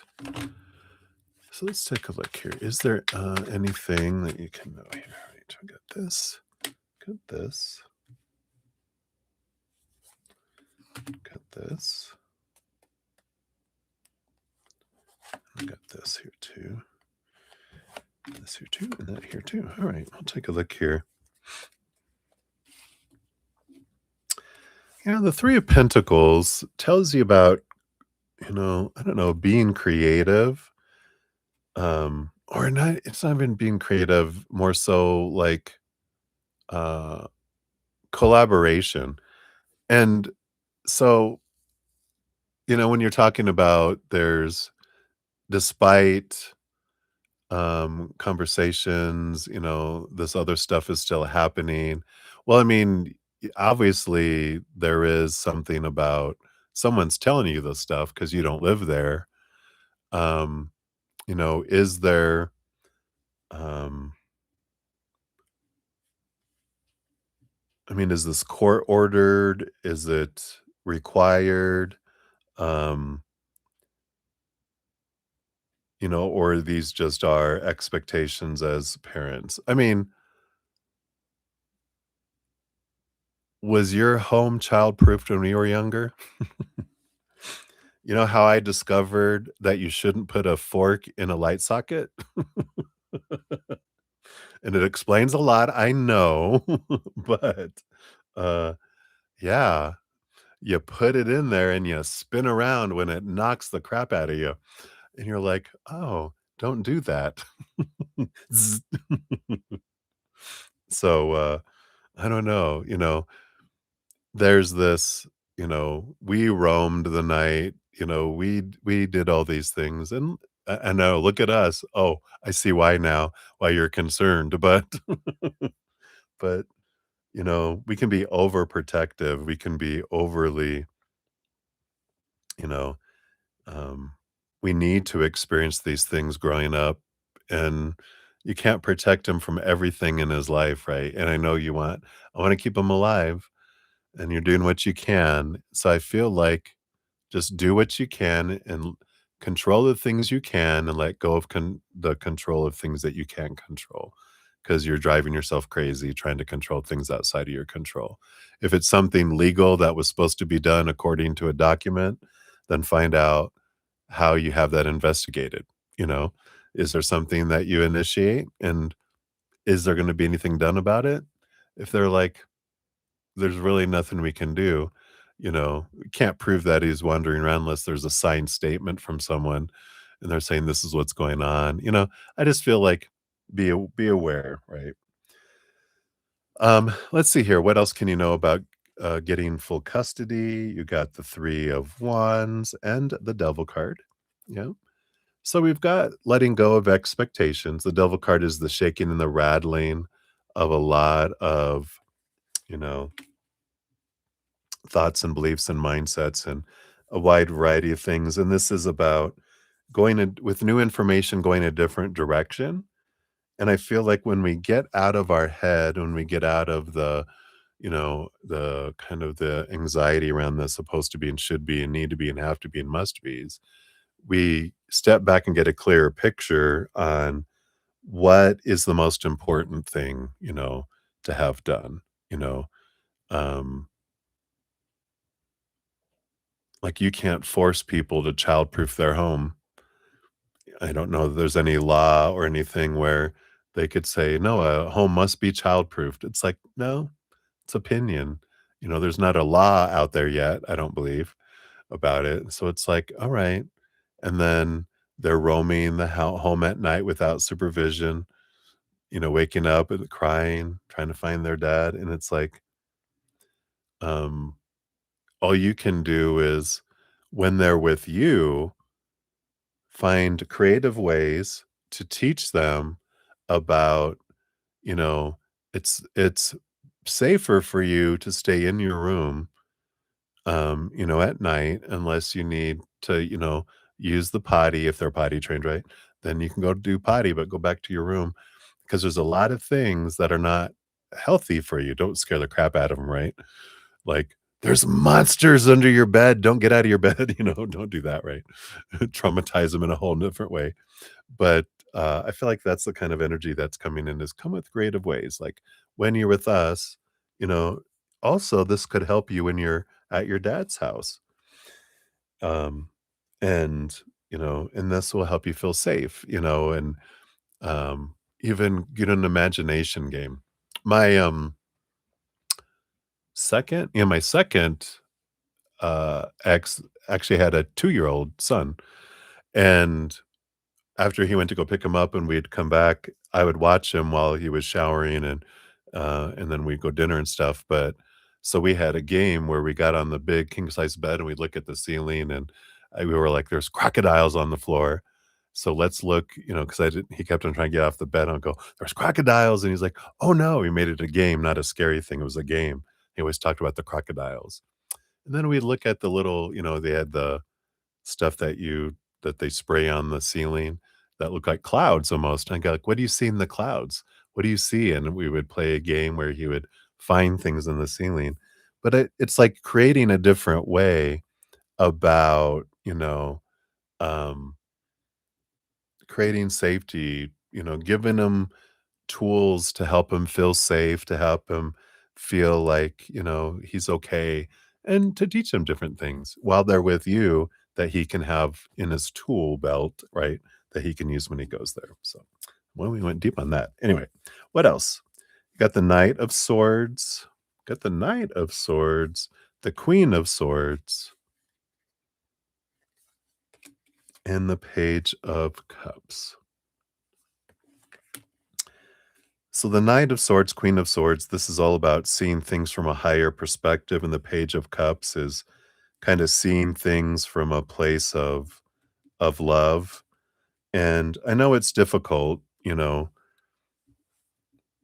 because you don't like I mean, I don't imagine is he trying to get full custody too? We don't like it that someone's trying to take our son away from us. And it's like, even though we might have some beliefs that he's not safe with their father, you know, it's are there other people around there that you do know they have your, you know, child's safety in mind? Like, you know, doesn't he live with like other people? Like his does he live with his parents? I just feel like is there people around there that are watching out and they're protected, right?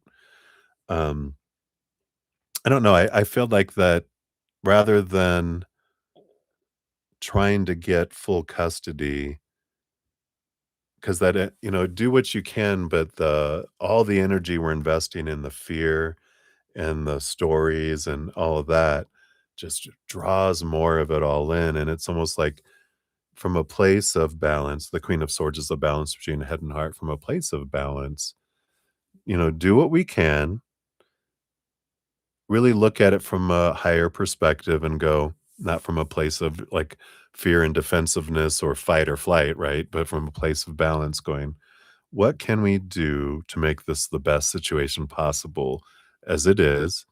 And the Page of Cups is focusing on what we're grateful for. And the more we focus on what we're grateful for of what is happening over there, then instead of focusing on what's not happening, because energy again, right? Whatever we focus on grows. If I'm going, they're not doing this, they're not doing this, they're not doing this, they're not doing this, then there's even more of that that comes in, right? And, so we start to focus on what are we grateful for that they are doing.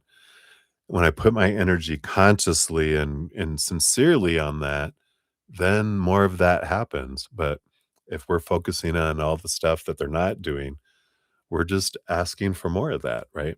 So we do have that kind of energy that comes in there. And then on these last ones here, we've got the Six of Wands, the Hermit, and the Moon. Yeah. So the Hermit card is about it's interesting that it's something Byron Katie says, it's coming back to our business. Like, again, it's that I can't control those things, um, so I'm gonna come back to the things I can control. You know, the 6 of Wands is trying to keep balanced energy as much as we can, so we don't fall off the fence, right? If I keep my energy balanced, then my son feels my balanced energy.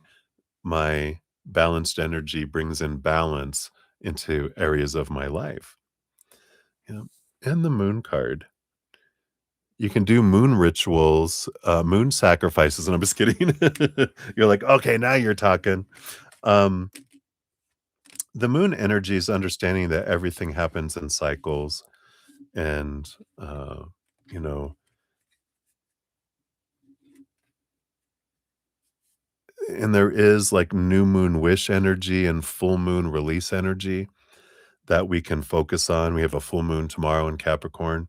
So when we do full moon, we can use this beautiful energy to help expand things.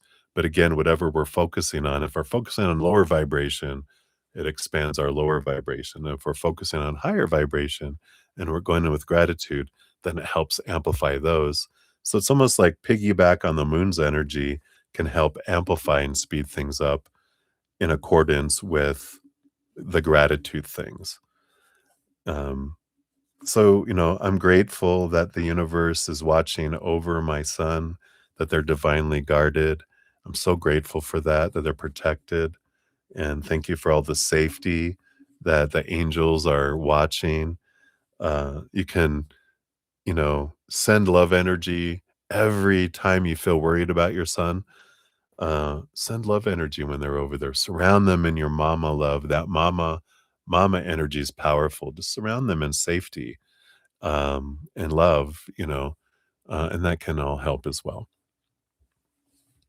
Yeah, so there's no physical person, there's no one, but there is, angels and those as well. Um,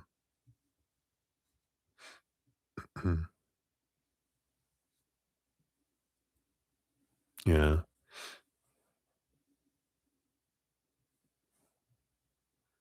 yeah. So all that energy doesn't feel like high vibration. It sounds like there's a lot of fear, right? And so that's something to be aware of, right? And so all that does is like, oh God, there's this and this and this and this and this and all this proof. What we're doing is I want more of that. I want more of that to happen to my son. It's like, no, I'm gonna be grateful for the stuff that, what and again, it's all about watching our energy, right? Yeah, yeah, absolutely. Your grandpa is already watching over him, but you can ask him, "Can you show me that you're watching over him? Can you give me, can you give me a sign that you're watching over him?" And they will, because the physical world is the illusion. There's so much going on in the spiritual realm, and um, but we can help it all. And the experience we're having with it, with what energy we're focusing on. So I like that. Your fortune cookie is, yeah, abundance, gratitude, right? Focus on what the abundance that we're having, not the lack, because we grow what we focus on, right? Accumulate the wealth of wisdom acquired through God realization. There's a quote from the Paramahansa Yogananda that says, "He is wisest who seeks God. He is the most successful who has found God." Yeah. Realizing, we're all made from the creator. We're all of these things, right? And when we start and I know it's hard to try to move with compassion and love, unconditional love, even towards, um, your ex-husband, because moving with aggression, not gonna do any good, it's only gonna bring more aggression. But when we move with love, then loving things happen, right? Of course, that's not saying just let someone walk all over us. There are boundaries. There are, there's dangerous things, um, you know, and and it's interesting all the stuff that you know. How do you know all that stuff happens? The door's unlocked and all this is you have a spy in the house? If it's just him alone with his son, how do we know all this stuff is happening? Do you have a camera in the house? You don't have to tell me. Email me. All right. The message says, "He told you." Well, don't you just love I'm so grateful for his truth telling. May he do that in court. Can we get it on recording? All right. It says abundance is measured by the extent to which your inner peace and mental control enable you to be happy in all circumstances. Bring peace into every moment of your life, and you will find true wealth. Seek to remember the presence of God within you. From this opulent space, you will discover and express your true nature as a divine being. Divine abundance is the greatest goal. If you have God, you got everything. Share your divine gifts with the world and give your very best. Your generosity will come back to you. What did you say? Oh, that's hilarious. I'm not surprised though. Introspection, there's 3 questions. What does abundance mean to me? How can I feel more abundant? And can I allow myself to feel that I am a success exactly as I am in this moment? Your affirmation is I am one with spirit. I am abundant. So I like this. It's affirming message of, reminders everywhere when we're getting drawn into the fear and the low vibration.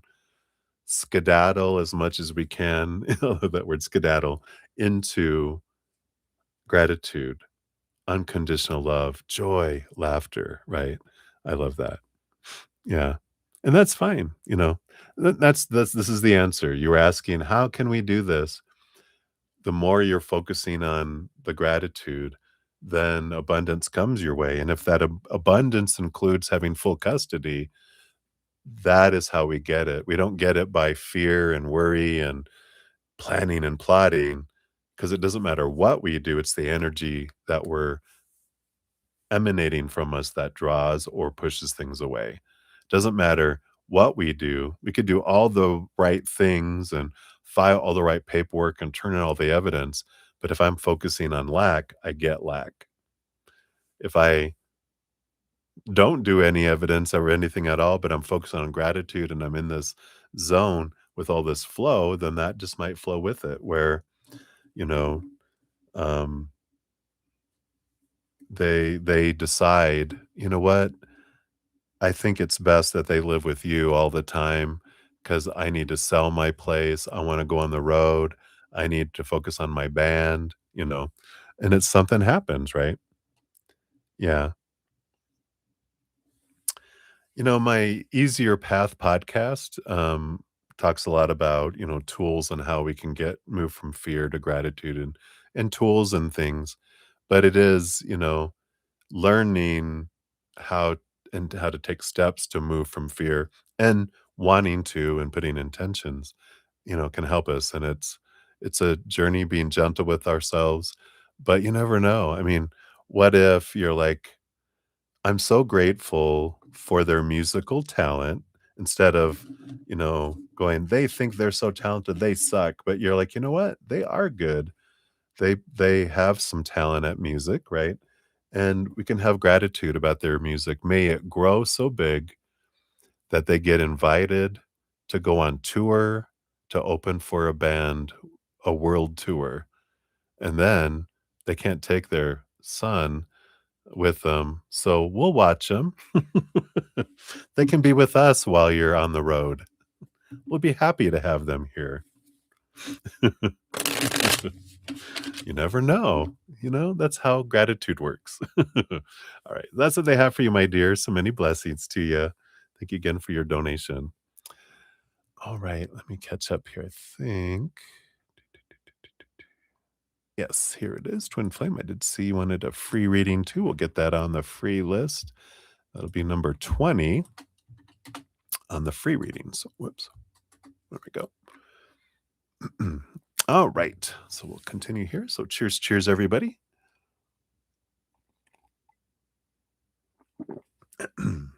All right. So up next, we do have Sean G. You're 432.54. Your homework for tonight. I love it. All right. So, Sean, thank you for your donation. And we've got here, how will court be tomorrow? Will it go swiftly in your favor? All right. So, based on your current energies, how will court be tomorrow? Okay, we got those. And those. Will it be swiftly? We'll take a look here. Well, we like the bottom of the deck being the 10 of Cups, joy and celebration energy. That looks very promising. What else do we have here? We have the Chariot card, which is another victory energy. And also the Four of Swords, which is peace of mind. The mind is at rest. Let the what is it? That's a court term, right? We rest our case. The case is rested. So it feels like there is completion. Will it go swiftly in your favor? I do feel like this does have a lot to do with your energy, but you got the Star card, which is dream come true energy.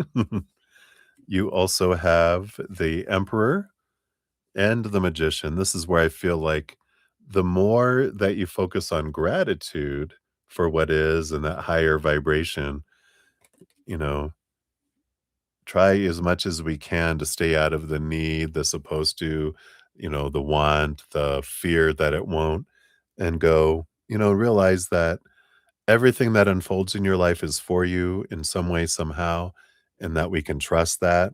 And then you go in with, I'm going through the process. I'm going in with high vibration energy, knowing that I'm watched out for, and that whatever the verdict is, it is for my favor. It's always in my favor, whether it's the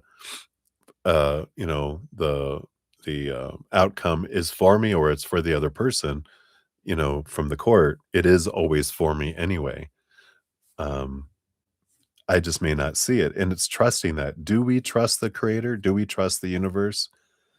Or do we feel we're on an out of control drama train that's just, oh, I don't know, lady luck. Let's see what happens.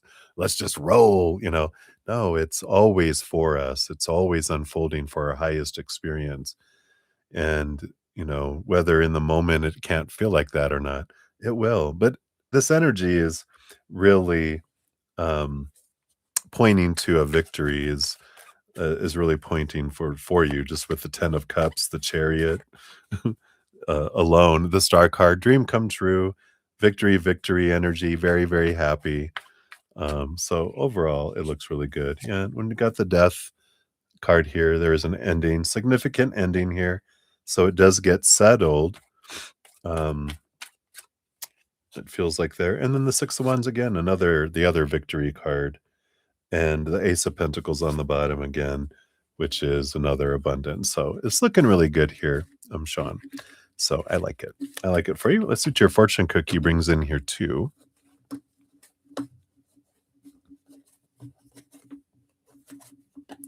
Just put these cards back in real quick. There we go.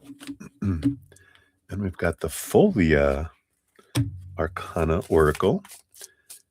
All right. And yeah, I look at, you got master number 33, abundance, financial security and material gains. I feel like this is going to go well for you. I like it. I like it, Sean. I like it. Number 33 says promotion, winning the lottery, receiving an award or gift, lucky financial or material gains and benefits. So this card is a sign of abundance in financial or material matters. It indicates that you can expect a great gift or a reward for something you've worked very hard toward. This good fortune will contribute to your success and open new opportunities for you. You are now in a position to make smart investment decisions and cultivate prosperity from this experience. It's okay to treat yourself a little and celebrate these bountiful times. This card can also indicate receiving an award or winning a competition. Win, win, win, win. All the way around. I love that. And 3 the number of the Empress, twice, right?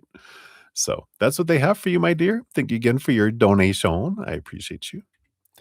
All right. And Ruby will get your on the free reading list. You'll be number 21 on the free readings. Boom, boom. And then we got Sudeshna in the house. Hey, Sudeshna, good to see you. Thank you for your donation. You'll be number 25 on the donation list here. Get your question all lined up here. Here we are. And we'll give that a love and a like so I know you're on the list. All right, so we'll continue on here. Let's see. Let's get down here to the PayPal because up next we do have Maria P times 2. So Maria, we got 438. 38 is your first time stamp. So there is your donation. And it's going to be this one down here. There we go. So Wally's thoughts and feelings towards you today. Okay. He said he had a birthday party to attend today. What happened? He seems ugh. Okay. A message from Wally to you. What's coming for you guys tomorrow? And anything that you need to know. All right. So Wally's thoughts and feelings towards you today. I got the 8 of Cups. Yeah, they are trying to let go of some emotions that, no longer serve. And, there is this, um, strong desire to walk away from relationships that don't serve him anymore. So I don't feel like that's towards you. I just feel like these are the things of them going, I feel like they would say, girl, you don't know how close I am to I just wanna walk out of here and just leave it all behind. But, there is that, need for security and, that type of thing there. Hey, YouTube Shorts, thank you for being a new subscriber. I do see your question, so, you don't need to keep posting it just in case. I know sometimes on your end, you don't see that it's posting, but I have it 3 times, so you don't need to post it anymore. I got you, and I'll in between my readings here, I'll get you on the list. So, thank you. Cheers, cheers. Check, check. All right. So, I feel like that's kinda where he's at, Maria, just kind of this, I'm in a really and that's the ugh, is I just wanna walk away. I just wanna go disappear. But he's like, "I want to have a foundation. I know that tomorrow, I'll want somewhere to live. I'll want to have money. I'll want to have things. So I don't wanna do that." But that's how I feel right now. That's not towards you. I feel like that he's just wanting to that's what he'd wanna share with you. What happened? Yeah, the Page of Pentacles at the birthday party. This is like it is. It almost feels like he felt like he was someone's animal. I feel like it was all about, "Hey, do this. Hey, can you do this? Hey, can you do that? Hey, can you go run and get this? Hey, can you go do that? Hey, can you do this? Hey, can you do that?" Kind of energy, that comes in with that. So I feel like he kind of felt like he was someone fetching stuff and, he felt like, that kind of energy. He was like he went to have fun and he ended up, like, d feeling like he was, you know, a servant working the birthday party or something like that. Just felt like people were wanting him there to do, those other things.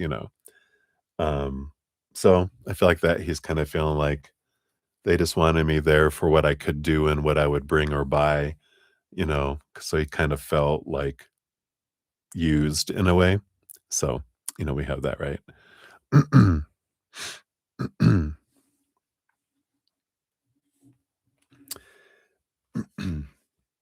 And then, yeah, so here, let me just answer this real quick. I'm so sorry, Maria, to interrupt your reading. Hey, YouTube Shorts, if you wanna know the whole process, it's listed in the description box of the video. Donations get first priority. Free readings are first come, first serve. And I have a handful of more donations, and then I've got 21 more people ahead of you on the free readings.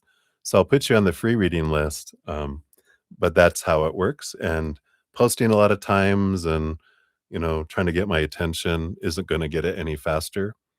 So I appreciate you honoring my process, and I will get to you, but in the proper timing, out of respect for everyone else as well. All right. So I appreciate you. All right. So that was that for that piece there. And then a message from Wally to you. Yeah, we got the Nine of Swords. He does have all these expectations. And I feel like it's not just, it's not like towards you specifically, but I feel like he's sharing it for his life. And it just feels this energy. It's like, I feel so tired. I'm exhausted. I'm trying to do everything for everyone. And I feel like he's feeling unappreciated, and he's feeling like he's pouring all his energy into like a black hole. And, it does. He just feels exhausted. Like he's just ready to, like you said, the Nine of Swords is like getting to that point of exhaustion where the Ten of Swords is like, I'm done trying to please everyone, trying to get everyone to do what I want them to do. And I'm done with this. So I feel like he's in this, you know, feeling unappreciated and feeling, that energy. So I feel like he wants you to know that. And it's not pointed at you that you're doing this. He just is it's a statement about his life right now. What's coming for you guys tomorrow?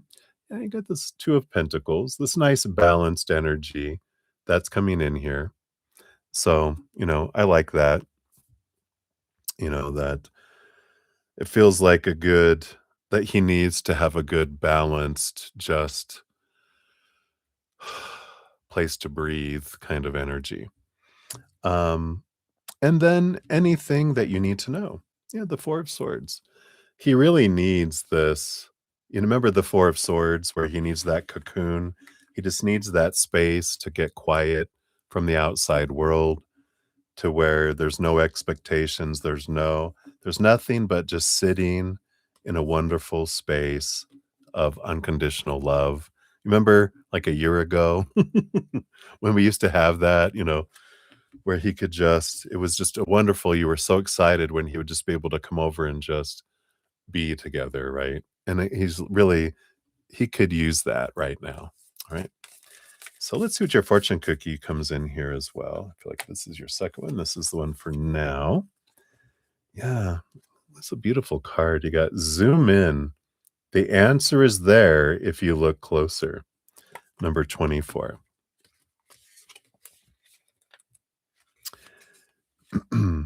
Immediate situation, observation, problem solving approach, environment, inquisitive nature, trial and error. It says take a closer look at the immediate situation. Try to distance yourself and not take things to heart, but rather observe the details and the context in which something has occurred. Can we make a change to this environment? We can channel our inquisitive nature and approach the problem almost scientifically. For instance, can we add something to our plants to make them thrive? Can we remove a negative influence to make them more stable? This advice can apply to personal, work environment, or financial matters. Great gardeners also learn from trial and error. And I feel like there is this energy. It's like, realize right now, Wally really needs that balancer. Have you ever seen those? If you ever watched Hawaii Five O or any of those where they have those boats, I think they're called banana boats. I don't know, but they have the one boat, and then they have the little um, uh, what do you call them, sticks or whatever that go out here, and then they have the balancing buoy. It's like you're the balancing buoy for him right now that he could use just to help him feel.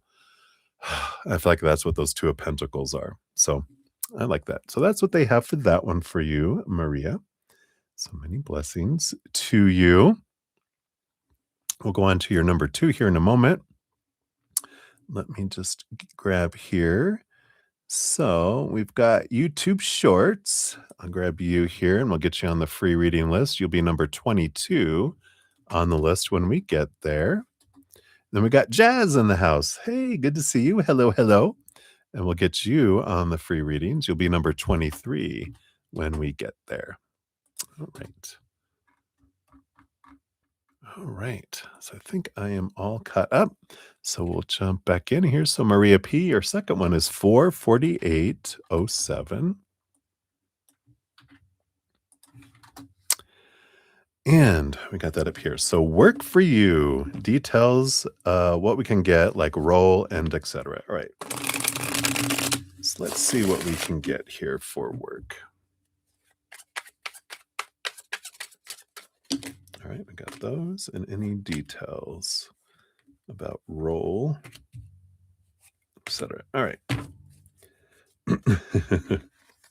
I laugh because the bottom of the deck we have the Queen of Cups, right? Whenever we're talking about work, we get one of these big heart cards of follow your heart. Your heart is wanting to take you somewhere. So I have to say it. Otherwise, they get louder and louder and louder. So I've said it and you've heard it. Check, check. It's nothing new. You already know all that. So it's just the reminder. So work for you right now. Yeah, there is going to be movement. We got the Page of Wands. So that's action energy, movement energy. Yeah, you got the 3 of Wands. We get this like before too, right? This is a change of direction with new information.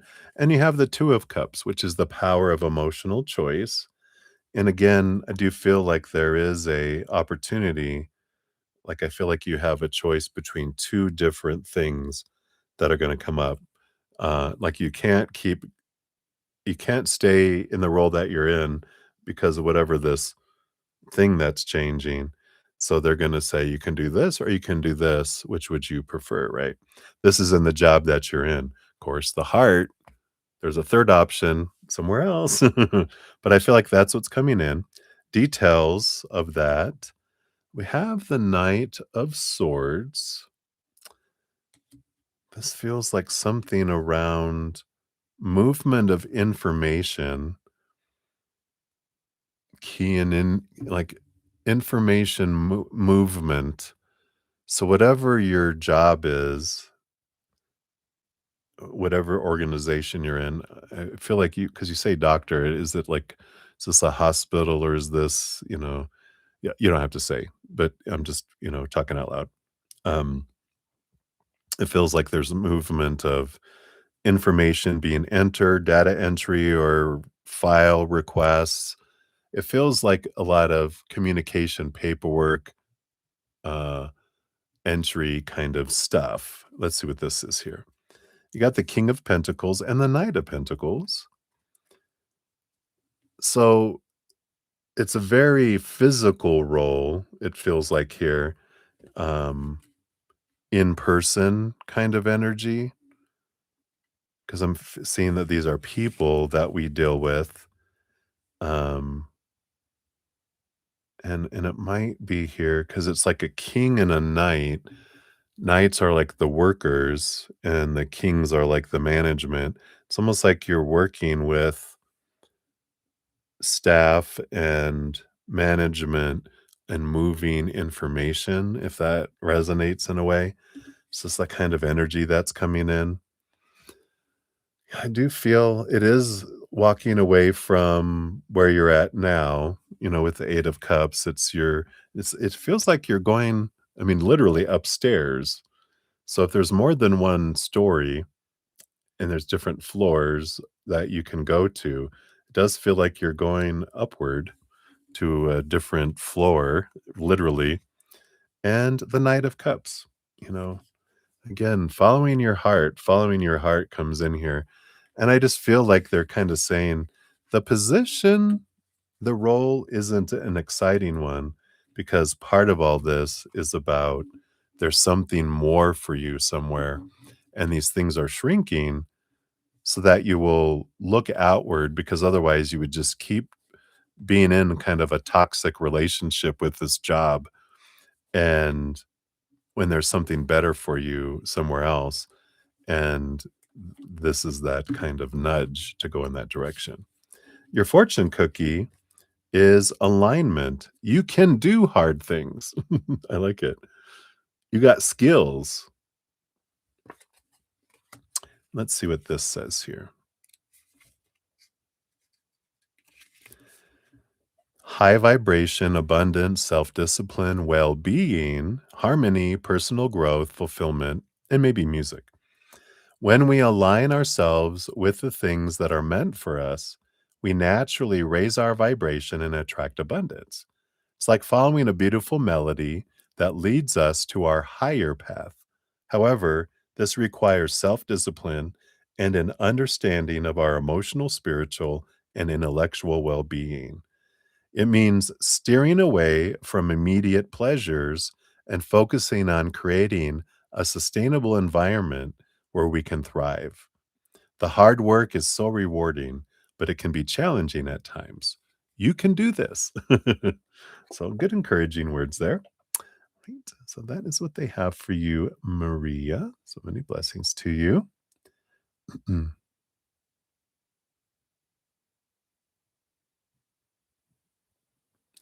All right. And all right, Maria, I see we have an additional donation came on for you here just now. So we'll get you, you'll be number 26 for that one on here.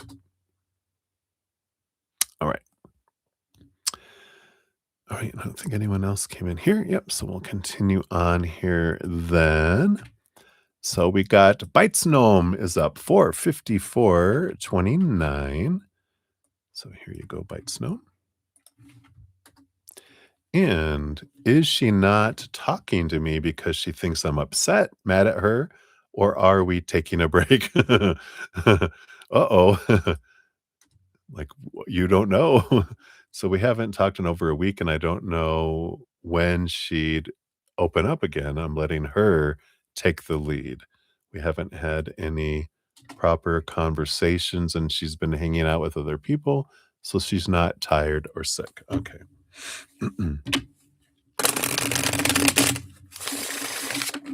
Maybe they're wondering the same thing, right? Why aren't they reaching out to me? I'm leaving it up to them to take the lead.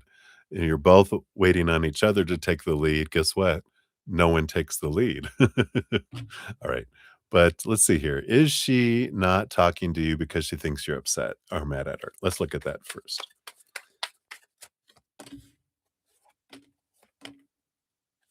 Okay. Um, and or are we taking a break? Can be both or neither, right? Are we taking a break?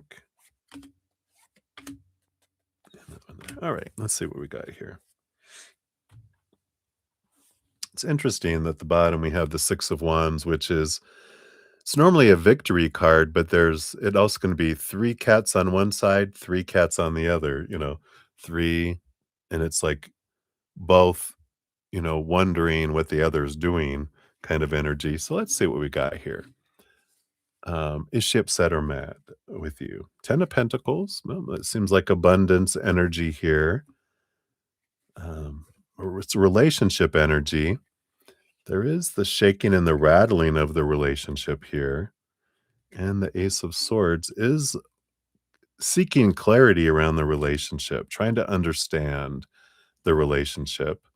Underneath the surface, we've got the Nine of Cups too, which is emotional dream come true. I don't feel like mad or upset. I feel confusion, the need of clarity around, all of this. Wow, you came just in time. Hey, good to see you. So that's interesting.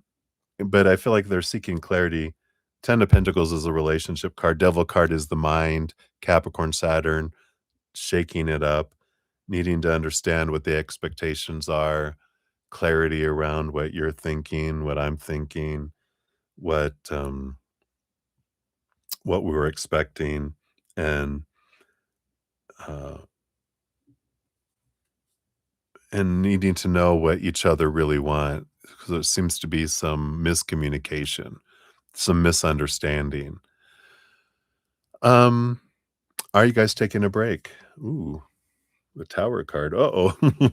Maybe. Let's take a look here. We have the Hierophant, this change energy that's coming in here. Got the Three of Cups as well, friends, and we have the Ace of Pentacles, which is like a new start energy.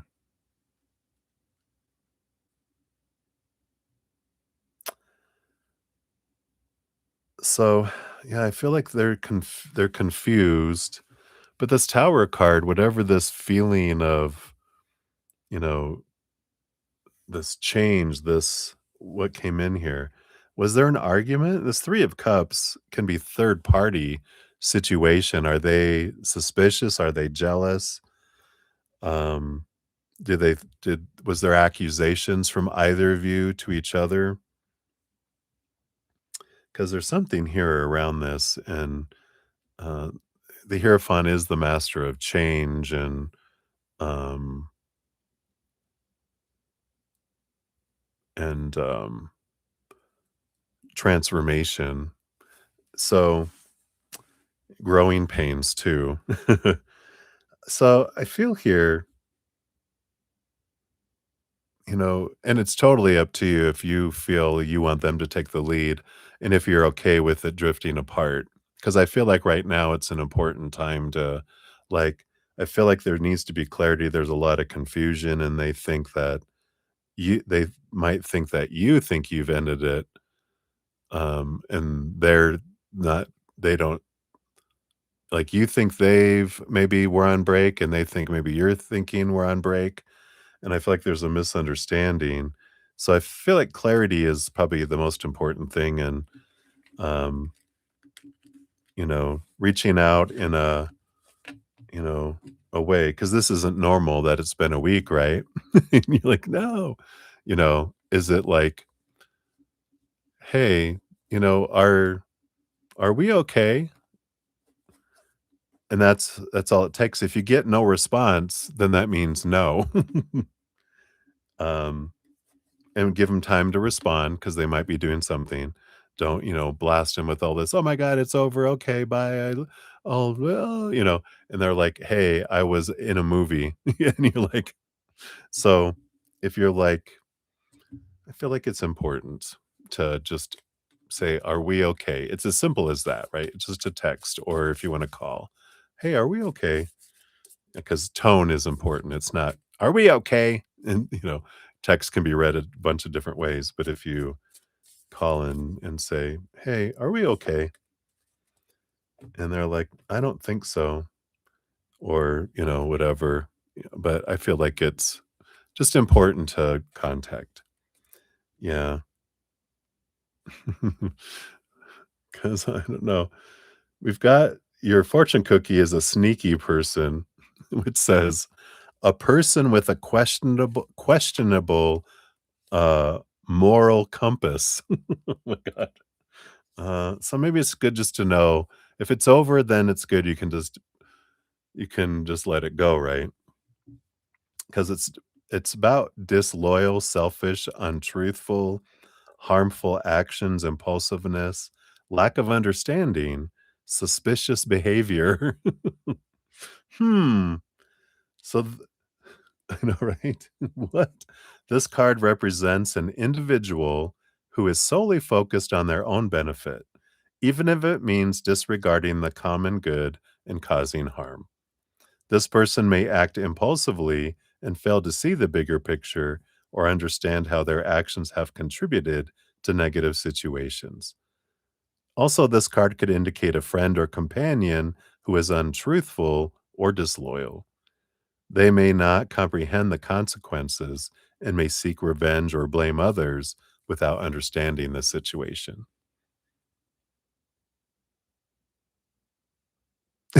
No. No. It's not sneaky. You're seeking guidance. Um, so yeah, no, that's not a questionable moral compass. Um, so I feel like, and if it's not, it could be neither of you. It could be someone else that's trying to, you know, get in between the two of you too, and saying, you know what they said about you? What? you know, oh, and then they say, you know what they said about you? What? And they're put people against each other. But I feel like the biggest thing here, and of course, this is just, you know, we ask spirit, they give us advice, you can do it or not, is just to simply reach out to them however you want, whenever you want, and just ask if, are we okay? And then you'll find out. Yeah, right. High school behavior. Isn't that great? So hopefully that helps Blight Snow, but that's what they have for you. Thank you again for your donation. Just make the call. Just make the call.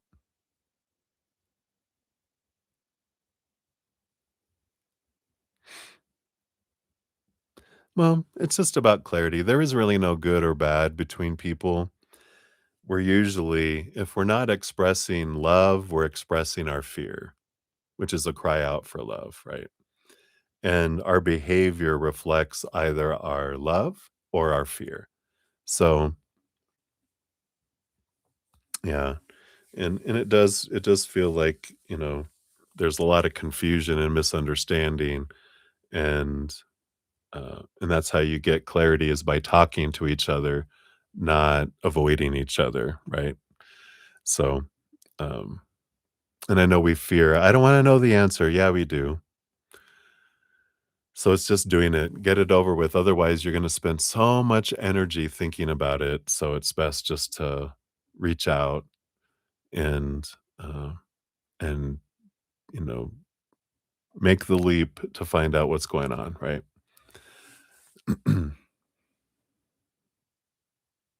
Yeah. Uh, maybe once. No, we've been there. It's always the wondering, and when it's in here, trying to guide the youngins, yeah. I tell you, and it's spirit too, of course. They know they're connected to all experiences, so that's why they're so wise. But I can affirm and confirm their messages that that's the thing. So much time worrying about what could be going on, or I'm not sure, and it's like, just ask where, when there's 2 people in a relationship, the person we should be asking our questions to is the person that we're in a relationship with, not, you know, "How can I find out without approaching them? Because what are we fearing? I'm fearing their answer. I'm fearing what's the worst thing that could happen? Yeah, they're saying, "You know what? Yeah, it's over. I met someone. I met someone else. I don't like you anymore." "Oh, okay. Good to know. Have a good one. I hope this relationship works out for you." That just means that they weren't for me and that there's someone that's gonna align with my energy somewhere down the road. And when we can know that their actions or, that they aren't choosing us doesn't mean anything about us. It's a good thing. They're telling us, "Hey, I need you to know I'm not the one for you. There's someone else that's gonna be amazing for you down the road," right? Yeah. Exactly. They can say that, and you're like, "Okay, I appreciate that information." Because we're mirrors, right? And so when someone goes, you know, "I hate you," 3 fingers pointing back at them. So they're saying, "I hate myself, I don't want myself, and I'm a bitch." Right. Yeah, right? Here, let's get it over with. So this is them saying it. No, no, no, no, no. "Look, you're still alive. You're good." All right. So hang in there, my dear. I know. What an adventure. So many blessings to you. Yeah, woohoo. Yeah, I'm still alive after, how many relationships. So if I can, you guys can, let's go. All right, we'll continue on here. We've got up next, we got Camilla 50729.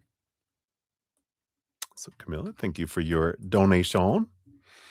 And you want to know, why have you been so unlucky in your social life? Nobody wants to invite you uh, anywhere, or your children. You try so hard and nothing. All right, let's take a look here. So, what's going on here? When's the last time you took a shower?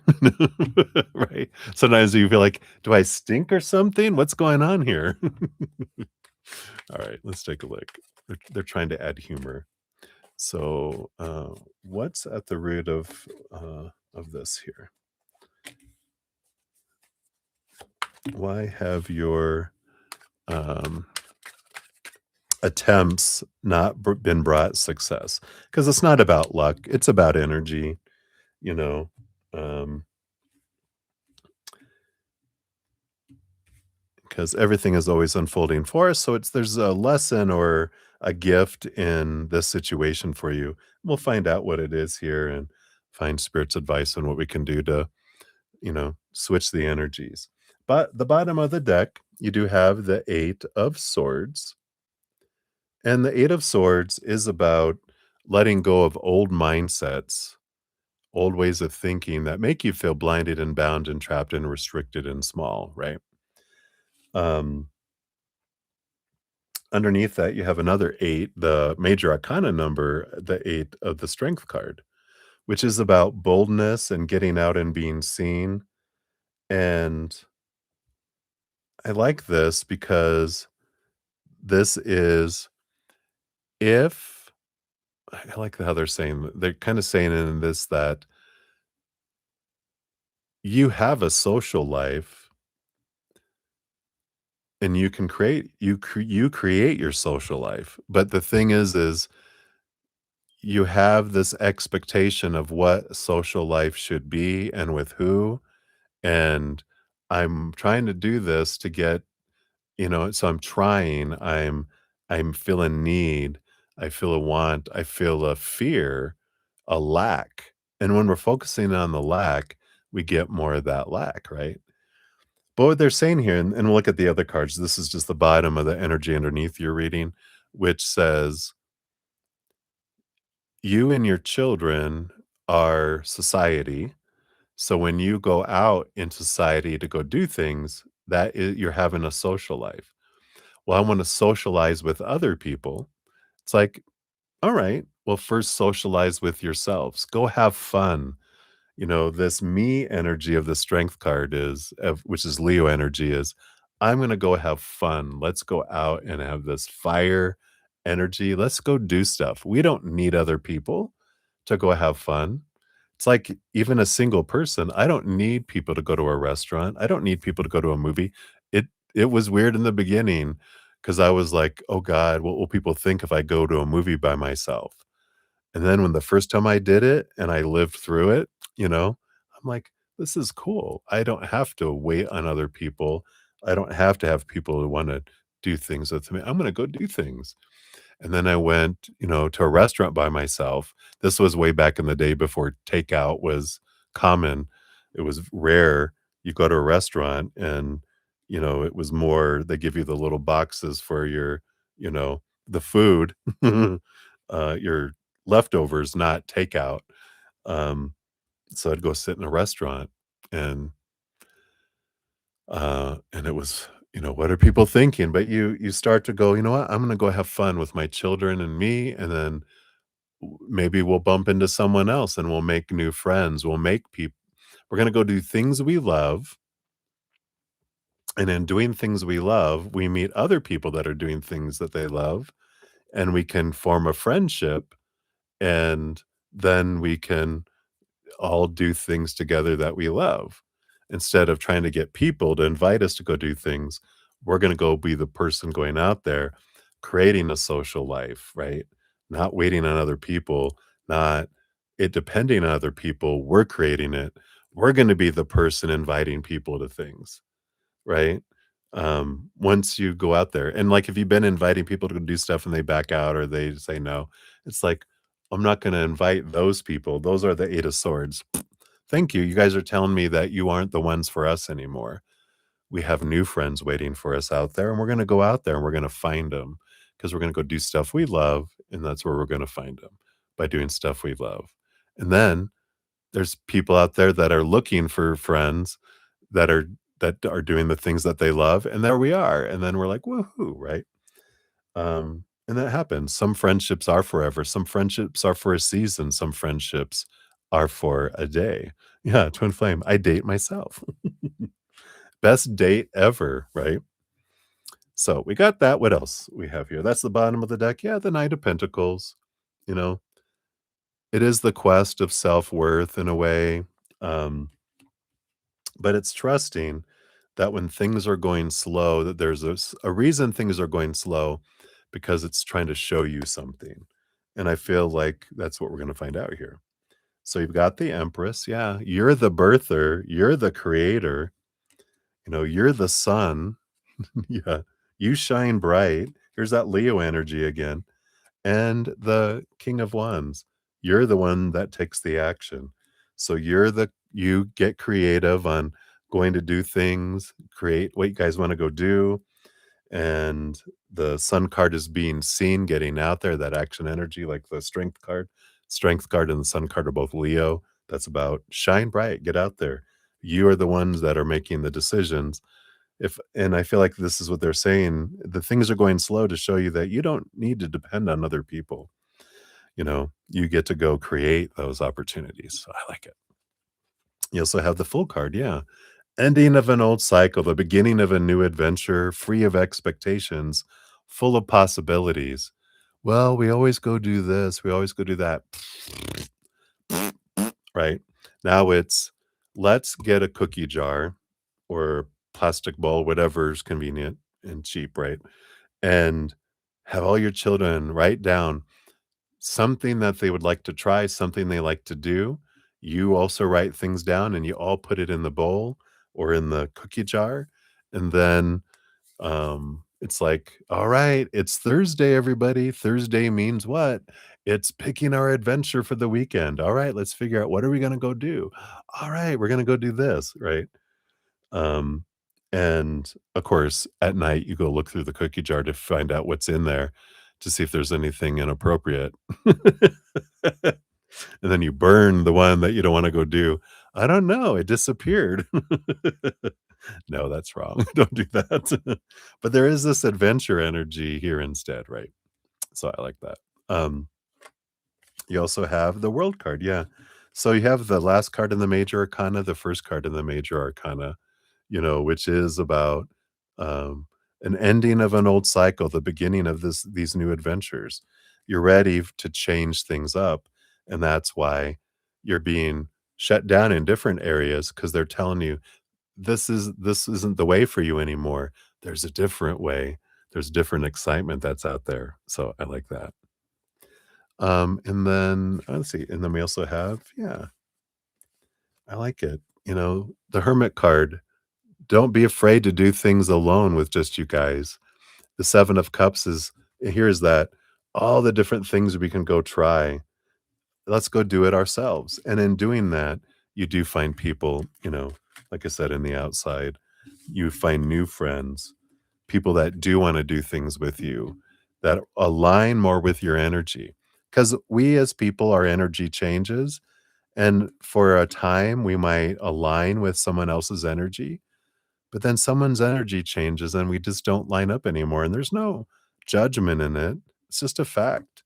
Humans change, and sometimes our energy just isn't matching up. So, uh, we don't keep trying to force our energy and their energy to match. We just realize we don't match anymore, and that's all right.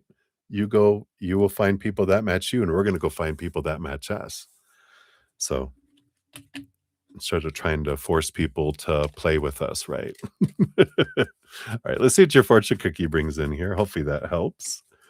And do you have balance? Balance your chakras. Yeah, here's that balancing that. It's our energy changing. Let's see what this says here for you.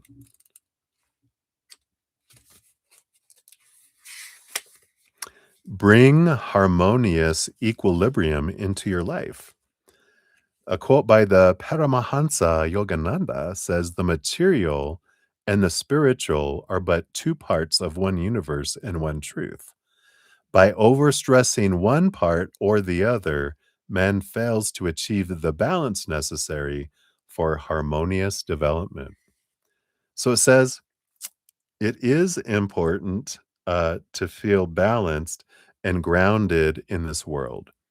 Take note if your choice of work spiritually nourishes your hungry soul or your choice of play, because you're talking about social life, right? Know that you are supported, secure, and safe in taking every step towards achieving your dreams. Express your sexuality and creativity by following the passionate voice that speaks from your heart. Reclaim your personal power, knowing that nothing can hinder your determination to be happy. Learn to love unconditionally and expand your heart so wide that nothing or no one can break it. Freely express yourself with a clear, strong voice without any limitations or self doubt to have a life in the rhythm of self expression. Your intuition is the insight for guiding your vision and living your dreams. Feel your magnetic spiritual connection with the divine. 3 introspection questions. You've got, how would my life appear if it were perfectly balanced? How would I feel to be evenly poised? And what is one action that I can take today in order to experience more equilibrium? Your affirmation is, I now experience perfect balance in my life. So I love that. Again, follow your passion, follow your joy. Where is it taking you? So that's what we got for you, Camilla. So many blessings to you. Thank you again for your donation. Go have some fun. What is it that you would like to go play? All right. So we had a couple more donations coming here. We got Sudeshna. Hello. Thank you for your second donation. That'll be number 27 on the donation list when we get there. And there's your question here. In Twin Flame, you always tell your students what other people think of me is none of my business. I love that. It's one of my favorite memes or whatever that goes around out there too, because it doesn't have anything to do with us, right? It's um, what other people think of us has so much to do about what's going on inside of them and about them. So I agree with that for sure. All right. And then we got Jamie G in the house as well. So, Jamie, thank you for your donation. You'll be number 28 on the donation list. And we're currently about to go on to number 23. So it's not as far away as it sounds. All right. So let me take another sip here. Sorry, I got to take some of this. Mushroom drink is floating to the top here. All right. So we are to number 23, which is Adam James. Welcome, welcome. Thank you for your donation. And yours is 52112. Look at that mirroring in your timestamp there. So you want to know, what does divine want you to know about the person you like are? All right, let's take a look here. What do they feel is important for you to know right now? We do have that, we do have that, and that, and that, and that. All right, that is it. All right.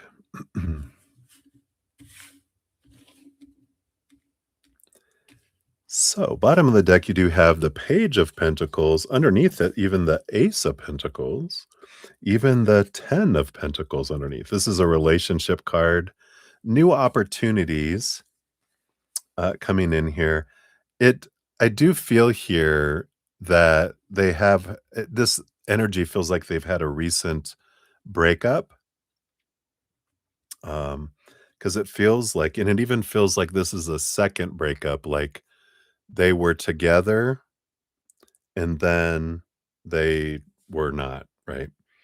And then they came back together again, and then they're not. So it feels like they've, like, attempted 2 times and both spiraled and blew up, because then when they went back, nothing changed. They got back together, kept doing the same things they did before, and got the same result again.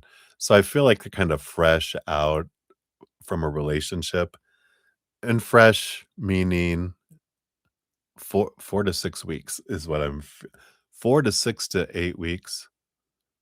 Oh, yeah, because it feels like one of them knew that this isn't gonna work out, so that they knew before the breakup happened that it wasn't gonna work.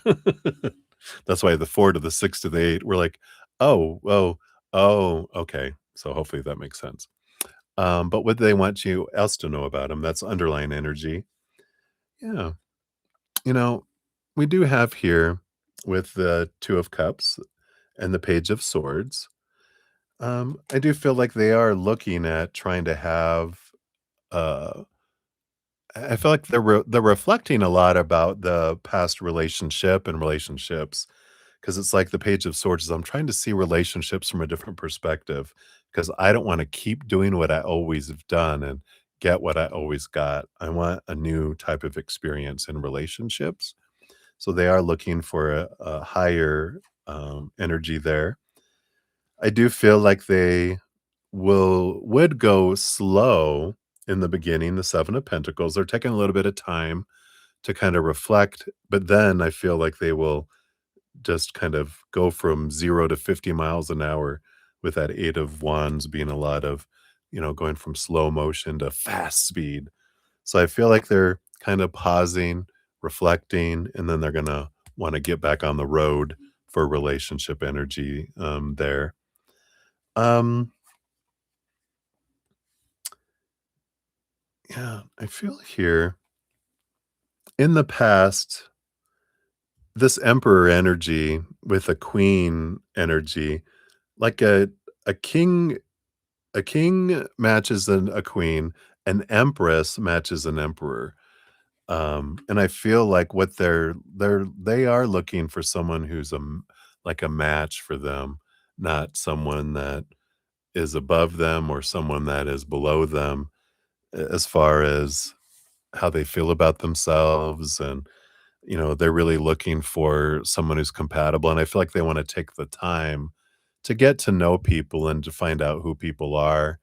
And that's why I feel like that 7 of Pentacles are taking a little bit of time. But once they find a compatible person, then they move on it and let's go. But I feel like they just are like, I'm just going to give it a little bit of time just to reflect and um, to see what I really want and what I don't want before I am open to relationships. So friendship is good to start off. And then, and I feel like that's the thing is, if you're friendly with them, then that's great, right? Let's start off with friendship right now, I feel like is the only thing they have to offer, anyone. So I feel like that's what you need to know right now about the person you like. Your fortune cookie is warrior spirit, stand your ground. I like it. Beautiful cards. Number 20, which this is about defend your stand, your firm stance, respectful disagreement, conflict resolution, and clear communication. It's time to tap into your warrior spirit and take a firm stance on a matter. Be prepared to defend your position and assert your vision confidently. However, be cautious not to fall into the trap of blaming someone else or playing the victim. Keep an open mind and try to understand different perspectives. Finding middle ground is possible, but not when it comes at the expense of the greater good. Fight for what is fair. Make sure to state your position clearly and respectfully. I feel like this is kind of an energy of gain confidence, use this time while they're, kind of reviewing things and going, uh, you know, finding out what they want in relationships. Use this time to improve and, do whatever you can to raise your self-love and your self-confidence and your self-worth. And that just makes it more kind of energy if they're meant for you. So hopefully that helps. And that's what they got for you right now. So many blessings to you. Thank you again for your donation. All right. And we have Ankita in the house. Ankita, your donation, thank you for that, will be number 29 on the list there. And here is your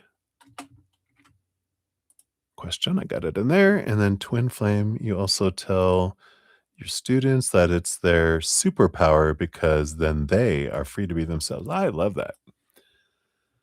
They are getting some great advice ahead of everyone else. What a great head start for them if they'll listen. Right? Big if. No, I feel like you get them to listen. All right, and you're actually up next. So Twin Flame, we got you 52828 is your timestamp. And you want to know, what do you need to change so that you can have heaven on earth and feel the way your ancestors feel on the other side while I'm on this side? And how can I sustain it? That's all? That's all you want to know? All right, let's take a look here.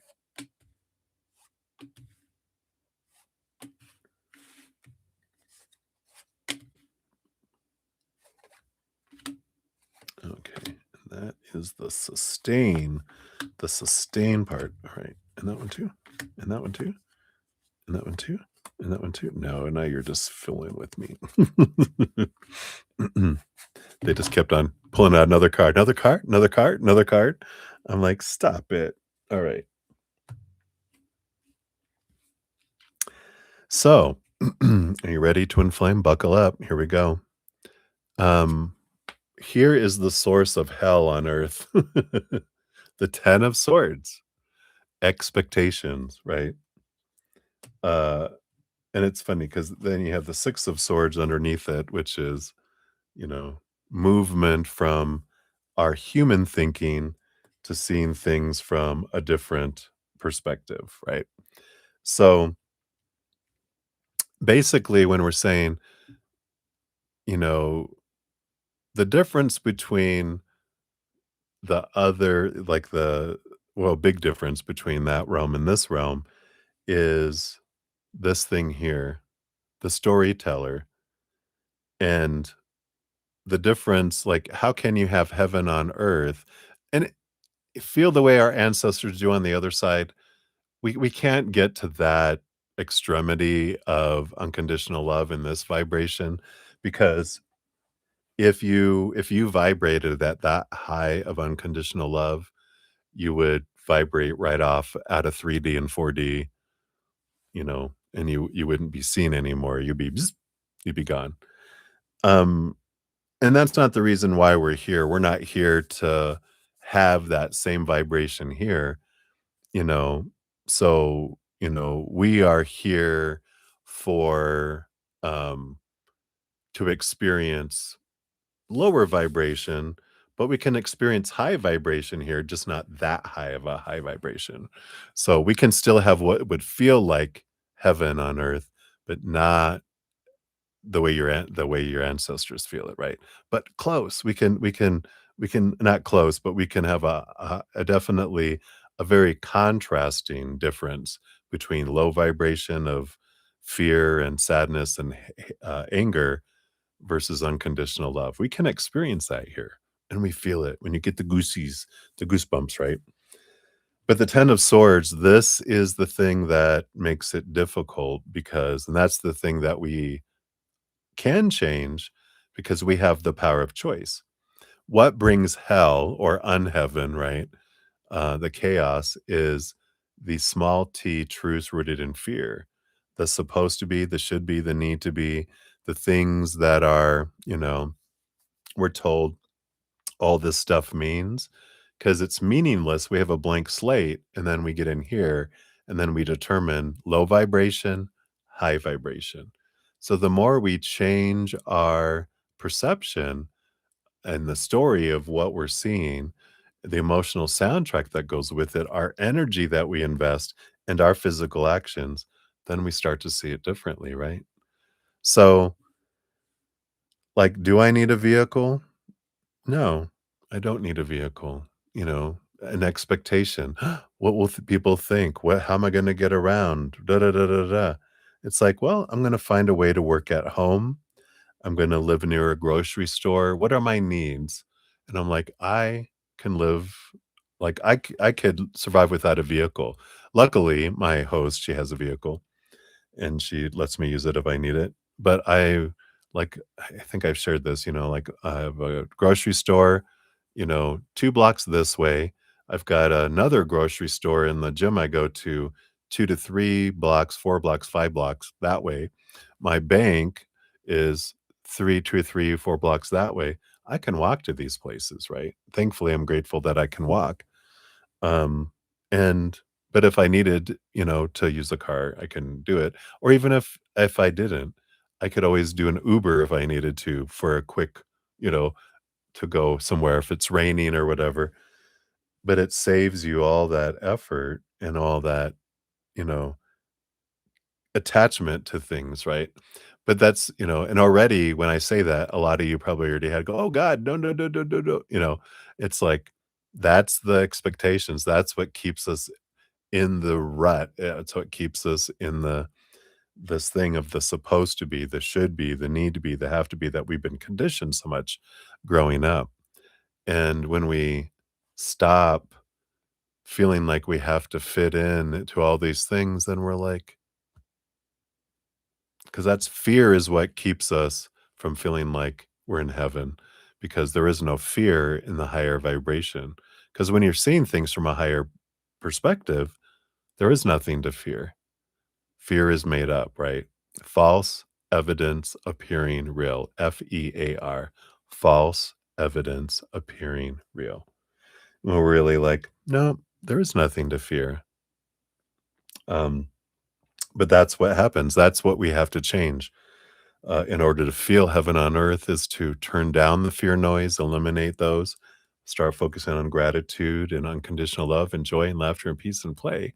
Then you feel like you're so peaceful and you don't freak out about things, right? So I like it. So that is what your underlying energy is. What else? Yeah, judgment is about seeing things from a higher perspective. Follow the pull of spirit, follow the pull of our heart instead of our mind, where all the expectations are at. Yeah, the Ace of Cups. We focus in on our self love, realizing that the outside world, we don't see the world as it is, we see the world as we are. So the more we raise our love vibration, then we see the world as a very loving place. We see the world as heaven, right? But if I have hell going on in here, what am I going to see out there? Hell. If I have conflict going on in here, then I have conflict going on out there. So the more we raise our own love vibration, we focus on our self love, our self worth, our self confidence, then it changes our whole perspective of the outside world. Yeah. Letting go of this belief that we can be heartbroken. Again, this is a change of stories. Understanding that when fear arises, we feel a prick in our heart, but it's not breaking. It's just going into fight or flight mode. It's an emotional indicator that our inner child's freaking out, right? So we go into and spend time with our inner child, comforting it, going, "Why are you scared? Come here, let me hold you. Let me give you this energy," right? And and then we have less and less triggers, but we kind of have to uncondition ourselves with our expectations on our emotional past and our energetic past and physical past. It's like we transform it to higher vibration, then we start experiencing higher vibration. and the 7 of Pentacles. Yeah. Understand that time doesn't exist. What are we rushing for? Understand, am I driving for something, you know?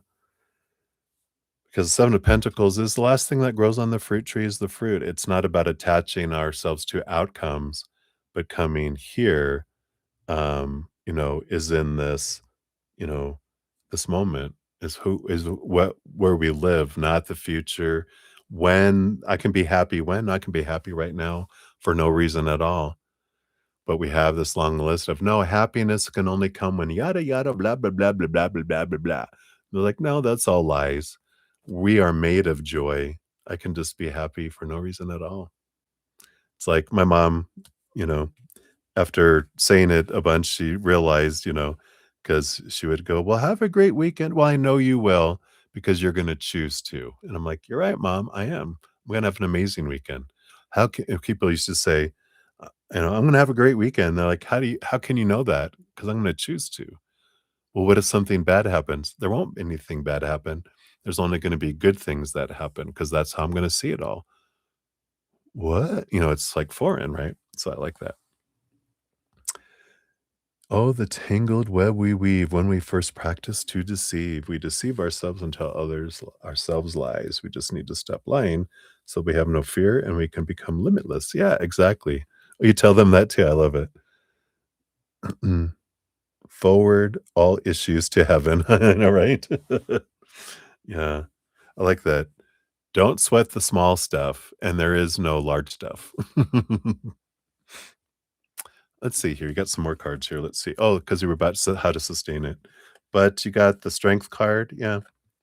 It's about being courageous enough to face the battle that's going on inside us, right?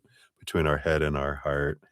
And yeah, seeing the abundance, seeing gratitude. We talk about it all the time. Gratitude is one of the greatest fear killers because fear can't exist when in gratitude.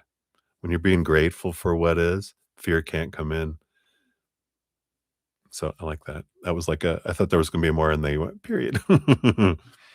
And then um how to sustain it all. Yeah. Learning, learning your power of emotional choice with the lover's card, knowing that I get to choose how I feel in every moment and it's independent of what's happening in the outside world. That's how you sustain it is embracing your power of choice, not blaming anything in the outside world for how we feel, taking responsibility for how we feel, and then stepping into that power. Flex it. You sustain it by using your power of choice over and over and over again for choosing higher vibration. Then that becomes your habit. We're taught to choose lower vibration growing up, but then we can learn to change our habit and our reaction to focusing on higher vibration. King of Pentacles is also, um, you know, again, we were talking about self worth, right? We sustain feeling like we're in a wonderful place when we ground our worth in the eternal unconditional love of the higher realms and not attach it to people, situations, or things of the outside world that are unstable. Because that's hell. That's unheaven when we're thrown all over the place, right? Yeah. Or they're not, there are no bad things. There are, and that's, changing our thought process, right? We're taught good and bad, better, worse, failure, victory. Instead, there's just different things, different situations, you know, different choices, but that bring different outcomes, different experiences, but not good or bad. They're just different. It's like temperature, you know, there's like hot temperature and there's burning, scalding, hot energy, and there's freezing, frozen, sub-zero temperature. And in between that, there's opinion about what is warm and what is cold. Like for me, I'm a mountain boy. I'll walk around outside in 40-degree weather and shorts and, you know, and, no, maybe a light jacket, because I run warm, I feel like, and I love cold. I'm a winter baby. Um, my dad, he's a tropical person. They live in Hawaii, and they're like, "Brr, it got down to 70 degrees. We had to put on socks," And I'm like, and they want me to come visit them, and I'm like, "When's the coolest time out there?" And they're like, "Winter, when it gets down to, like, 65 to 70 degrees and it rains." And I'm like, "That sounds delicious. I think that's when I'll plan to come visit you." Otherwise, ugh, hot and humid? No, thank you. So it's our choice, right? Let's see what your fortune cookie brings in too. Hopefully that's helpful. We've got creativity. Use your imagination. I love it. Number one, it's a magician card. The magician energy is kind of that, you know, understanding what we want to grow, what we want to create, right? Do I want to create heaven? Then the magician has all four aces in front of him, right? The ace of swords, the ace of cups, the ace of pentacles, and then the ace of wands, right? All those represent the four areas that we make choices in. And when you understand, when we understand that we every moment we make a choice in those that we're creating through all of that, right? Which part? I've been talking a lot. I'll read your fortune cookie and I'll let you put which part was confusing. So, problem solving, innovation, adaptability, exploration, unconventional, flexibility, and perspective. Perspective. There we go again. Try to find innovative solutions to complex problems. By keeping an open mind and a positive problem solving attitude, we can discover more options and find solutions that benefit ourselves and others. In our daily lives, being creative can add a fun twist to everything. It's all about spicing up routines and finding joy by exploring bold new ideas.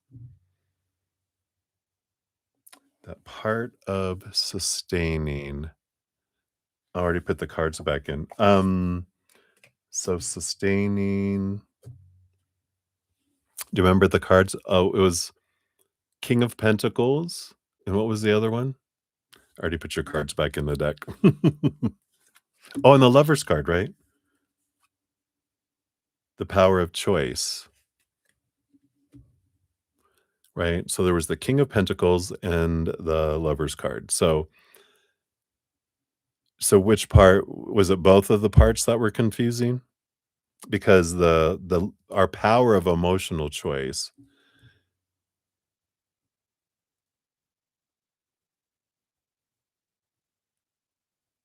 We look up at the higher and ignore the person, place, or things in front of us.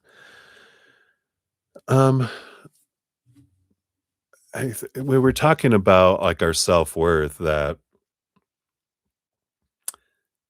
instead of defining attaching our worth to relationships, situations, or things, we attach it to the eternal unconditional love. Like my worth doesn't change by what's happening in the outside world, because my worth is attached to knowing that I am eternally, never ending, unconditionally, no conditions, right? Nothing I have to do to earn it, nothing I can do to lose it. So my foundation of my worth is in the eternal, unconditional love, and that nothing that happens in the physical world changes my worth. But we're taught, no, your worth is dependent upon what happens between you and human relationships, what happens in your situations like job, education, social status, marital status, or things, your body, your bank account possessions, right? People, situations, things. And when we define and we're taught to define, your worth depends on those things. So we strive to find someone. We need to be with someone, because if we're not, we're losers and we're worthless. If I don't have a good job, if I don't have this and that, and blah, blah, blah, blah, blah, I'm worthless. I'm rejectable. Um, if I don't have a good body, if I don't have a bunch of money or possessions or whatever we're taught is the level of things we're supposed to have, then we feel like our worth has dropped. But that's a lie. That's what the sustainability is. We move in here um, to focus in on our foundation of our worth is here, not the outside world. And in a way, I mean, do we ignore it? We I don't know if ignore is the word I would use. We just don't attach our worth to it. You still experience it, you just don't use it to attach your worth, right? Because we come down here to go on these adventures, safaris through relationships and situations and things, but to sustain a higher vibration, we don't attach ourselves to lower vibration things. We attach our worth to high vibration.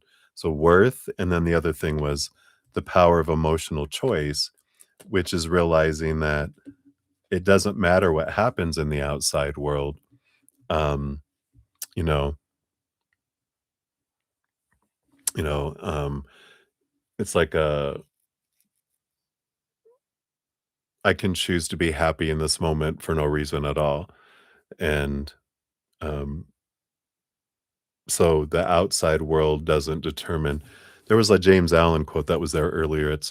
It's not the situation I go through that determines how it impacts me, or everyone that went through the same situation would always feel the same way, but we don't. So it's not the situation that determines how it impacts us. We determine how it impacts us, right? Ah, okay. Ding, ding, ding. We have a winner. All right. So thank you for, because if it didn't come clear through for you, then it might not have come clear for others too. Um, so good. I'm glad we hashed that out. All right. So let me double check here. So we did have here. Let's see. Did we get your free one, twin flame? Let me see here. Yeah. Um, Potential love partner. Yeah. So you're number 20 on the free readings. I got you there. And then we have Trampzilla. Hello, hello. Good to see you. I see your free question. So we'll get you on the free list too. You'll be number 24 when we get to the free readings. All right. And I think we're all cut up, right? So liberating, so freeing, unrestricted. That's how, we realize what is of higher vibration or lower. Higher vibration is limitless, powerful, not restricting, free. And of course, unconditional love and joy and laughter and peace and play. That's higher vibration. Lower vibration feels restricting, limiting, powerless, sucking the life out of us. And it's fear, anger, sadness. Fear is the underlying energy, but it's expressed as fear, which is the fight and fight or flight, or sadness, which is the flee in or flight in fight or flight. And that's how we know it's lower vibrational versus higher. And it's like, okay. And there's no right or wrong, there's not a you're supposed to live at a high vibration and that if you don't do it, you fail. It's just we come here to experience low vibration, high vibration, and everything in between. And there's no right or wrong. It's an adventure. So I like it. All right. So we will continue on here. I just have 1, 2, 3, 4, 5 more donations to go here. We've got Sudeshna's up next, and then Maria P, and then back to Sudeshna, and then Jamie G, and then Ankita after that. Yeah, yeah. Good. Cheers. All right. So let us jump back in here. So number 25, we got Sudeshna, 55146.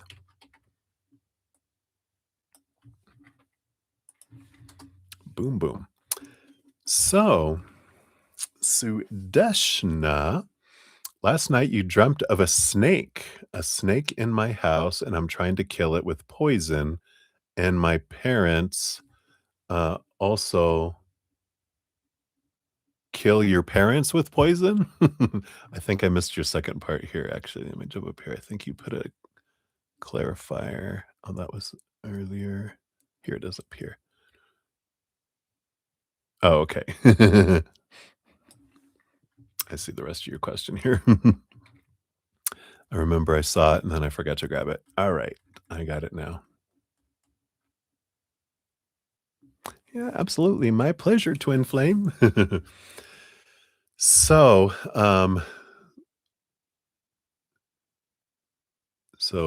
you were trying to kill the snake, but also your parents were trying to kill the snake, I think is what you're saying. You were also trying to kill your parents in addition to the snake, right? So what is the significance of this dream? All right.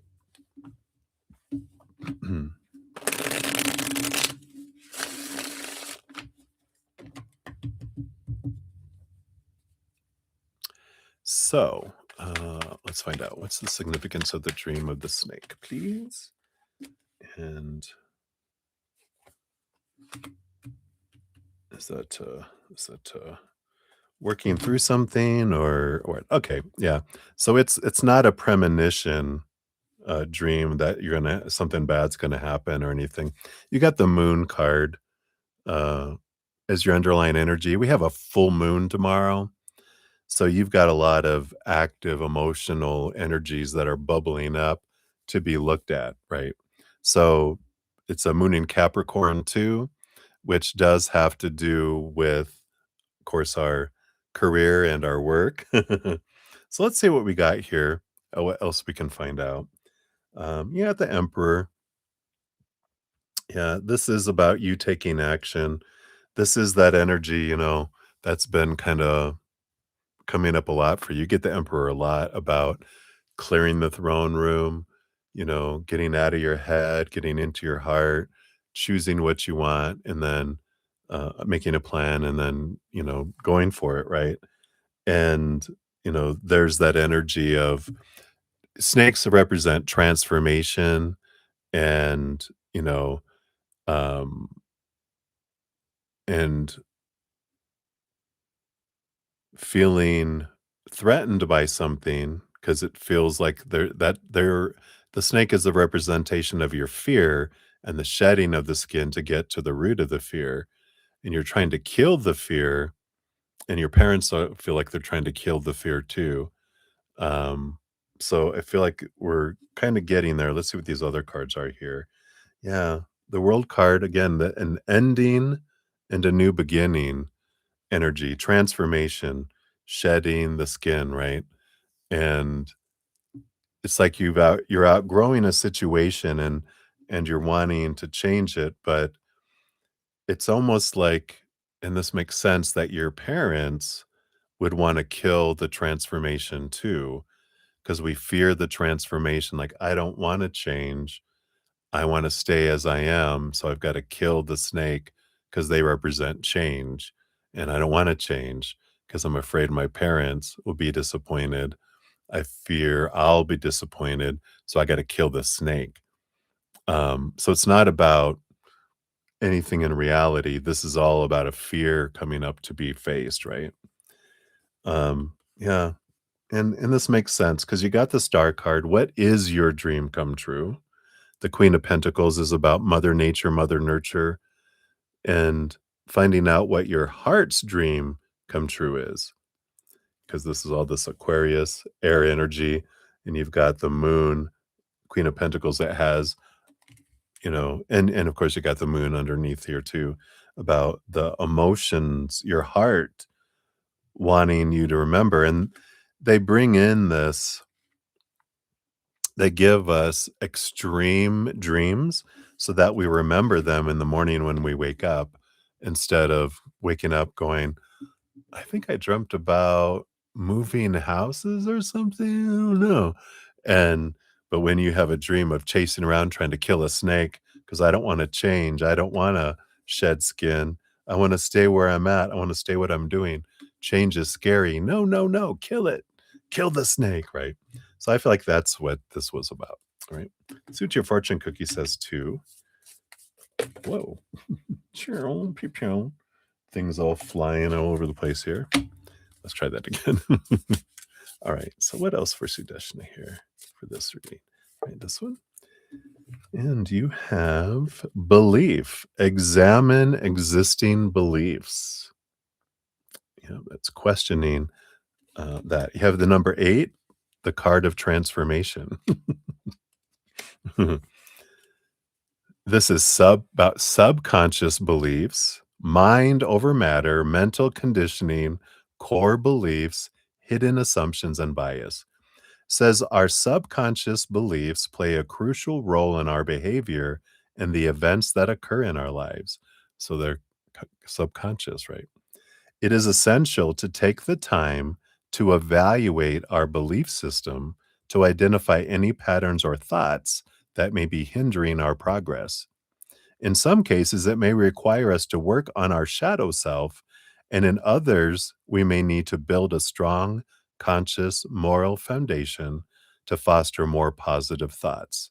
These efforts will help manifest more joy and success in our lives. Yeah, so this is this energy of, your heart is wanting to take you somewhere. It wants to transform, it wants to change. And this is representing the resistance and the fear of change, is what the big kind of basis of all that is. So hopefully that helps, Sudeshna. That's what they have for that one. All right. And then we have Maria P, 55844. So this is your number 3 here. And let me just move that up here. And we are over here. This will be this one here. There we are.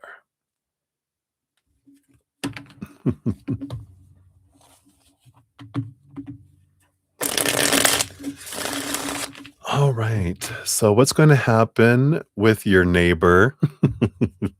Remember, mirror. So, what's going to happen with your neighbor? Are they going to make more drama? What's coming for you in love next month? Soulmate, how they look and what they do, and a message from Wally. No, none of those. Oh, that one. All right. So what's going to happen with your neighbor? No, we got balance, 2 of pentacles. It's also mirroring energy, you know. We always go back to what you focus on grows, right? So if you get balanced in your thoughts about your neighbor becomes balanced. If you think your neighbor is weird and you have weird thoughts about your neighbor, like that they're weird and they make drama, then they're going to bring more drama and weirdness. So it's all about balancing this. That balances that, right? What's coming for you in love next month? You got the 3 of Pentacles. This is about you being true to your authentic self. There might be a little bit of choice between people that comes to a head next month. That is that kind of third person kind of energy. So it feels like there's some sort of, I don't know, choice again, choice to make with that. Um, so we do have that there. And then soulmate, how do they look and what do they do? You got the Hierophant.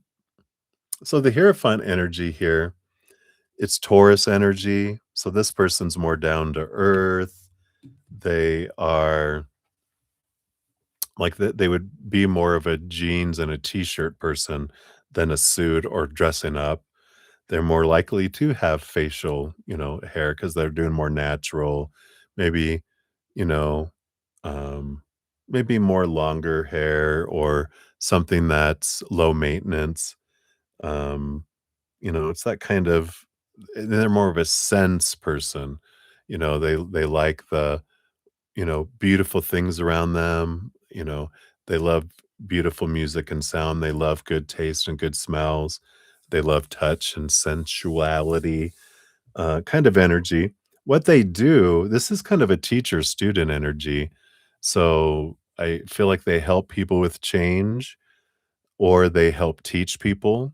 Um, something, train people, could actually be a professor or a teacher of some kind, is that energy with the Hierophant. So, or something to do with education, because of all the books and all that kind of energy.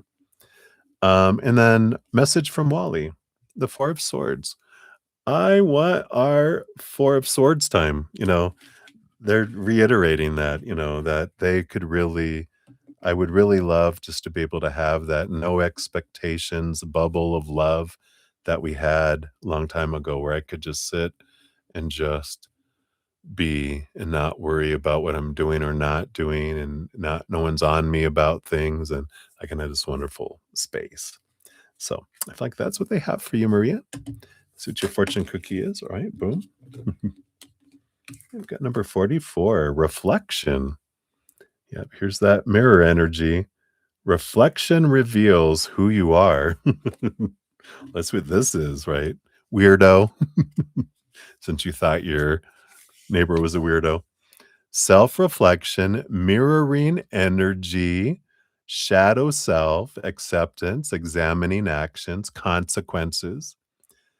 So the meaning of this card is highly contextual. To balance the scales, you may need to employ a certain duality. You might have to call upon your shadow self for guidance, or you may need to accept a special aspect of yourself to progress to the next level of a situation.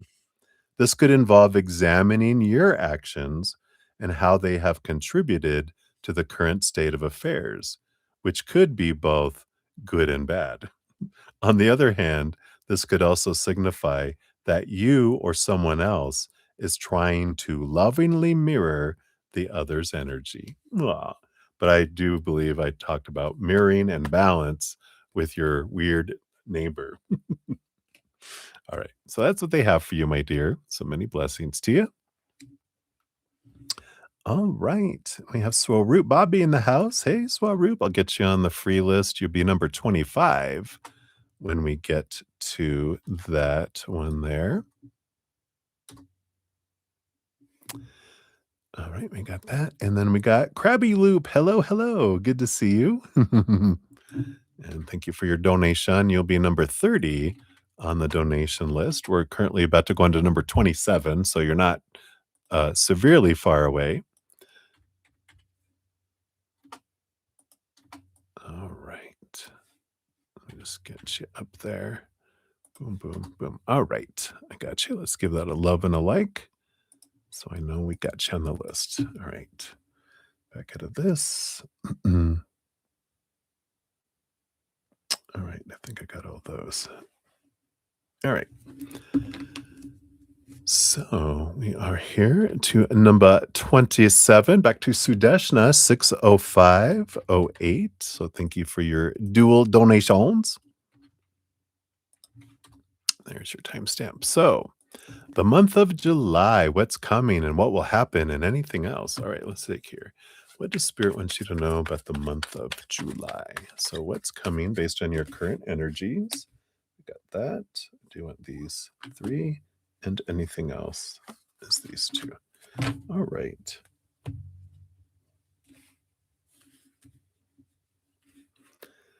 All right. Your underlying energy, you do have the Lovers card coming in for July here. So something to do with important relationships. It doesn't necessarily mean romantic. We'll see as we look at these other cards here. But I do feel like there is this energy.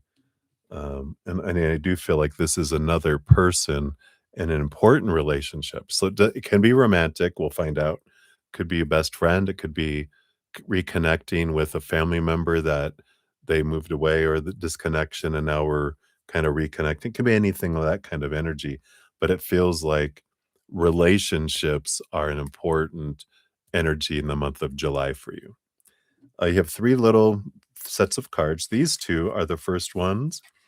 Yeah, it feels like here there's a little bit of drama amongst family and or friends, or family and friends, with the 5 of Wands. But the 10 of Wands is this message for you, because this is all about you, that it's not your responsibility to make sure everyone else is getting along, especially like in your home situation, or actually any of your situations, because it feels like there's conflict at work, at home, at with friends, between each other, or whatever. And you are not the one responsible to make everyone happy with each other and to make you know, that's not your job. Your job is to maintain your relationships with individual people, which you do. I don't feel like you're at odds with hardly ever anyone ever. You are more concerned about how other people's actions are impacting other people. And when you're like, yeah, because when you get in your heart and, if your other part of your family that you guys live with says something or does something, you're afraid how that'll impact mom, how that'll impact dad, or, what they will think or whatever. And you're like, nope, that's theirs to choose and to go through. I can't change their emotional choices. I'm going to focus in on mine. The 10 of wands goes, I'm gonna change my energy from focusing on the downward stuff to focus on the upward stuff, right? Unconditional love, joy, laughter, peace, etc. Sorry, it looks like it keeps going zzz, zzz, zzz. So if I don't know if you guys are having a delay at all. Okay, I think I'm okay. So that's, an important piece for July is not just to be in the eye of the storm. Don't go out into the storm. Just focus on what you can control, which is focusing on higher vibration instead of lower. Okay. And then you also have, yeah. So I feel like you have the star card. You're really getting clarity here on the what is my dream come true, because you got the 5 of pentacles. Here's the snake we were talking about, right? Which is the fear of failure, right? The fear of abandonment, being left behind, being left on the cold, not being enough, not having enough, right? So we've got that, and you've got this courage, this strength energy to, find out what that is and move forward with it as well, right? So I like that. So I feel like you're getting a lot of clarity in July about what it is that you do want. And then you have the Page of Wands and the Ace of Wands. Yeah, a lot of action energy, a lot of movement energy in July here. And it's also being aware, again, of where I'm investing my energy, that realizing I'm not um I'm not, being kidnapped by someone and life is unfolding and I have to deal with it. It's my energy is drawing my life to me. And so there was this quote. It's look at the past to understand why you are where you are today, and look at today to find out where we'll be tomorrow. Because our yesterdays are what brought, and our energy focus is what brought us to today. And the energy I focus on today is going to be responsible of where I end up tomorrow, you know? So I like that. So hopefully that helps a little bit, Sudeshna. Let's see what your fortune cookie for this one is. You have slow and steady, the snail. Patience is key. Let's see here, number 25. So this is about when we're eager to get something done, we might overlook an important aspect. Stress can make us feel like we need to rush into finding a solution. Excitement can have a similar effect. Sometimes external factors force us to wait so that we have enough time to grow before we embrace the fortunate gifts heading our way. Therefore, it's important to take our time and do things at our own pace. Patience can be hard at times, but we can always refocus our attention and choose to be more present to alleviate the discomfort when it arises. I like it. So that's what we have for that one. So thank you again. And I see you have another donation here. Yeah, hopefully, Krabby Loop, you're just 3 away. So Uh, we should be able to get there, yeah, because the donations are the lower the donations, the faster the readings, 'cause the higher the donation, the deeper we dive, so that's how that works. So he won't be too far away here. Alright, and we'll give that a love and a like. I got you there, Sudeshna. Alright, so Jamie G, we're at 6/12/19 is for yours. And does P have a crush and find you attractive, etc.? All right, let's take a look here. Based on current energies, does P find you attractive, crush, etc.? All right, let's see what we got here. So, first of all, do they have a crush? I don't feel like a crush energy. 10 of Swords here. It's interesting because 10 of Swords is about expectations and supposed to be's and should be's and things like that. I I don't feel like they're a crush kind of person. For some reason, that's what that's telling me here is they're like, no, it's almost like this is old school. They're like crushes are old school. That's for, you know, uh middle school and high school. That's not for adults. That's our kind of mentality. No, that the crushes are for the severely young, right? But does he find you attractive or do they find you attractive here? Um, we got the Wheel of Fortune. It's an interesting concept here. So it does feel like what's this fortunate? The Seven of Swords is they've got, their own mindsets, thoughts, and beliefs that cheat them out of opportunities. And I kind of feel here that these rules about you don't you don't find people at work attractive. You don't get into relationships at work. I feel like they might have had a really horrible thing happen at some point, or they saw something horrible that happened, and they have this very strong that you don't date, so you don't even want to start thinking that people are attractive.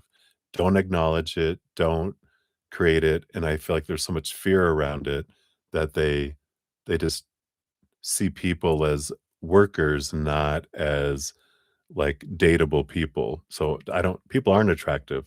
You're it's like saying your brother or your sister is attractive. No, we're coworkers. That's the kind of mentality that's coming in, which is fun. It's interesting. And that's where the Wheel of Fortune comes in because they feel it's best for us if we don't find our co people attractive, right? But they do think that you have the qualities that would make a good relationship for someone if you don't work with them. That's funny. And I feel like it's grown over time. The 8 of Pentacles on the bottom is putting in the blood, the sweat, the tears kind of energy. But, so I do feel like you've, uh, really grown on them over time, but they're like they won't admit it. I feel like they're like, "No, not this." But I feel like you would really make someone a good, you know, partner in a relationship, as long as they're not an employee. He always adds that. As long as they're not an employee, you don't work with them, a coworker. See what your fortune cookie says here too. Cards flying everywhere. All right. So what else for Jamie?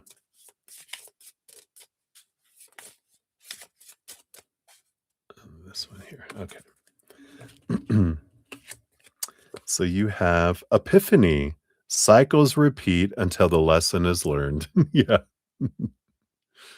That's the lantern, and I feel like that's what we're talking about. They're like, "Oh, no, I learned the lesson. I am not gonna date someone at work." You have recently had an epiphany, or they have. It is now time to close the karmic cycle and move on to a new chapter in your life. Congratulations on completing the cycle. You have learned important lessons and are now confident in your actions. Although there may be more challenges ahead, you are equipped with the skills and knowledge needed to overcome them. The light of your newfound understanding illuminates all shadows from the past. It's time to accept the lessons you've learned and move forward with confidence. I like it. But I feel like that's a lot of their energy coming in there. So hopefully that resonates. But that's what they got for you, Jamie G. So thank you for your donation. All right. And then Kita, you're up 61728 is for yours. Here's your timestamp. Boom, boom. So you just went on a casual walk with AR yesterday. Everything was fine. But suddenly, after we got back home, after some time, he stopped talking. Will he talk back again? I guess he's guarding himself. Oh, okay.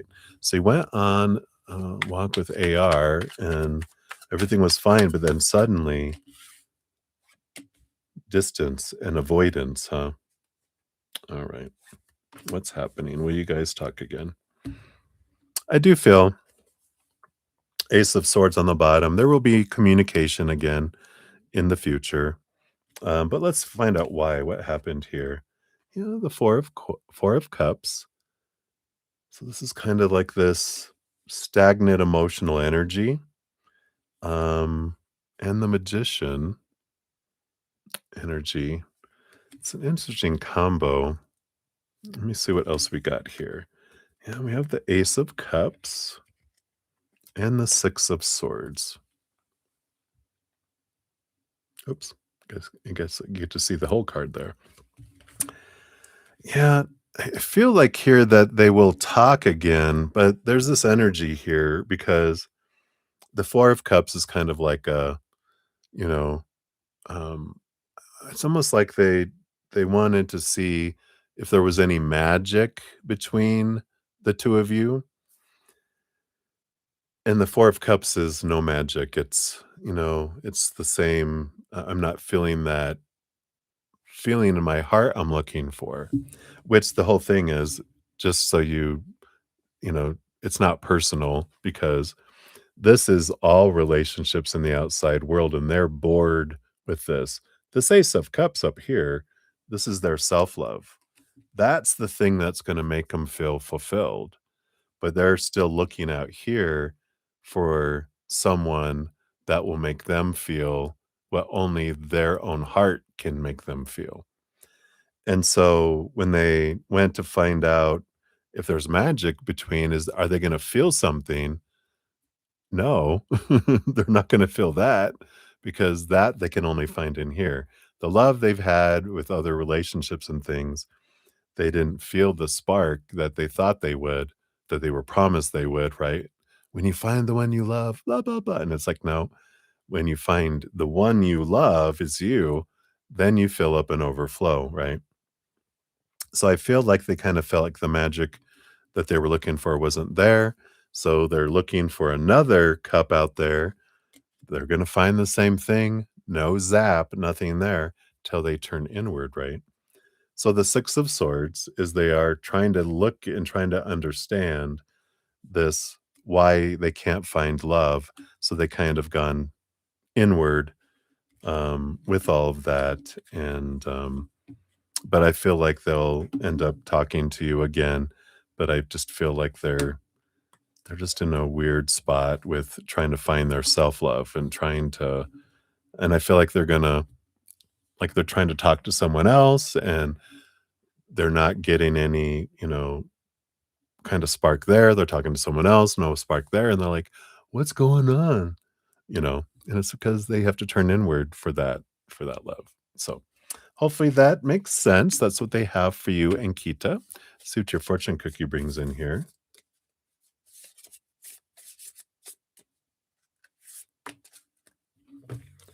And we've got home. Yeah. Time to go home. Stay at home. Sit on your eggs. Hatch some chickens. Appreciate comfort and sense of belongings. So let's take a look here. Home is not just a physical structure, but rather a feeling of safety and belonging. So, this card is a gentle reminder to focus on the inner peace and sense of familiarity that makes you feel comfortable and accepted. This feeling may be brought about by a person, a place, or energy, and it will encourage you to nurture your surroundings and environment in order to create a reciprocal loop of happiness and comfort. The more you give, the more you will receive. So I feel like this is more about nesting because it's about inner peace, a sense of belonging, which you'll find inside of you, nurturing your surroundings, home feeling, and nesting. So I feel like it's time to kind of create your little nest and realize that, again, like it's a great mirror that if you're expecting them to make you feel a certain way, they're not gonna do that. I love the question that's been coming up. What do you believe is out there that you don't already have inside here? It's a good journal prompt. Right, so that's what they have for you, Ankita. Many blessings to you. All right, and then Krabby Loop, we are to you. Are you awake? Krabby Loop, are you awake? Are you awake? Hey, Krabby, are you awake? You're like, "Shut up." Alright, there's your timestamp. Thank you for your donation. And you want a July love reading. All right. With the energy that you'll be bringing in, what will come out of your actions for love in July? All right, let's take a look here. Got that. We do have these three. Don't want those. I do want that. Don't want those. I do want that. That one is extra. All right. Let's see what we got here.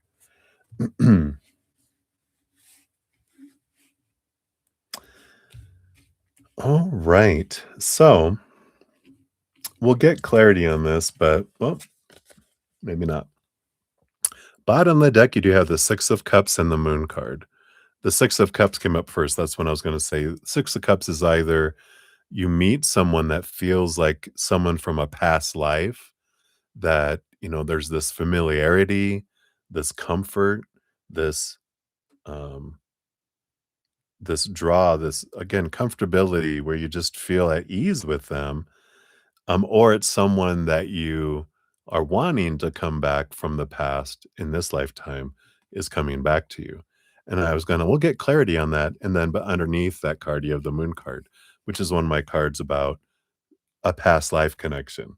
So I feel like this is not, at least right now, with the energy I'm getting, it doesn't feel like it's someone returning, it's you meeting someone new, brand new, that has that familiarity, that draw, like this magnet. Like I know you from somewhere, and you don't, because you guys had that past life draw.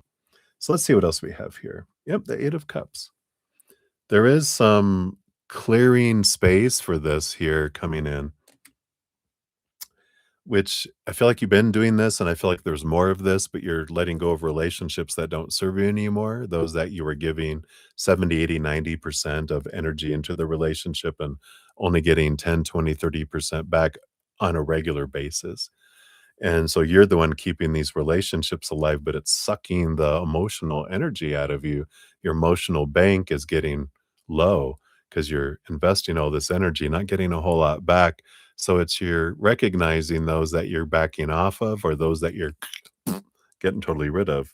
There's also an opportunity to process some old anger and sadness that happened when you were 7 years old or younger, rooted in fear, that you're you pushed down because you weren't allowed to feel those emotions or express them. So you weren't allowed to really feel them and process them. You were taught to push them down. Well, they've been bubbling down there. They take energy to stay charged and to keep them below the surface so you don't get angry and or start crying in the middle of the grocery store, right? So we keep those down, but all that is taking energy from your emotional bank. To prepare for love, we get back as much emotional energy as we can that's not, profitable. We're like, if it's not a child, if it's an adult, and we're giving 90% and they're only giving 10, maybe that relationship needs to, end. We can back off to 50% to see if they make up the difference. And if they don't, it drifts apart. you get all that energy back. Because you have to have a lot in that emotional bank in order for your heart to approve a new relationship coming in. I know, better do that work. All right. Then you also have here what's unfolding. You got the devil card. Yeah, there's a lot of preparation too that you can do here because we do have the devil card is bringing up a lot of our mental energy of supposed to be's and should be's and need to be's around relationship, things that, we've opinions we've taken on, and those things suck the life out of a relationship. So the more we can let those go, the more life will be in a relationship and the more we focus in on what we're grateful for instead of what we don't like, the more we get of that, right? Managing our energy. Because along with the devil card, you do have the five of cups, which is focusing on lower vibrational emotions. And we have the world card, which is important to um, let go of cycles that no longer serve us. We're ready to let things go and go to a new level, which is the full card, the zero, which is free of expectations, full of possibilities, looking at love as an adventure that's coming forward, right? And then you have, yeah, the Ace of Cups. So you do have new love that is possible to come in. If you do these things, they'll come in quickly for you. Yeah, because they're saying it's important with the Knight of Swords that you do take action on changing those stories, changing the expectations of who they're supposed to be, should be, need to be, because they might be off list. Like if you have a list of, well, this is normally who I'm attracted to. They need to be this, they need to do that, they need a car, whatever the list that we have, we can question that list and kind of have this is there a deal breakers? If you have more than 5 deal breakers, they say, I heard it said anyway, if you have more than 5 deal breakers, stay single until you can get it down to 5, then go into a relationship. Because if you have more than 5, it's not gonna work out. You need to be alone till you can work through why they're important and get it down to 5 or less, right? I like that. And you have the King of Wands. Yeah, I do feel like this is a fire sign kind of energy that's coming in here for you. That's the possibility of it.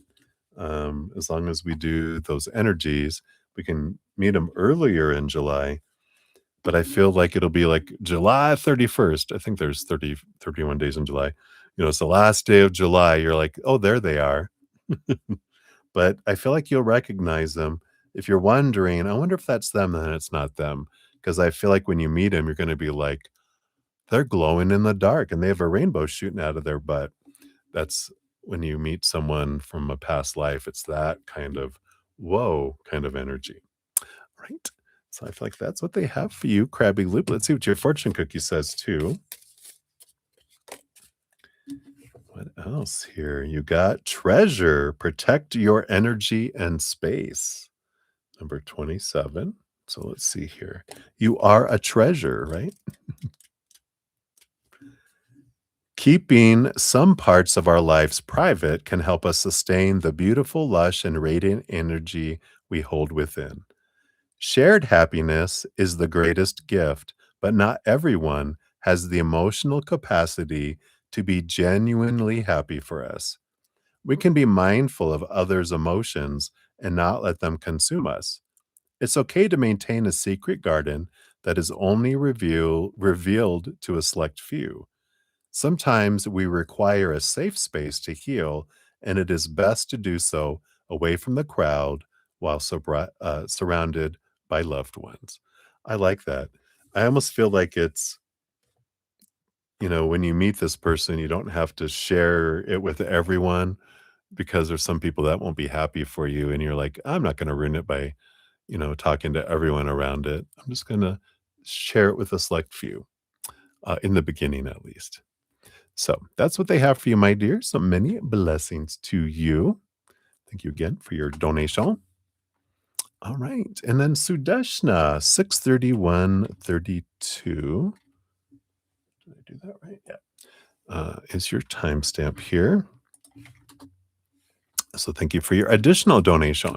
So, what's the upcoming full moon bringing for you? Yeah, it's tomorrow, right? What changes will happen? You have a moon in Capricorn. Ooh, I like it. Capricorn rules over the house of work, right? So, I like it. So let's take a look here. Based on your current energies, what's this moon bringing for you?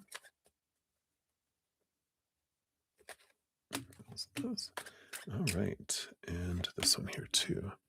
What changes will happen? All right. Well, we definitely like this here. You got the bottom of the deck. You do have the Wheel of Fortune.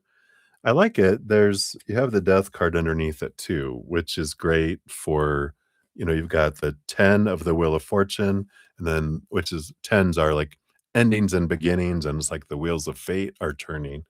And the Death card is also endings and beginnings. And a full moon is about fruition, and then what are you starting to let go of to prepare space for the new moon that happens in 2 weeks.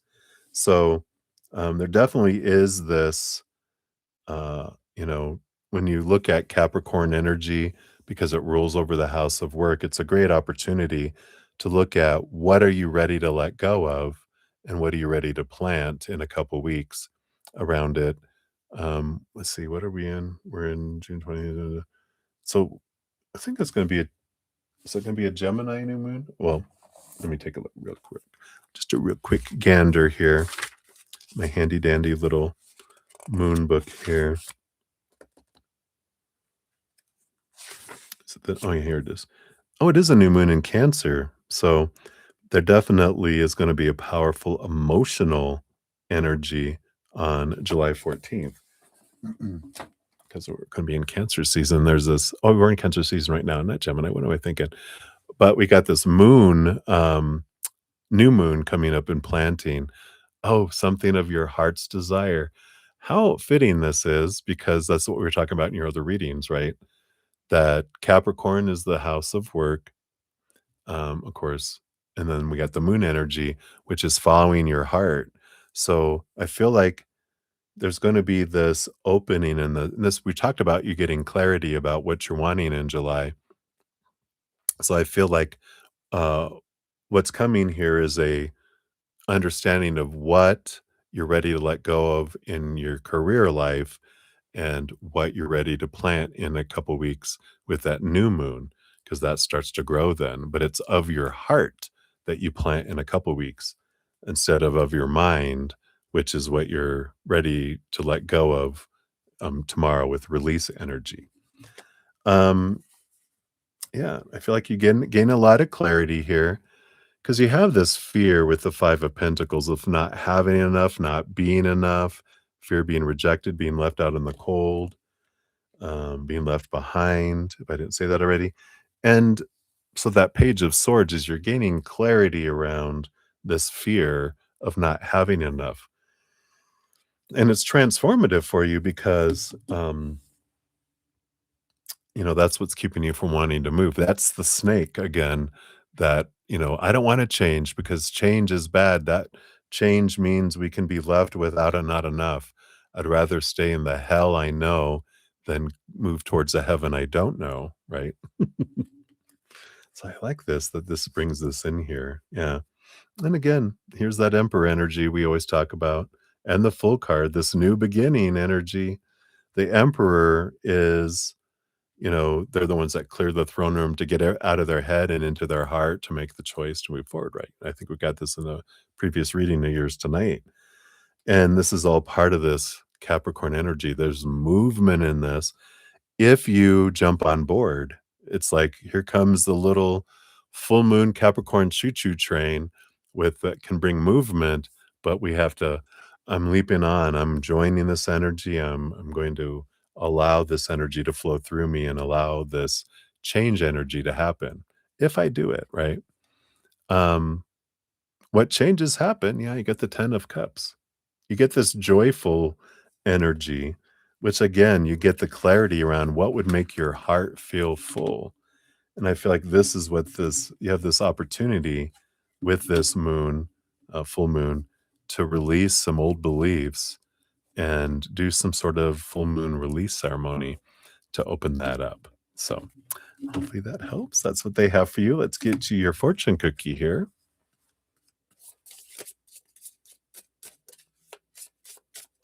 All right. It's this one right here. Come on. And you have, yeah, change. Master number 22. Fear is not a good advisor. I love it when these match up so well to the reading, right? New direction, decision making, higher power, overcoming fear, instinct awareness. I love it. It's time to take the wheel because you have the Wheel of Fortune, right? It's time to take the wheel and head towards a new direction in life. Sometimes we have to make this decision ourselves, while other times a higher power intervenes and makes the decision for us. However, all of it is meant to lead us towards a better, happier, successful, and free version of ourselves. It may seem scary to take that leap, but fear is not a good advisor in this situation.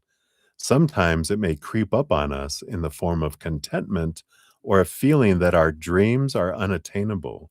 Therefore, we must be aware of our natural instinct to self-preserve, but we must also remember that our growth lies on the other side of that wall.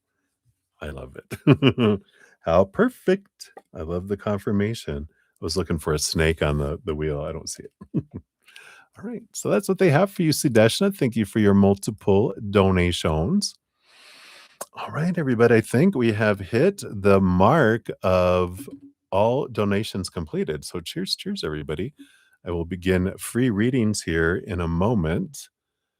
And we have 25. And these go a bit quicker because they're just 1 to 2 card readings. And we just kind of skip into them. We don't dive deep into them like we do other readings. So cheers, cheers. All right, I'll wipe my mouth off here. All righty. So let us dive in. So up first, we do have Mini Heal 639-22. So Mini Heal, there's your timestamp. So is your future spouse like very stubborn or an obstinate, like they don't change their minds once they make decisions? Take a look here. You mean, are they a mirror? Are they a mirror image of, us? Just kidding.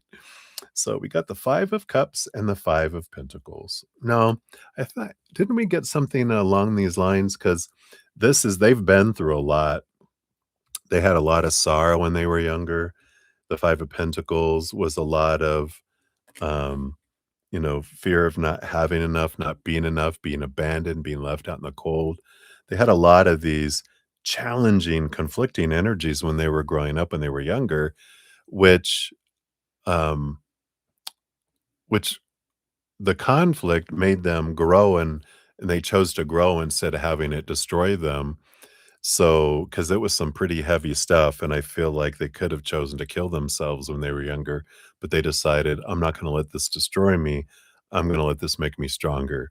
And because of that, they can be determined, but I feel like they're open-minded because a lot of the restriction and the feelings of conflict came from such strict, stubborn, obstinate individuals being very strict on them, and they were like, there's more ways than just your way, and then that taught them there's more ways than just my way.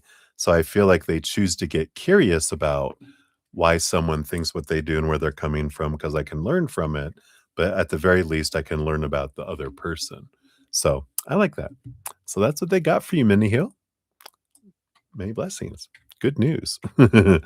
All right. And then we've got Debbie O, 64128. So, Debbie, thank you so much for all your donations. I'm excited for your readings tomorrow. And I'll probably get to them. I'll probably do them I might get to them in the morning before I go to my walk in the gym, or I might hit it when I get back. We'll determine that. Hey, oh my god, you're still on. Wow. More messages, I'm excited. Gotta catch up on all your emails. So, what does spirit want you to know right now, right? What do they have here for you? Yeah, I love this. So you got the Hanged Man coming in here, which is definitely transformation energy. And, there's this beautiful, beautiful, you know, realizing it takes time and to trust and not to rush through the process. And the Two of Pentacles, because this is balance. I feel like you got this reading before, or I dreamt about it, because this feels so deja vu. Like, you know, transformation takes time. And so go about it balancing.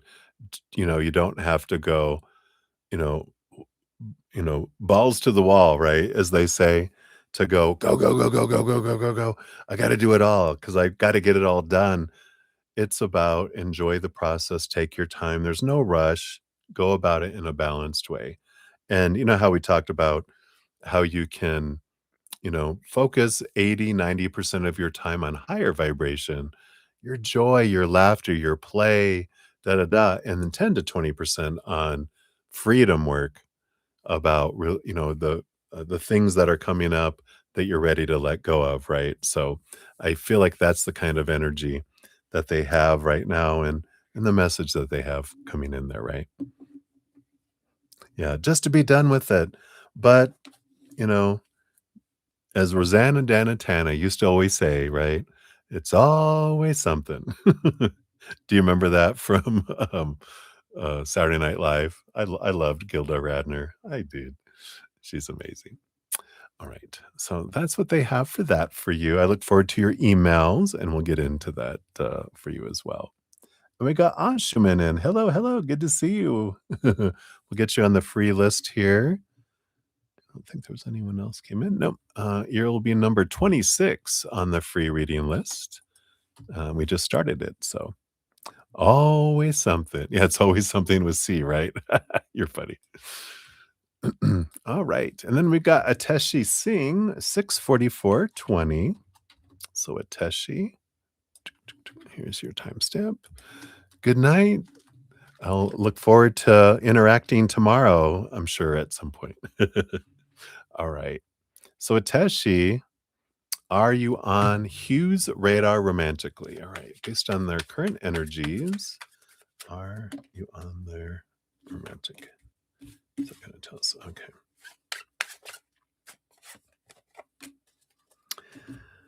No, I don't think so. I don't think anyone's on their radar romantically. They kind of seem bored with relationships.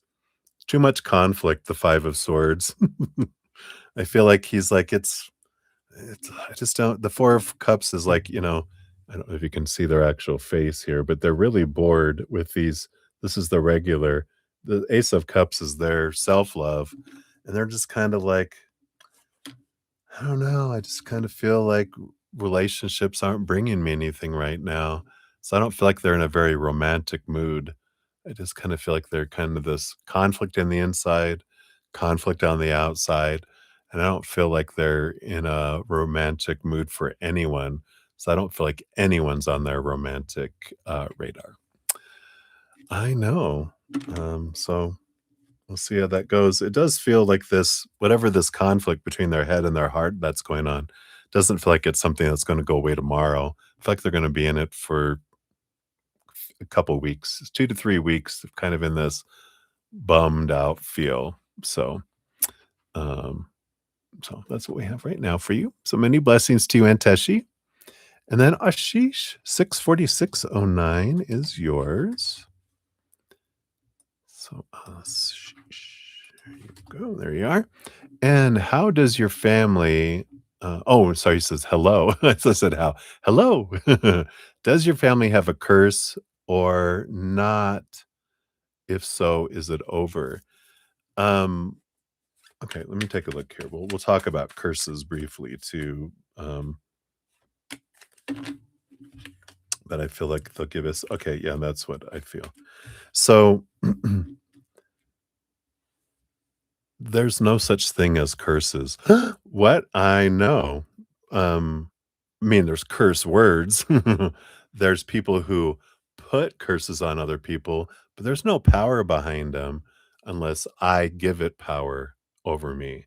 Because if someone comes up to me and says, I put a curse on you and you're going to get sick, if I don't believe if I don't give it power, which means I don't believe that curses can be put on me, I'm gonna go, "Oh, boo, boo, boo, boo. Aren't you just cute?" And I'm not gonna get impacted by anything at all. Now, if I go, "Oh my god, I'm gonna get sick. You put a curse on me and I believe it, I'm gonna get sick. I'm gonna get sick." Guess what? My energy, my power brings in illness because that's what I'm saying I want, because I'm focusing it on. Whatever we focus on is what we draw in, right? So, there can't be a family curse. There is only belief. Nightmare and insomnia, the 9 of swords. And the hanged man is if we transform our thoughts and beliefs and see things from that higher truth that there are no curses.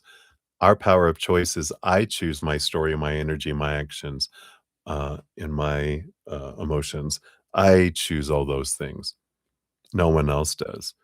So I can't curse someone else.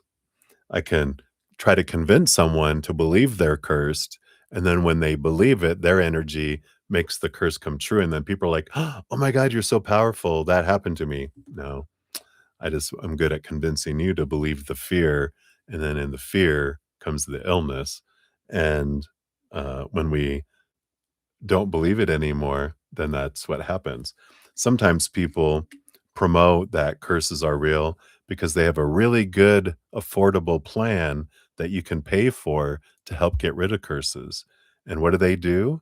They convince you by their actions that the curse doesn't work or that the curse has been removed. And then suddenly, magically, the impacts that you were feeling on yourself because you were believing a curse, now you believe it's lifted. Magically it feels lifted, right? Because you are the powerful one, not the person pretending to put a curse and not the person pretending to remove the curse. It's us, right? So hopefully that helps. And that's what they have for you. So many blessings to you. All right. And then we've got Brenda Globy, 64937 is yours. So Brenda, hello, hello. Good to see you. Will HL be your date to FG's wedding in March of 2027, right? Based on current energies, will the HL be the date? Let's see here.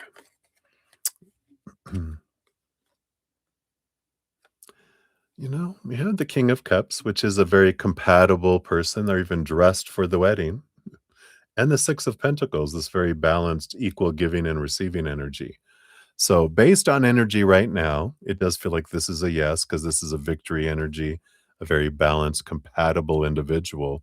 So, it does feel like this is a yes, uh, based on current energy. Of course, future is fluctuating if there's enough choice changes that can alter things. But right now, it feels like a yes, and we're on track for that.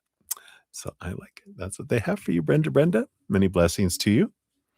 Then Lotus of Serendipity, you are up. Good to see you as well. Hope you're doing well. And a general reading from your higher self. All right, let's take a look here. What does your higher self want you to know? Okay, those two. All right. Interesting energy because you've got the star card, which is like a mental kind of dream come true, wishing upon a star energy. And you have the Six of Cups, which I'm getting past life energy here. The star card um, is an interesting combination here because what they're bringing in here is you are going to be meeting someone in your life that's coming forward as a human in physical human form. And but you have past life connection with them, but it's not a past life from Earth. It's in other lifetimes from a collective that you've had as a starseed. So it's a starseed collective, and one of the entities that was in that collective with you is taking form in human form, and you'll recognize them. You're going to have this connection with them that goes to that other system. So you're going to have this recognition with each other, and I feel like they're going to know about the starseed collective that you're thinking of right now. That yeah, it's that one, and they're like, wow, and so it's, "Hey, friend." I don't feel like it's romantic necessarily or anything like that, it doesn't have to be, but I definitely feel like you feel a strong draw to one another, and you're like, "I know you from somewhere." So, I like that. What an interesting occurrence. So that's what they have for you, Lotus. Many blessings to you. All right, then we got Butterfly. Hey, Butterfly. Good to see you. Thank you again, as always, for all of the attention and announcements you put forward in the chat. So I appreciate that. And you hope I relaxed after yesterday's readings. I've been nonstop since Wednesday of last week, I think, and it feels good. I feel alive. I will sleep in tomorrow. Maybe we'll see. I got a lot going on tomorrow too, but I am loving it, enjoying it, and I appreciate your warm thoughts. You want a message from the ethers about your journey forward. All right. So the ethers. What do you have for Madam Butterfly? Let's see here. You got the Queen of Cups, yeah, and the Hanged Man. Yeah, it makes sense. So Queen of Cups, of course, this is your powerful empathic abilities, your spiritual abilities. She's the not only rules over the cup suit with the king. All queens get that second portion, so she's the master of emotion, which makes her such an amazing conduit for empathic emotional energies and stuff we've talked about before. But you're in this, and I love the Hanged Man because you being butterfly, the Hanged Man for me is all about transformation from caterpillar to butterfly. And it's like with this new energy that's coming in here for you, it's like you're becoming a mutant butterfly. Well, you're a cosmic butterfly in a way, and you are ascending because it's like you're going from, like a caterpillar goes into a cocoon, chrysalis, right, to become a butterfly. And now you're on this journey as a butterfly, but now you're going, wait, I feel like I want to make another cocoon. Can I do that? And you're like, you sure can. So you're creating this new cocoon, but it's an emotional cocoon. It's like this energy. It's not made of real physical cocoon. It's an emotional, energetic cocoon. And there's a transformation. And when you come out the other side of this, you're still a butterfly, but you're like a souped up butterfly, and it's almost like they're showing me like metal. You're like a metal. There's metal, not like what do they used to call it? Bedazzled. You're not a bedazzled butterfly, but there's this strength. There's this armor on it where it just allows you the ability to go to places that you hadn't gone before because of the fear of not the fear, but the awareness, the caution of predator, because butterflies can still be eaten by things, but when you're a metal butterfly, things are not gonna eat you because it'll hurt their mouth. So there's like this extra protection that you feel, this extra boldness that you feel on the other side of it. So I like this for you. That's what they got for you. So many blessings to you. All right. Interesting. And then Cat Mia, you're up 65617. Here's your timestamp. Boom, boom. And is TM a 100% one? If yes, could I create an automation or do it manually? All right. So first, is TM a 100% one? And nope, the 5 of Cups doesn't appear to be so here. The 5 of Cups is like a sorrow or disappointment kind of energy. Um, but you have the Hermit. I still feel here, um, because the Hermit is being alone and doing something yourself. So I don't feel TM it is a one is 100% one, but I still feel you can create an automation. I mean, I still feel you can do it manually because the Hermit card is you being independent and doing it yourself. So I feel like it's no, but you still can do it manually. So hopefully that makes sense to you. That's what they have for you. So many blessings to you. All right. And then Eagle Money, you're up 657.33. So Eagle Money, here's your timestamp. Boom, boom. And a general for the week. Let's see what we got going in here. There we go. Boom, boom. And you have the King of Swords and the Three of Pentacles. I like this. I like this energy here. King of Swords, they roll over the sword suit. They get a second portion of swords, which makes them the master of thinking and the master of storytelling.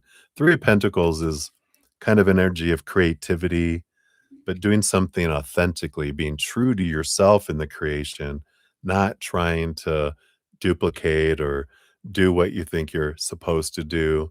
Instead, you're creating a work of art, something that's of your higher mind, not your human mind. That's where creativity comes from, right? Through our heart and through our head to the higher realms, our higher mind. And I do feel like this is saying whatever this is next week that you're wanting to create, go about it from a different place instead of doing what we think everyone else thinks it should be done and da da da da, and kind of go about it in a unique, creative way and try to do it. Don't do it different just to do it different, but kind of don't assume the way you've been told to do it is the best way. Step back and think, is there a better way that this could be done a more efficient way, a more creative way? And then think about it. Because I feel like you're going to get some inspiration for a different kind of approach. So hopefully that makes sense too. That's what they got for you. So many blessings. Right. And then Olivier Vagara, you're up. Hello, hello. Good to see you. Happy, happy. But maybe it's going to be Monday morning by the time you see this. So happy Monday. You want to know the current energies about how will be the advance of receiving a money pendant to you from Enrique. Enrique? All right, let's take a look here. So based on current energies, what are the possibilities or what are the energies about you receiving that from them? A money pendant from Enrique. All right. Well, we have the Empress energy here and the Tower. So I feel like this is a no from Enrique, the Tower card, because that's something being removed out of our way. But you still have the Empress, which is still abundance and birthing energy, which I feel there's a different way that you find it and ends up being a better way for you or a more auspicious way for you, a more rewarding way for you. Um, so I don't feel like Enrique is the way that it goes. Um, but it does allow you to find a new pathway towards abundance or needing the finance part of it.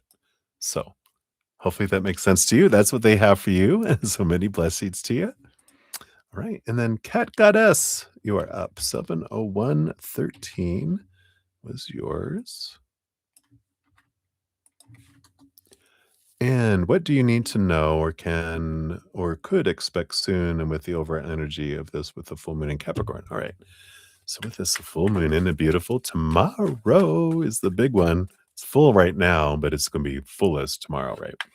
So what do you need to know or can expect with this energy of this moon? Okay, that's it for that. What else? All right. It's way too many. Okay, it's this one here, though. Actually, get to two more. So you get three cards. Your first one is, ooh, I love that. It's a lot up to you here. Yeah, got all this wands energy. So you have the King of Wands.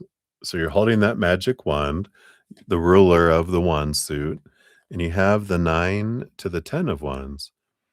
So there is this energy of removing a block, but it's up to you, because you can see this energy as like, oh my God, what a burden they're carrying. Lower vibration, focus on burden gets more burden, right? When you look at this and go, look at all their abundance, focusing on abundance brings in energy of abundance, which will bring us abundance, right? So it's breaking through this wall, stepping into the power. The 9 of wands is, this I'm blocked, I can't get through. But once they take ownership and grab on to the ace of wands, you become the king of wands, right? There he is holding that. So this is the start of stepping into your power, realizing it's not the outside world that controls me. My energy is what draws things to me. And so it's not about what we do or how we do it. It's the energy behind what we're doing in our focus energy. And that's what either will bring in abundance or bring in more burden. And so I feel like that's an important energy to focus on. Release energy for a full moon. So how can I release, especially in regards to what you consider your work? Capricorn does rule over the 10th house of work, so in career. So whatever you're ready to let go of is amazing. In 2 weeks on July 14th, we do have a new moon in Cancer, which is following your heart, right? So we kind of have mental energy of Capricorn.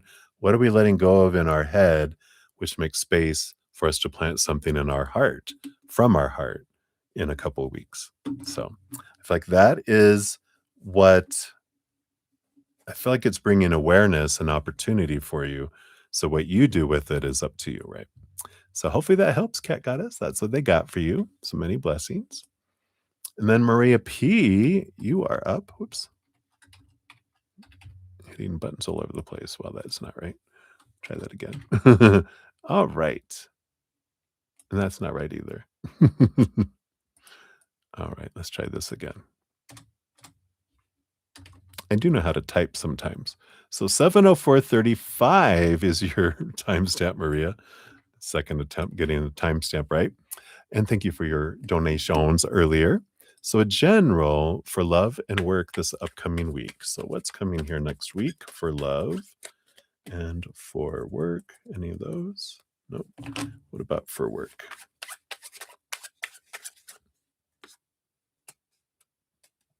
Nope, no work. You get a vacation. Okay, here's 2 for work. So for love, you have the Ace of Cups. So they are pointing you to your self-love. Next week is an important week, and you'll have a lot of stuff pointing you back to your self-love. So I feel like there's going to be,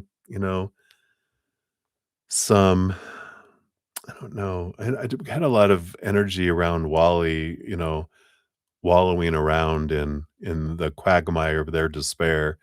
So I feel like you're going to be really pointed, like he needs you, and so that doesn't leave a whole lot of you getting anything from them, or anyone, and I feel like it's important for you to get it from yourself. Inward and upward to connect to your self-love, I feel like is an important energy for next week for you. For work, yeah, we got the 6 of Pentacles, the 9 of Swords. So, the 9 of Swords is, of course, expectations and how we have nightmare and insomnia and we dream about work. But it feels like if you have an opportunity for things to balance out. And I do feel like with this energy, it's telling us that, your fears and this apprehension and the anxiety and all this mental energy you've been putting into work for feels like months. Uh, I feel like there's balance that comes in here next week. And I feel like in some ways, the not knowing is what drives us crazy, and sometimes just knowing, "Okay, here's the change.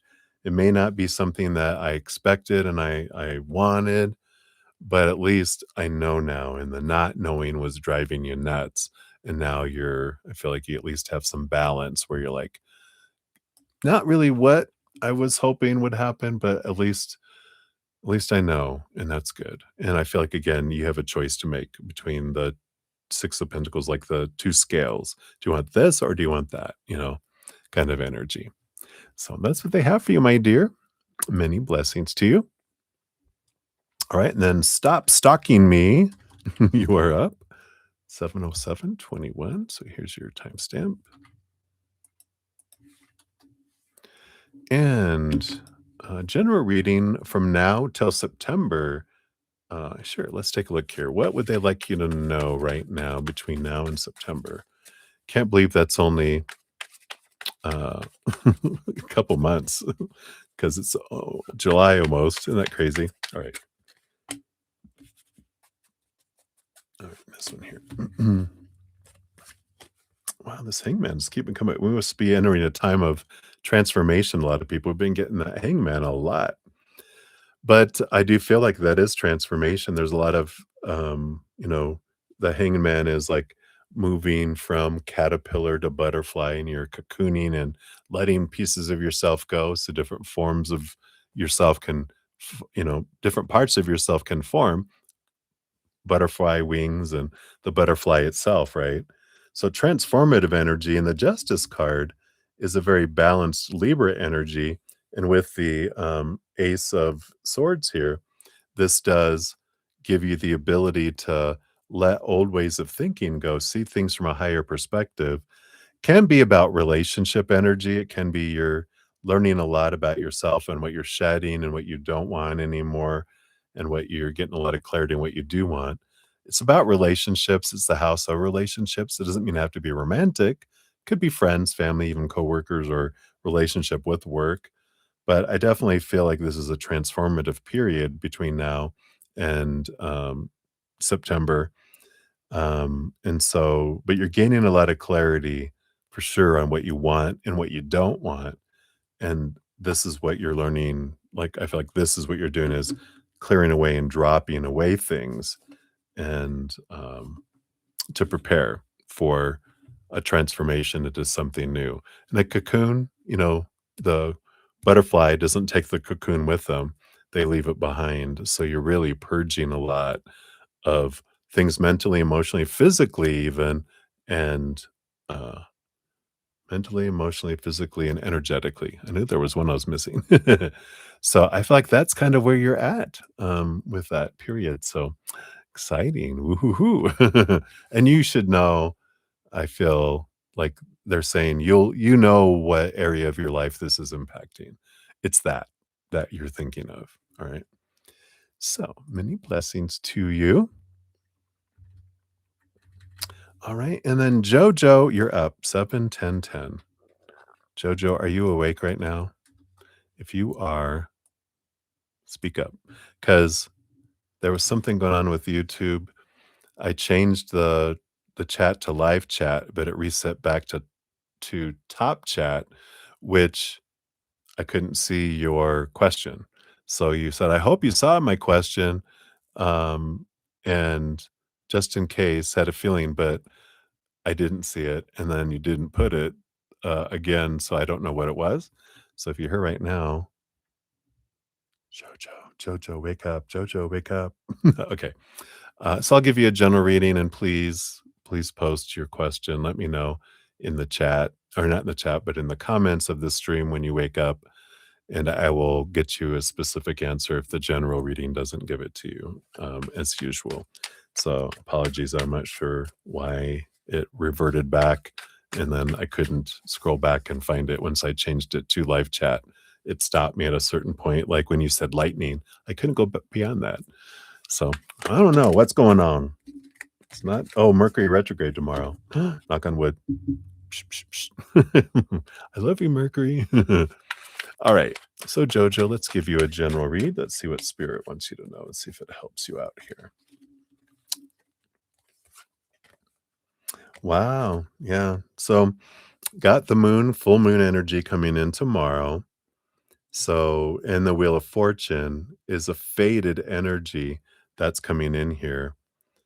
So, I do feel like they're saying here with the 10 energy of the Wheel of Fortune and tomorrow being a full moon, it's about release energy and it's important. This is an ending, a faded ending. Um, Energy that's coming in, so if that was what you were talking about, but there is this releasing. It's important to use the release energy tomorrow, use that moon energy because it will open up a big space for you for planting something of the heart on the new moon in Cancer that'll come up on July 14th. So this mental Capricorn moon, full moon is all about releasing stuff from your mind to open up space to grow something from your heart. And so I feel like it's transformative energy and ending of something from your mind. It's meant to time to let it go, whatever this is. And because the heart is ready to take over some property. That's funny. It's like tower coming in, being blasted away of the mind, then they move all it away, and then there's new property, and the moon gets it, and then they're going to plant something with that. So I like that. So that is what they have for that one for you. So many blessings to you. And again, please just post your question, or you can email me to whatever you prefer, and I'll make sure we get an answer for you on your question that disappeared or I couldn't see. All right. So many blessings. All right. Absolutely. Thank you, Twin Flame. You're so kind. I will definitely do that. MK is up 7:13:46. So MK, here is your timestamp. And uh so thoughts about, we'll call them Mano. What's her next move? Okay, so for Shrivitha, I'm probably not pronouncing that correct. So we want to know. I'm just going to say S's thoughts about M. What's her next move with M? Does she love him? What's her hidden message? All right. So let's take a look here. All right. Thank you. And what's her next move? And for free readings, they're just 1 to 2 cards normally, so we'll try to get as much as we can from these for a free reading. But what are their thoughts? We have the 3 of Pentacles. She does feel that they are very, like, true to their authentic selves.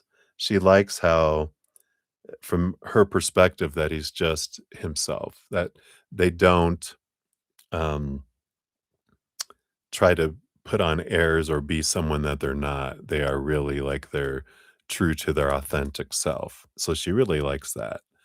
Um, what's her next move toward them? Undecided right now. The King of Wands is like she's trying to get out of her head and into her heart to decide what she wants to do. Then when she makes the plan, she'll take action. But right now, there's a lot of undecided energy that's there about what do I wanna do and how do I wanna do it? That's there, right? Um, does she love him and what's her hidden message? We got the Temperance card, and the Wands energy of the king would say that she's attracted to him, but, um, the emotions with Temperance, that's like alchemy. They're like her hidden message is that I need to take time. I need to get to know you. I need to understand who you are, I need to understand, I need to be able to feel safe before I open up my heart. Um, I feel like the hidden message is I don't give trust willy-nilly, just fully. Trust has to be earned with me, I feel like is her inner message, and I won't open my heart until I feel I really know you and I can trust you. That would be her message. So hopefully that helps. That's what they have for you, MK. So many blessings to you. All right. And then Blueberry, 71651. So there you are, Blueberry. And a general reading about your ancestors. Yeah, let's take a look here. What do they want you to know about your ancestors? Wow. Yeah, I love this.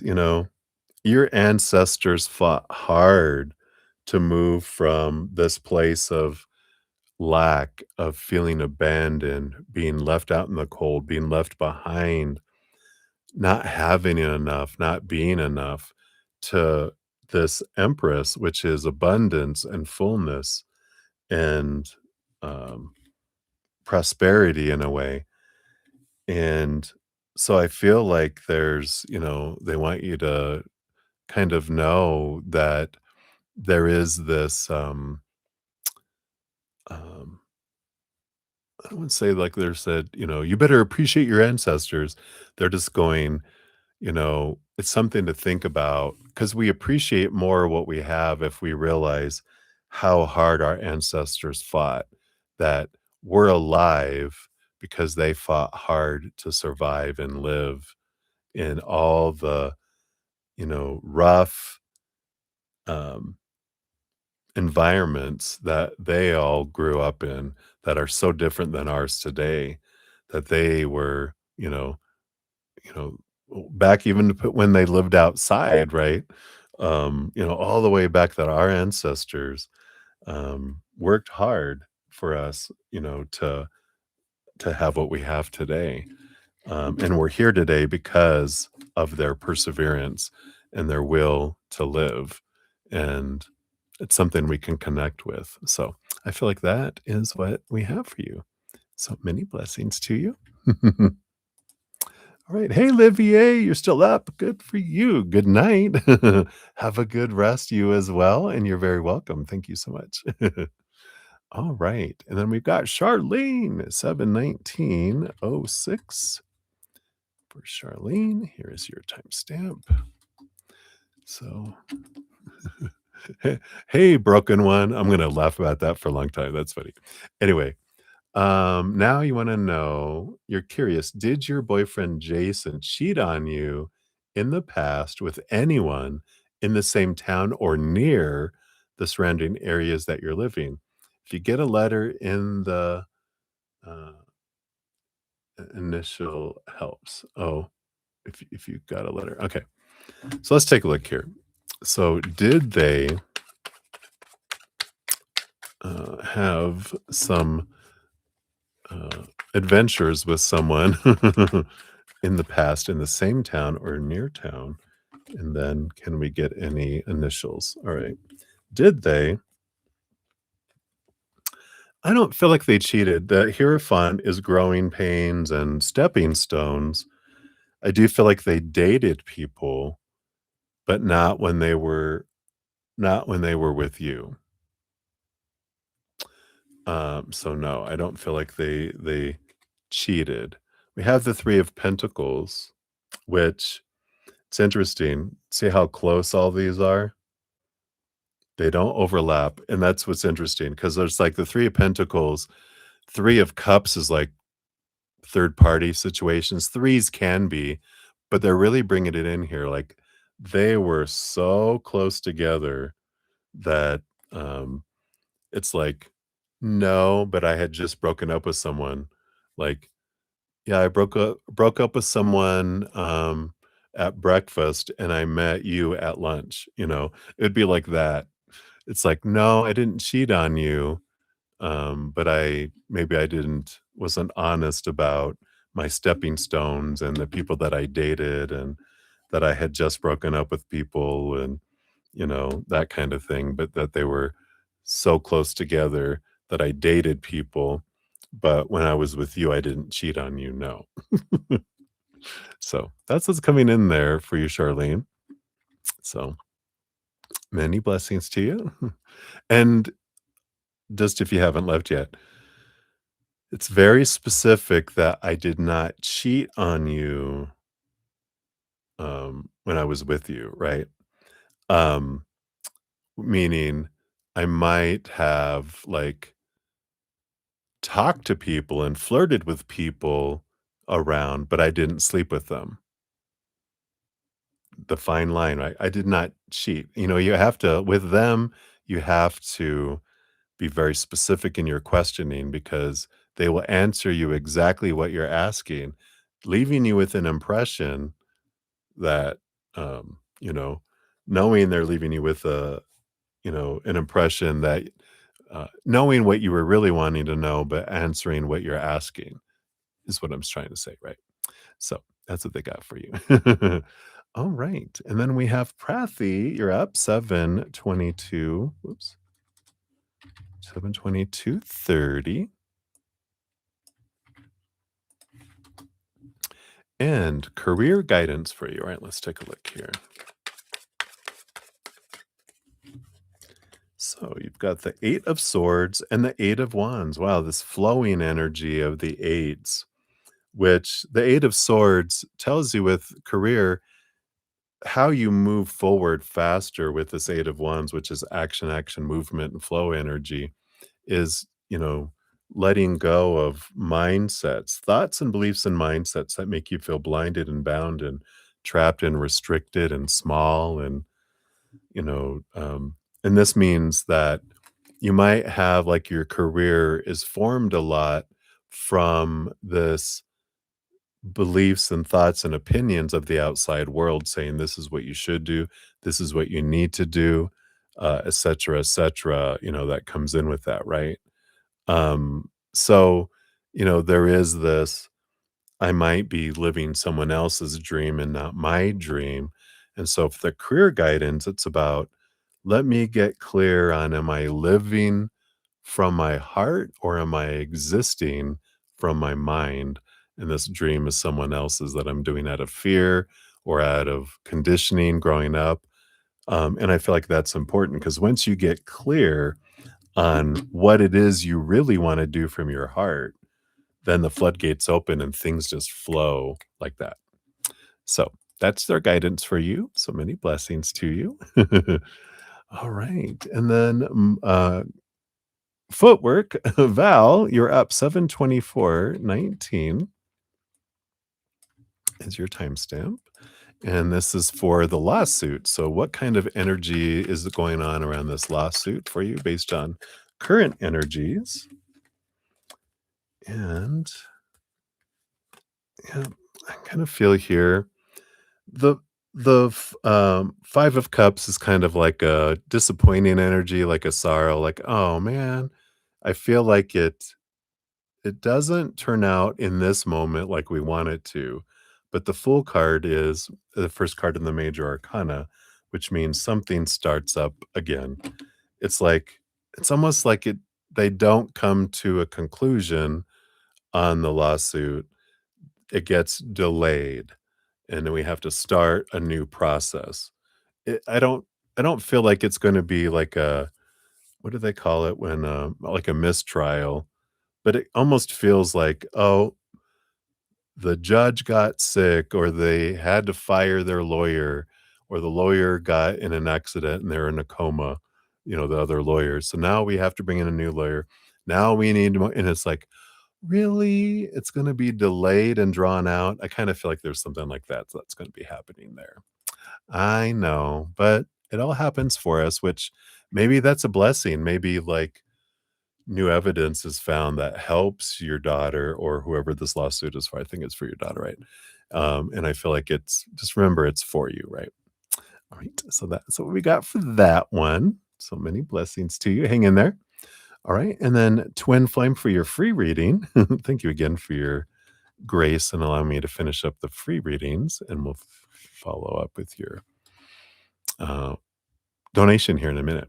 So we want to know who will spirit present to you next as a potential love partner. All right, let's see here. What can we know here based on your current energies? Okay, this one here. I'll give you an extra one. Yeah. Got the 5 of cups, maybe someone who's an emo. No, I'm just kidding. What's this 5 of cups? Let's see what we got here. Yeah. So, I do feel here, you know, the 5 of cups is someone who had some, you know, emotional conflict. But with the 6 of swords, it allowed them to see things differently, leaving behind old ways of thinking to see things from a higher place, and they made a lot of change in their life to bring them to this place of like a Queen of Pentacles, where they're in a much better place. They feel solid. They feel solid in their self worth. They're really connected to their emotional side. They're a nurturer. There's a great they're in touch with their sensuality and their senses, kind of like an empress, their empress, mother nature, mother nurture energy. So I like this, someone who's been through some sorrow and disappointment. And because of that, they don't want to be the cause of that for someone else. Like if they were cheated on, they don't want to be a cheater who is responsible to create those kind of things, right?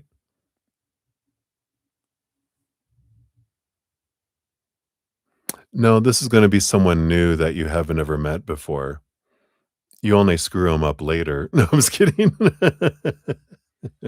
You only cause emotional conflict later. This emotional conflict is not yours. That's later down the road.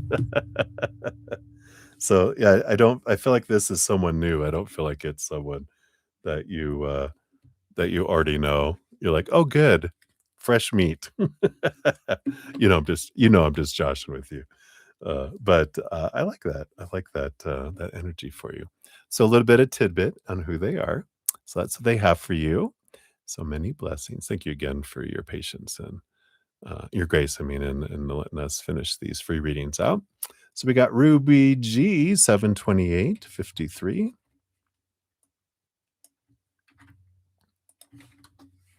and another general. Let's see here. What do they want you to know right now? Ruby. You got the 3 of Wands and the 6 of Wands. I like this here. I feel like we talked about the balance of energy with the 6 of Wands, and I feel like they're kind of reiterating it here that, when we look at two sides of things and we get this balancing energy in, that then with the 3 of Wands, we see other options that we didn't see before. Because when we are calm, when we are balanced, when we're not in our fear or reactive mode, we're not in anger and we're not in sadness, right? Any of those fear energies, we do see things clearly that we wouldn't before because our mind goes into fight or flight and it's going, the only way out is this way. But when we're calming down and we're able to access our, you know, intelligent, loving, compassionate side, then we see other alternatives. But when we're in fear, we're zeroed in and we don't see other options. So I I feel like that is what they have for you right now, Ruby. So hopefully that helps and many blessings to you. All right. And then YouTube Shorts, you're up 7:30:22 is your timestamp. And does Yoti want to meet AJ? All right, let's take a look here. And thank you for being a new subscriber. And thank you. Hopefully, my explanation of the whole process helped. And let's take a look here. So, based on current energies, do they want to meet them? I don't want that one. I want this one here. So, does Yoti want to meet AJ? Yes, they do. Because we've got the Knight of Cups, which is all about romantic movement and movement of the heart. And the Wheel of Fortune is, the tuna forest. It's a very fortunate, of course, card to get. It's a positive energy. It almost feels like it's faded in a way that they feel like it's faded, that they need to meet them. So I definitely feel like that is a yes with those cards. And so I feel like maybe it is fated that they are to meet. Doesn't mean they're fated to be together, but I feel like they're fated to meet. So, hopefully that helps. That's what we got for you. So many blessings to you. All right. And then Jazz, you're up 73146. And recently, the principal of the college where we work at gave you an opportunity to be part of the graduation procession. Ooh, it was a big honor for you. You would like guidance from the universe. All right. Well, congratulations on that. I'm very happy. So your question isn't about that. That was just sharing a wonderful um, honor. So we are so happy for you to be honored. You deserve it, of course. We believe it 100% that you deserve it. So guidance from the universe. What about this or any situation? What can we know here? All right. Yeah, I like this. The 9 of cups. It's like a dream come true. I like this opportunity that you got. I feel like they're telling you in relation to that with the 4 of pentacles here, the 4 of pentacles is about defining our worth inward and upward, not by outward. But I feel like you've been doing this self-worth and self-love work, this freedom work of taking yourself to a new level and doing things differently, looking more inward than outward. And because you've been doing that, whatever happens in here projects to out here, right? We don't see the world as it is, we see the world as we are. And also, whatever is in here ends up making its way to the outside world. And I feel like this is their spirit is saying that this opportunity that has come up is because of the inner transformation you've been doing, that you feel you deserve this and you deserve more too. And so because your self-worth has increased, you're going to have more opportunities come this way because it is something that has changed within you. So I like it. So that's what they have for you, Jazz. So many blessings to you. All right. And then Trampzilla, you're up 73406. Did you hear that? Air escape from my lungs. I was like, what? Do you ever have like, it's not a burp, it's just air just kind of escapes? Interesting. Anyway, that's for you, Trampzilla. What are Mark's current feelings for you? Let's find out here. Based on their current energies, their current feelings are dun dun dun. All right. I do feel here we've got the Sun card, the Hierophant, and the Seven of Swords. There's a lot of clarity, a lot of change happening here. The Seven of Swords here, it's and this is them realizing their own thoughts and beliefs and mindsets that would cheat them out of opportunities in the past. And I feel like this is like you coming into their life as the sun, shining a bright light on things that they didn't see before. And it really it's like your energy brought this to their face. Um, like you were this beautiful, perfect mirror, and they were like, wow, I didn't realize all that was inside of me, and it's kind of triggered some change, in their life here. And so of their perception of, like, who you were and who you are changed because it's like they cleaned off their glasses, because of this interaction with you, and now they see their lives more clearly, and thus they see you more clearly. It wasn't that they had bad, like thinking you were something horrible. They just are more intrigued with you and they see you more clearly. And I like it, they're what is they I'm hearing, excuse me, from Wicked, that song, "Because of You, I've Changed." So, I like that. That's kind of the energy behind it. So, I like that. There's intrigue. There's but I feel like they're more of a thinker than a feeler with this energy. So I feel like it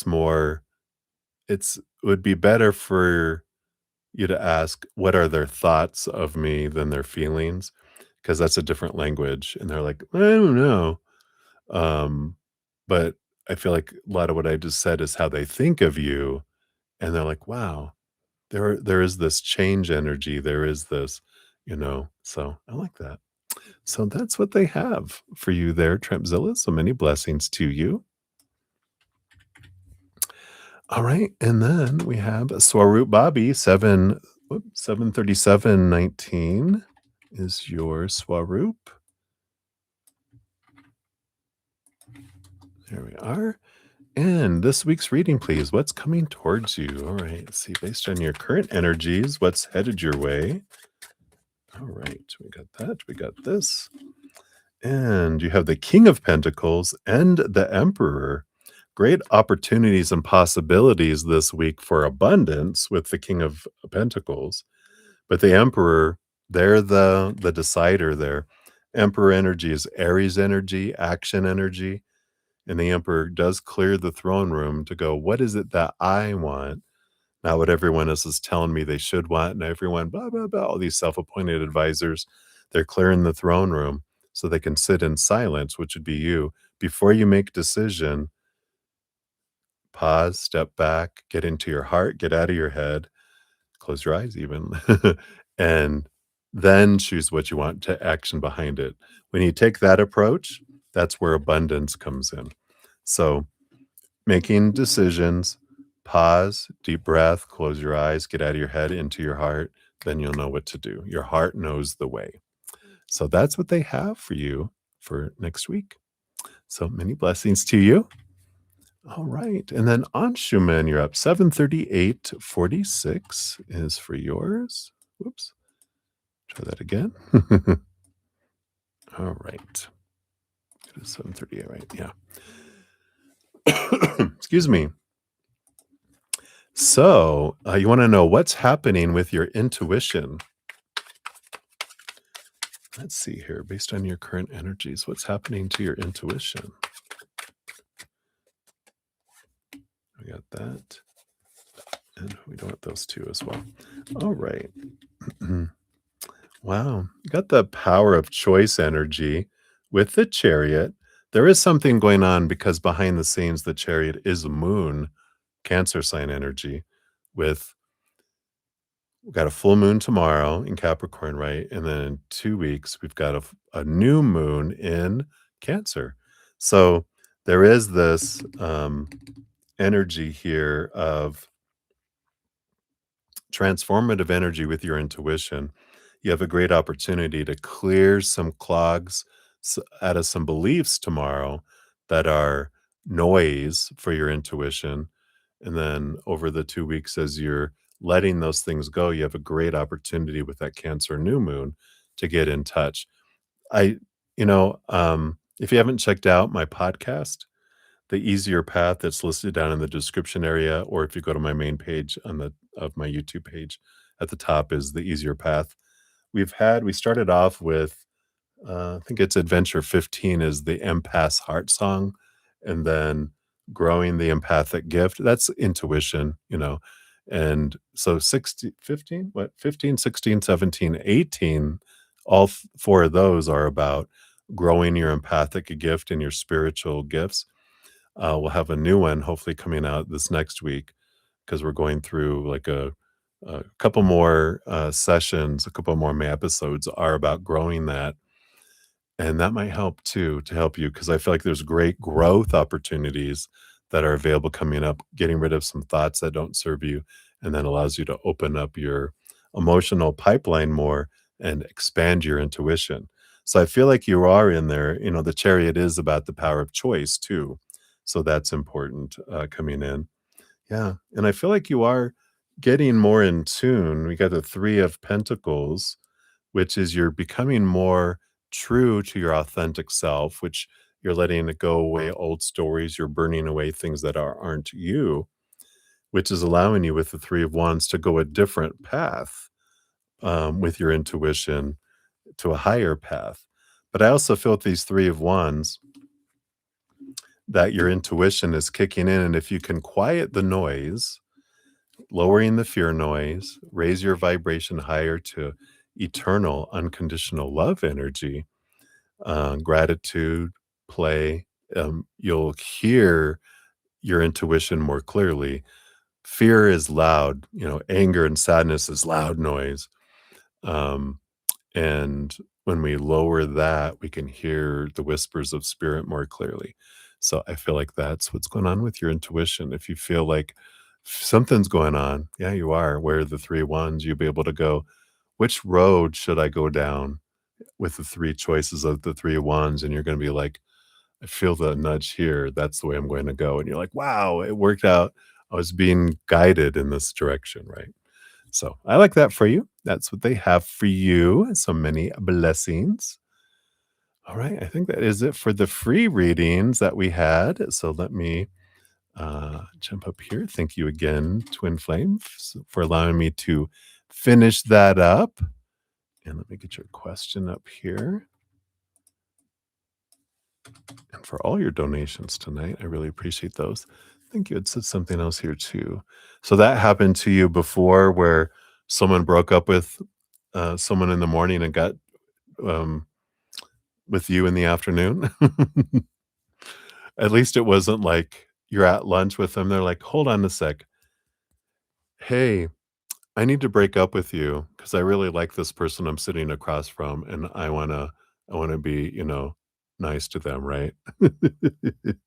So we have that, right? So, oh, Softly Me, did you have one from earlier?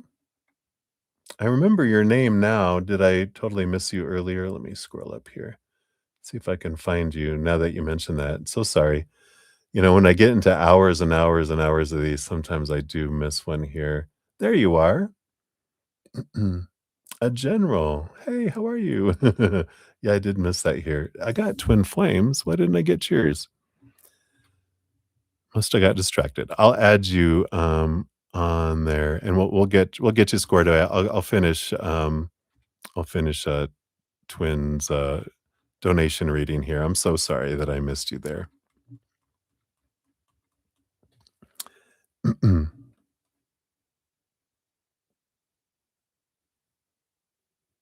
Oh, that's funny. Oh my gosh. All right, I got you on the list here now. So sorry.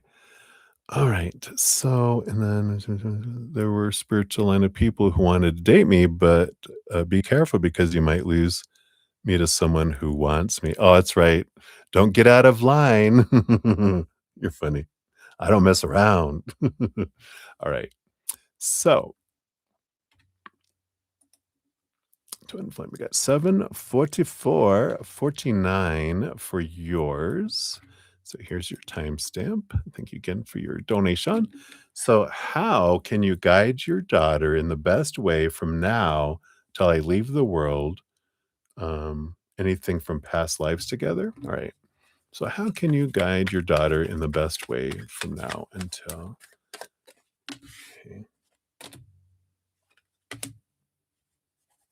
And then anything from past lives together. Anything else? All right.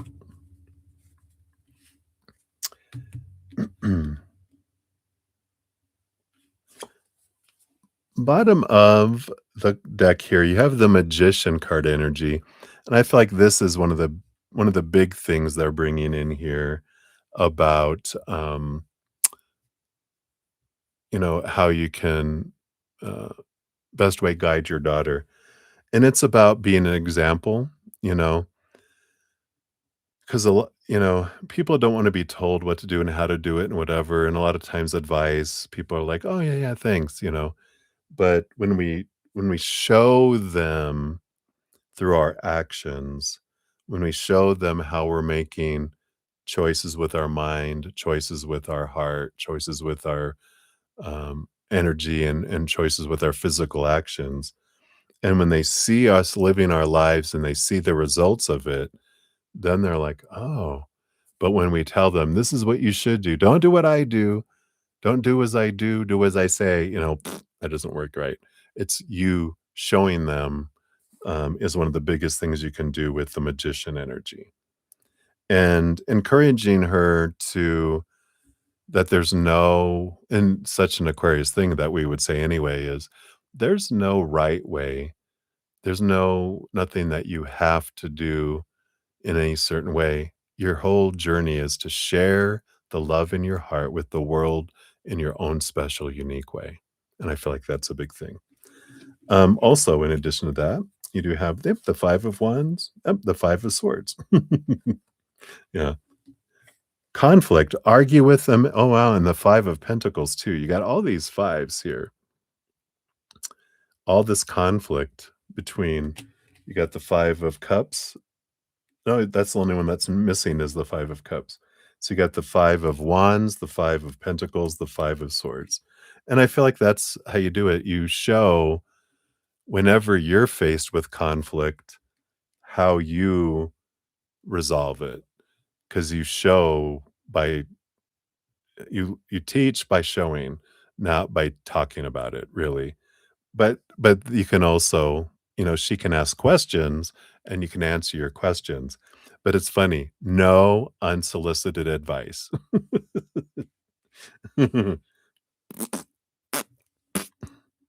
Just live your life, and then, of course, let her know if you're having any conflicts and you want any advice, I'm here, right? Yeah, I like that. And it's because you're approachable and you have unique, weird ways of doing things as an Aquarius. So I like that. I feel like that's what they have for that.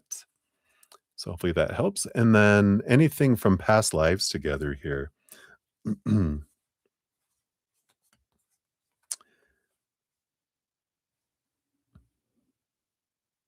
All the weirdest time, yeah, at the weirdest times. Oh, 2 a.m. Yeah, right. Wake up. I have something to tell you. No, I do feel here, I'm getting this rebel energy from a past life for you guys, and, like, that's a common theme for you, because I feel like with the Justice card, um, there is this, balancing scales, very Robin Hood energy. Steal from the rich and give to the poor, and the Ten of Swords, the getting out and, another lifetime of that we are, trying to get out from underneath. Yeah, Bonnie and Clyde. Getting out from underneath oppressive, you know, um, leaders or something like that. I was trying to think of the word. Yeah, dictatorish type kind of energies. Um, well, I feel like Bonnie and Clyde were more criminal than rebels, right? I don't know the whole story. I thought they were bank robbers.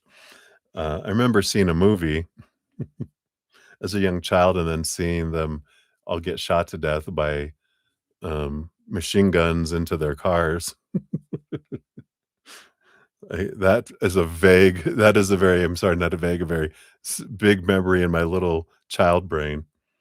And then in another lifetime, they had the Eight of Cups, which is there is like this, witch and all 3 of these feel female, like female warrior energy, um, very much, so I feel like you were sisters, you were mother-daughters, you were, friends in arms, kind of energy, like Bonnie and Clyde, but maybe more like well, who were the ones where Susan Sarandon and where they was it Gina Davis? They drove off the You know, Thelma and Louise, more like Thelma and Louise than Bonnie and Clyde, right? But this Eight of Cups feels like maybe some, um, it feels I'm getting very much like the, Salem and that they were kind of witches, and, but earthly witches, not, witchy witches, uh, white witches that, um, you abandoned, not abandoned, but you walked away from um, what do they call it? The colony? Yeah, the colony, and moved far away from the colony, went off by yourselves and created your own, you know, small community, um, to support one another. So I like that. I like that energy. So, those are a few that you have. I do past life readings. If you're interested, down in the description area, I have like it's just my personal private readings. I do expand and we dive deep in as well. So, um, just for information, no expectations, just information. Yeah, and I love it. You know, they're definitely always a beautiful love between the two of you. True feelings. I like it. Let's see what we have here. This card symbolizes a kind of love that is grounded in shared values, mutual respect, and emotional harmony. It creates a safe and secure space where both people feel heard, accepted, and appreciated for who they are. This deep connection between two people amplifies happiness, reduces burdens, and builds resilience during difficult times. This bond will have a positive impact on every aspect of your life, from personal well being to professional success. It will foster an environment where each person can grow and thrive alongside each other. Wow. Sometimes you fight with each other. Well, that is probably sister energy from past lifetimes. So I like that for you, Twin Flame. So that's what they have for you for that one. So thank you again so much for your donations. And and then we got May. Hey May, thank you for your additional donation. Let me get you on the list here.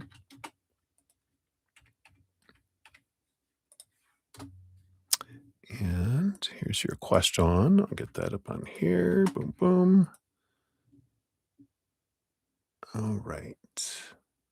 Yeah, I love it. I love that card for you guys there.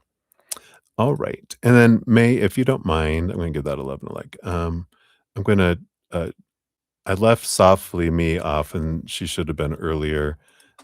So I'm going to complete her free reading and then I will come and complete your donation.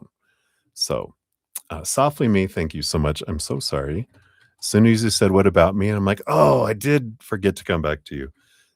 Sometimes I think I have a little bit of ADHD, especially after like 6 hours of doing readings or 7 or 8. So thank you for being so gracious. So you like a general read, Softly Me? Let's see what we got here for you. We got these two. We'll give you an extra one for your loveliness. You got the Six of Swords and the Nine of Wands, along with, the Queen of Wands. Yeah, I like this here. We'll do these two first because the Six of Swords is this energy. Like you've been looking at like your mindsets and your thoughts and your beliefs, right? And you've been letting go of some small T truths rooted in fear. That you're like, these are not my story anymore. I'm letting these old stories go, and I'm creating stories that are more higher vibration about who I am. And that's what happens with the Six of Swords. You're leaving these behind. You're leaving the choppy waters behind. You're going into these um, smoother waters, right? Which creates movement, which adds into this Nine of Wands, which this used to be a barrier where you felt a block, where you couldn't get through, but you're stepping into your power. This is you grabbing onto this Ace of Wands, realizing that when you take your power back not giving it to the outside world, which is saying that, you know, my experiences are, happening to me and that the world is doing this to me and I'm just, you know, being drug around life and this is what's happening. That's You're breaking through that barrier, realizing that I'm the one with this Ace of Wands. Whatever I focus on becomes um is what I draw in with my mental energy, with my mental choices of story, with my emotional choices of how I want to feel, behind my physical actions, behind my overall energy. And then so you transform, you learn this, and then suddenly you rise. Here you are as the Queen of Wands. And, with this Queen of Wands here, this is she gains great power in connecting to the spirit world, and she has great empathic abilities connecting with the spirit world emotionally because all the Queen of Wands have cups behind the scenes. So you're becoming very, very intuitive as you bust through that barrier where you're realizing, no, I'm in control of my life. Whatever I put my energy towards is what I draw. So I'm giving up responsibility for everyone else's choices, and I'm taking back responsibility for mine and the power that comes with my choices. And I like this because you're releasing old stories, you're creating new stories of power about your life, and I feel like that's what's been going on, what is going on, and will continue to go on, and it'll just keep going higher and higher and higher, and as you're raising your vibration, you're just gonna be drawing in more and more and more things that match that higher vibration. Whereas before you realized that when you were focusing on lower vibration, things like lack and need and want and your fears and lower vibrational emotions like anger and sadness, everything attached to those, you were inviting more of those things into your life, and you're like, "Ugh, I'm done with that." There's no right or wrong. That just feels a little more gooey, It feels cold and limiting and powerless and, restricting, whereas, this other energy, you're feeling powerment and, um, limitlessness, and so I love that for you. So I feel like that's what they want you to know. This is because of the work you've been doing and you'll be seeing these changes. Just continue to focus on what choices am I making of story and emotion and energy and action, and you'll see the changes kind of grow and grow. So I like that for you. That's what they got for you, softly me. So many blessings to you. All right. And then May Wayne, you're up 7:59:38 is yours. So here's your timestamp. So thank you for your donation, your additional one. So we want to know, how will the connection between C and P play out? All right, let me take a quick sip here.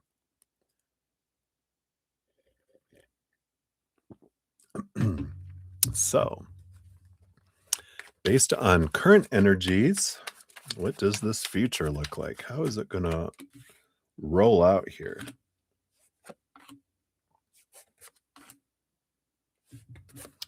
You hear that old song, roll 'em, keep those doggies rolling, rawhide. That's what I have coming in. So let's see what we got here. We got this underneath the surface, and I do want this one too. All right.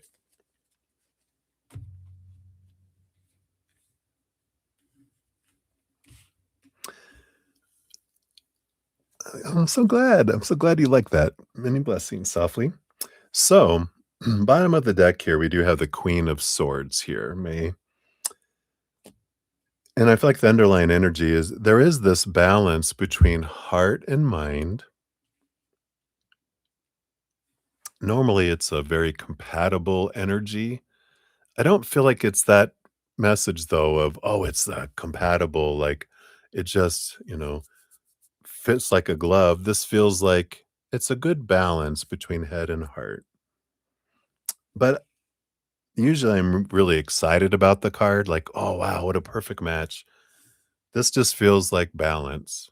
Like, "Oh, good," we have a good balance between head, we have a good balance between heart, but it doesn't feel like wow energy. It feels like, oh, good. It's not energy, just kind of balanced energy. So hopefully that makes sense. Let's see here. There is a growth energy. Things are growing. We've got one card, two cards, three cards. So something's building, and we'll see what that is. We've got the Six of Cups. Yeah, so there is some sort of past life connection that's here.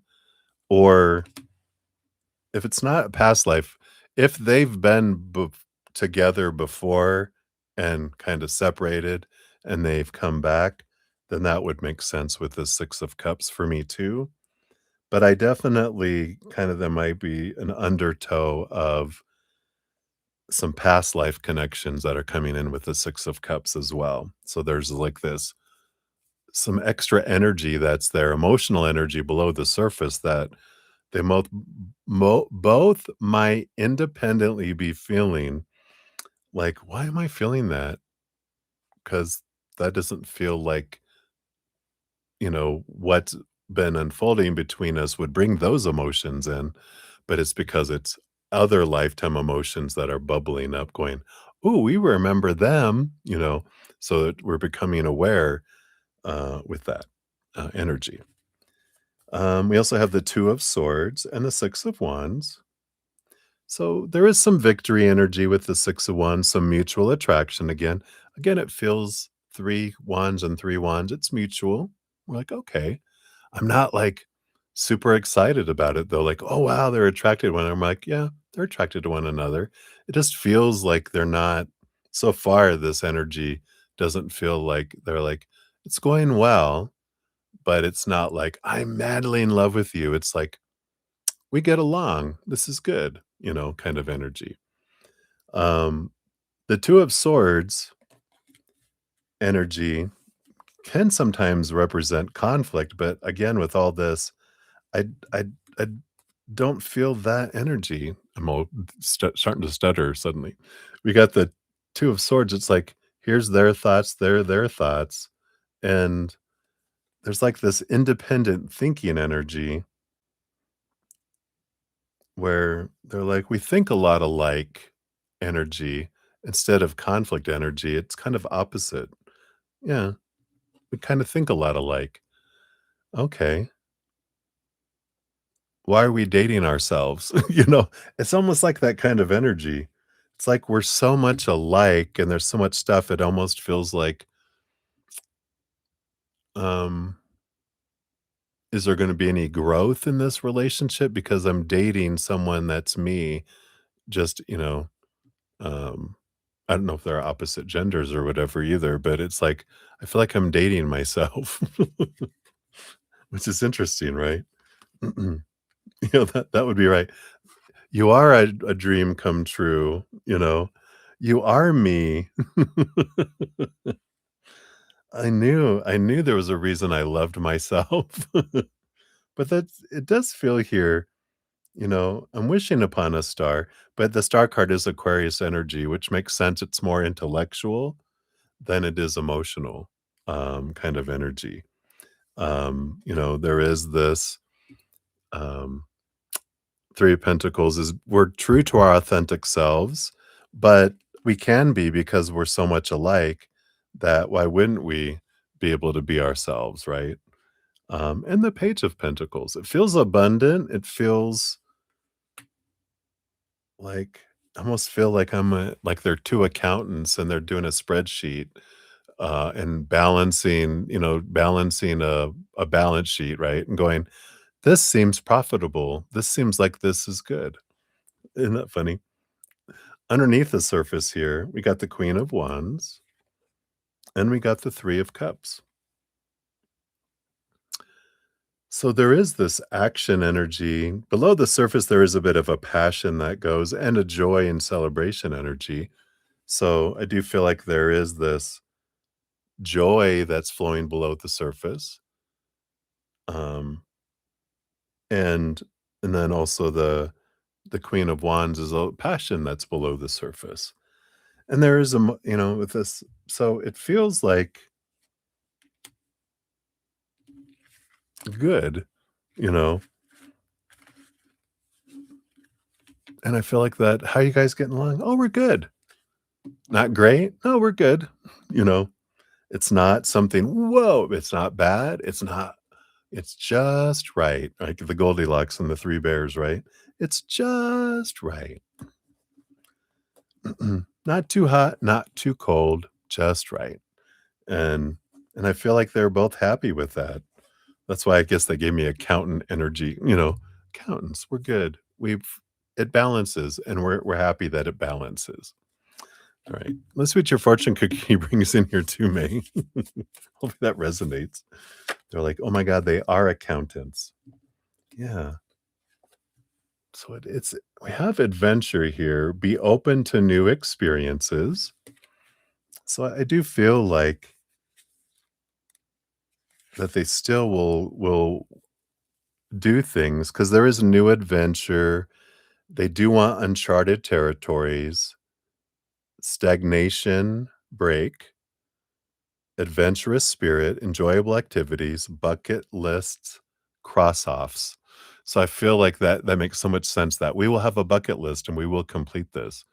And I feel like it's an organized, it's time to embark on a new adventure and explore uncharted territories. Life can sometimes feel stagnant, but by adding a sprinkle of adventurous spirit, we can lift our mood and prepare for enjoyable activities. I feel like that's that Queen of Wands underneath, because it's like, it's good, we're balanced, but we're ready to go out of balance for a moment and go, "Oh, can we go out of balance? Let's do it." And then we'll get back into balance. Okay, that was enough. Adventures don't necessarily have to be extreme to satisfy our need for something new and exciting. Could be something as simple as starting a creative project, going for a hike, or crossing something off your bucket list. Have fun. So I feel like that they are, you know, like, okay, we're balanced, everything's good.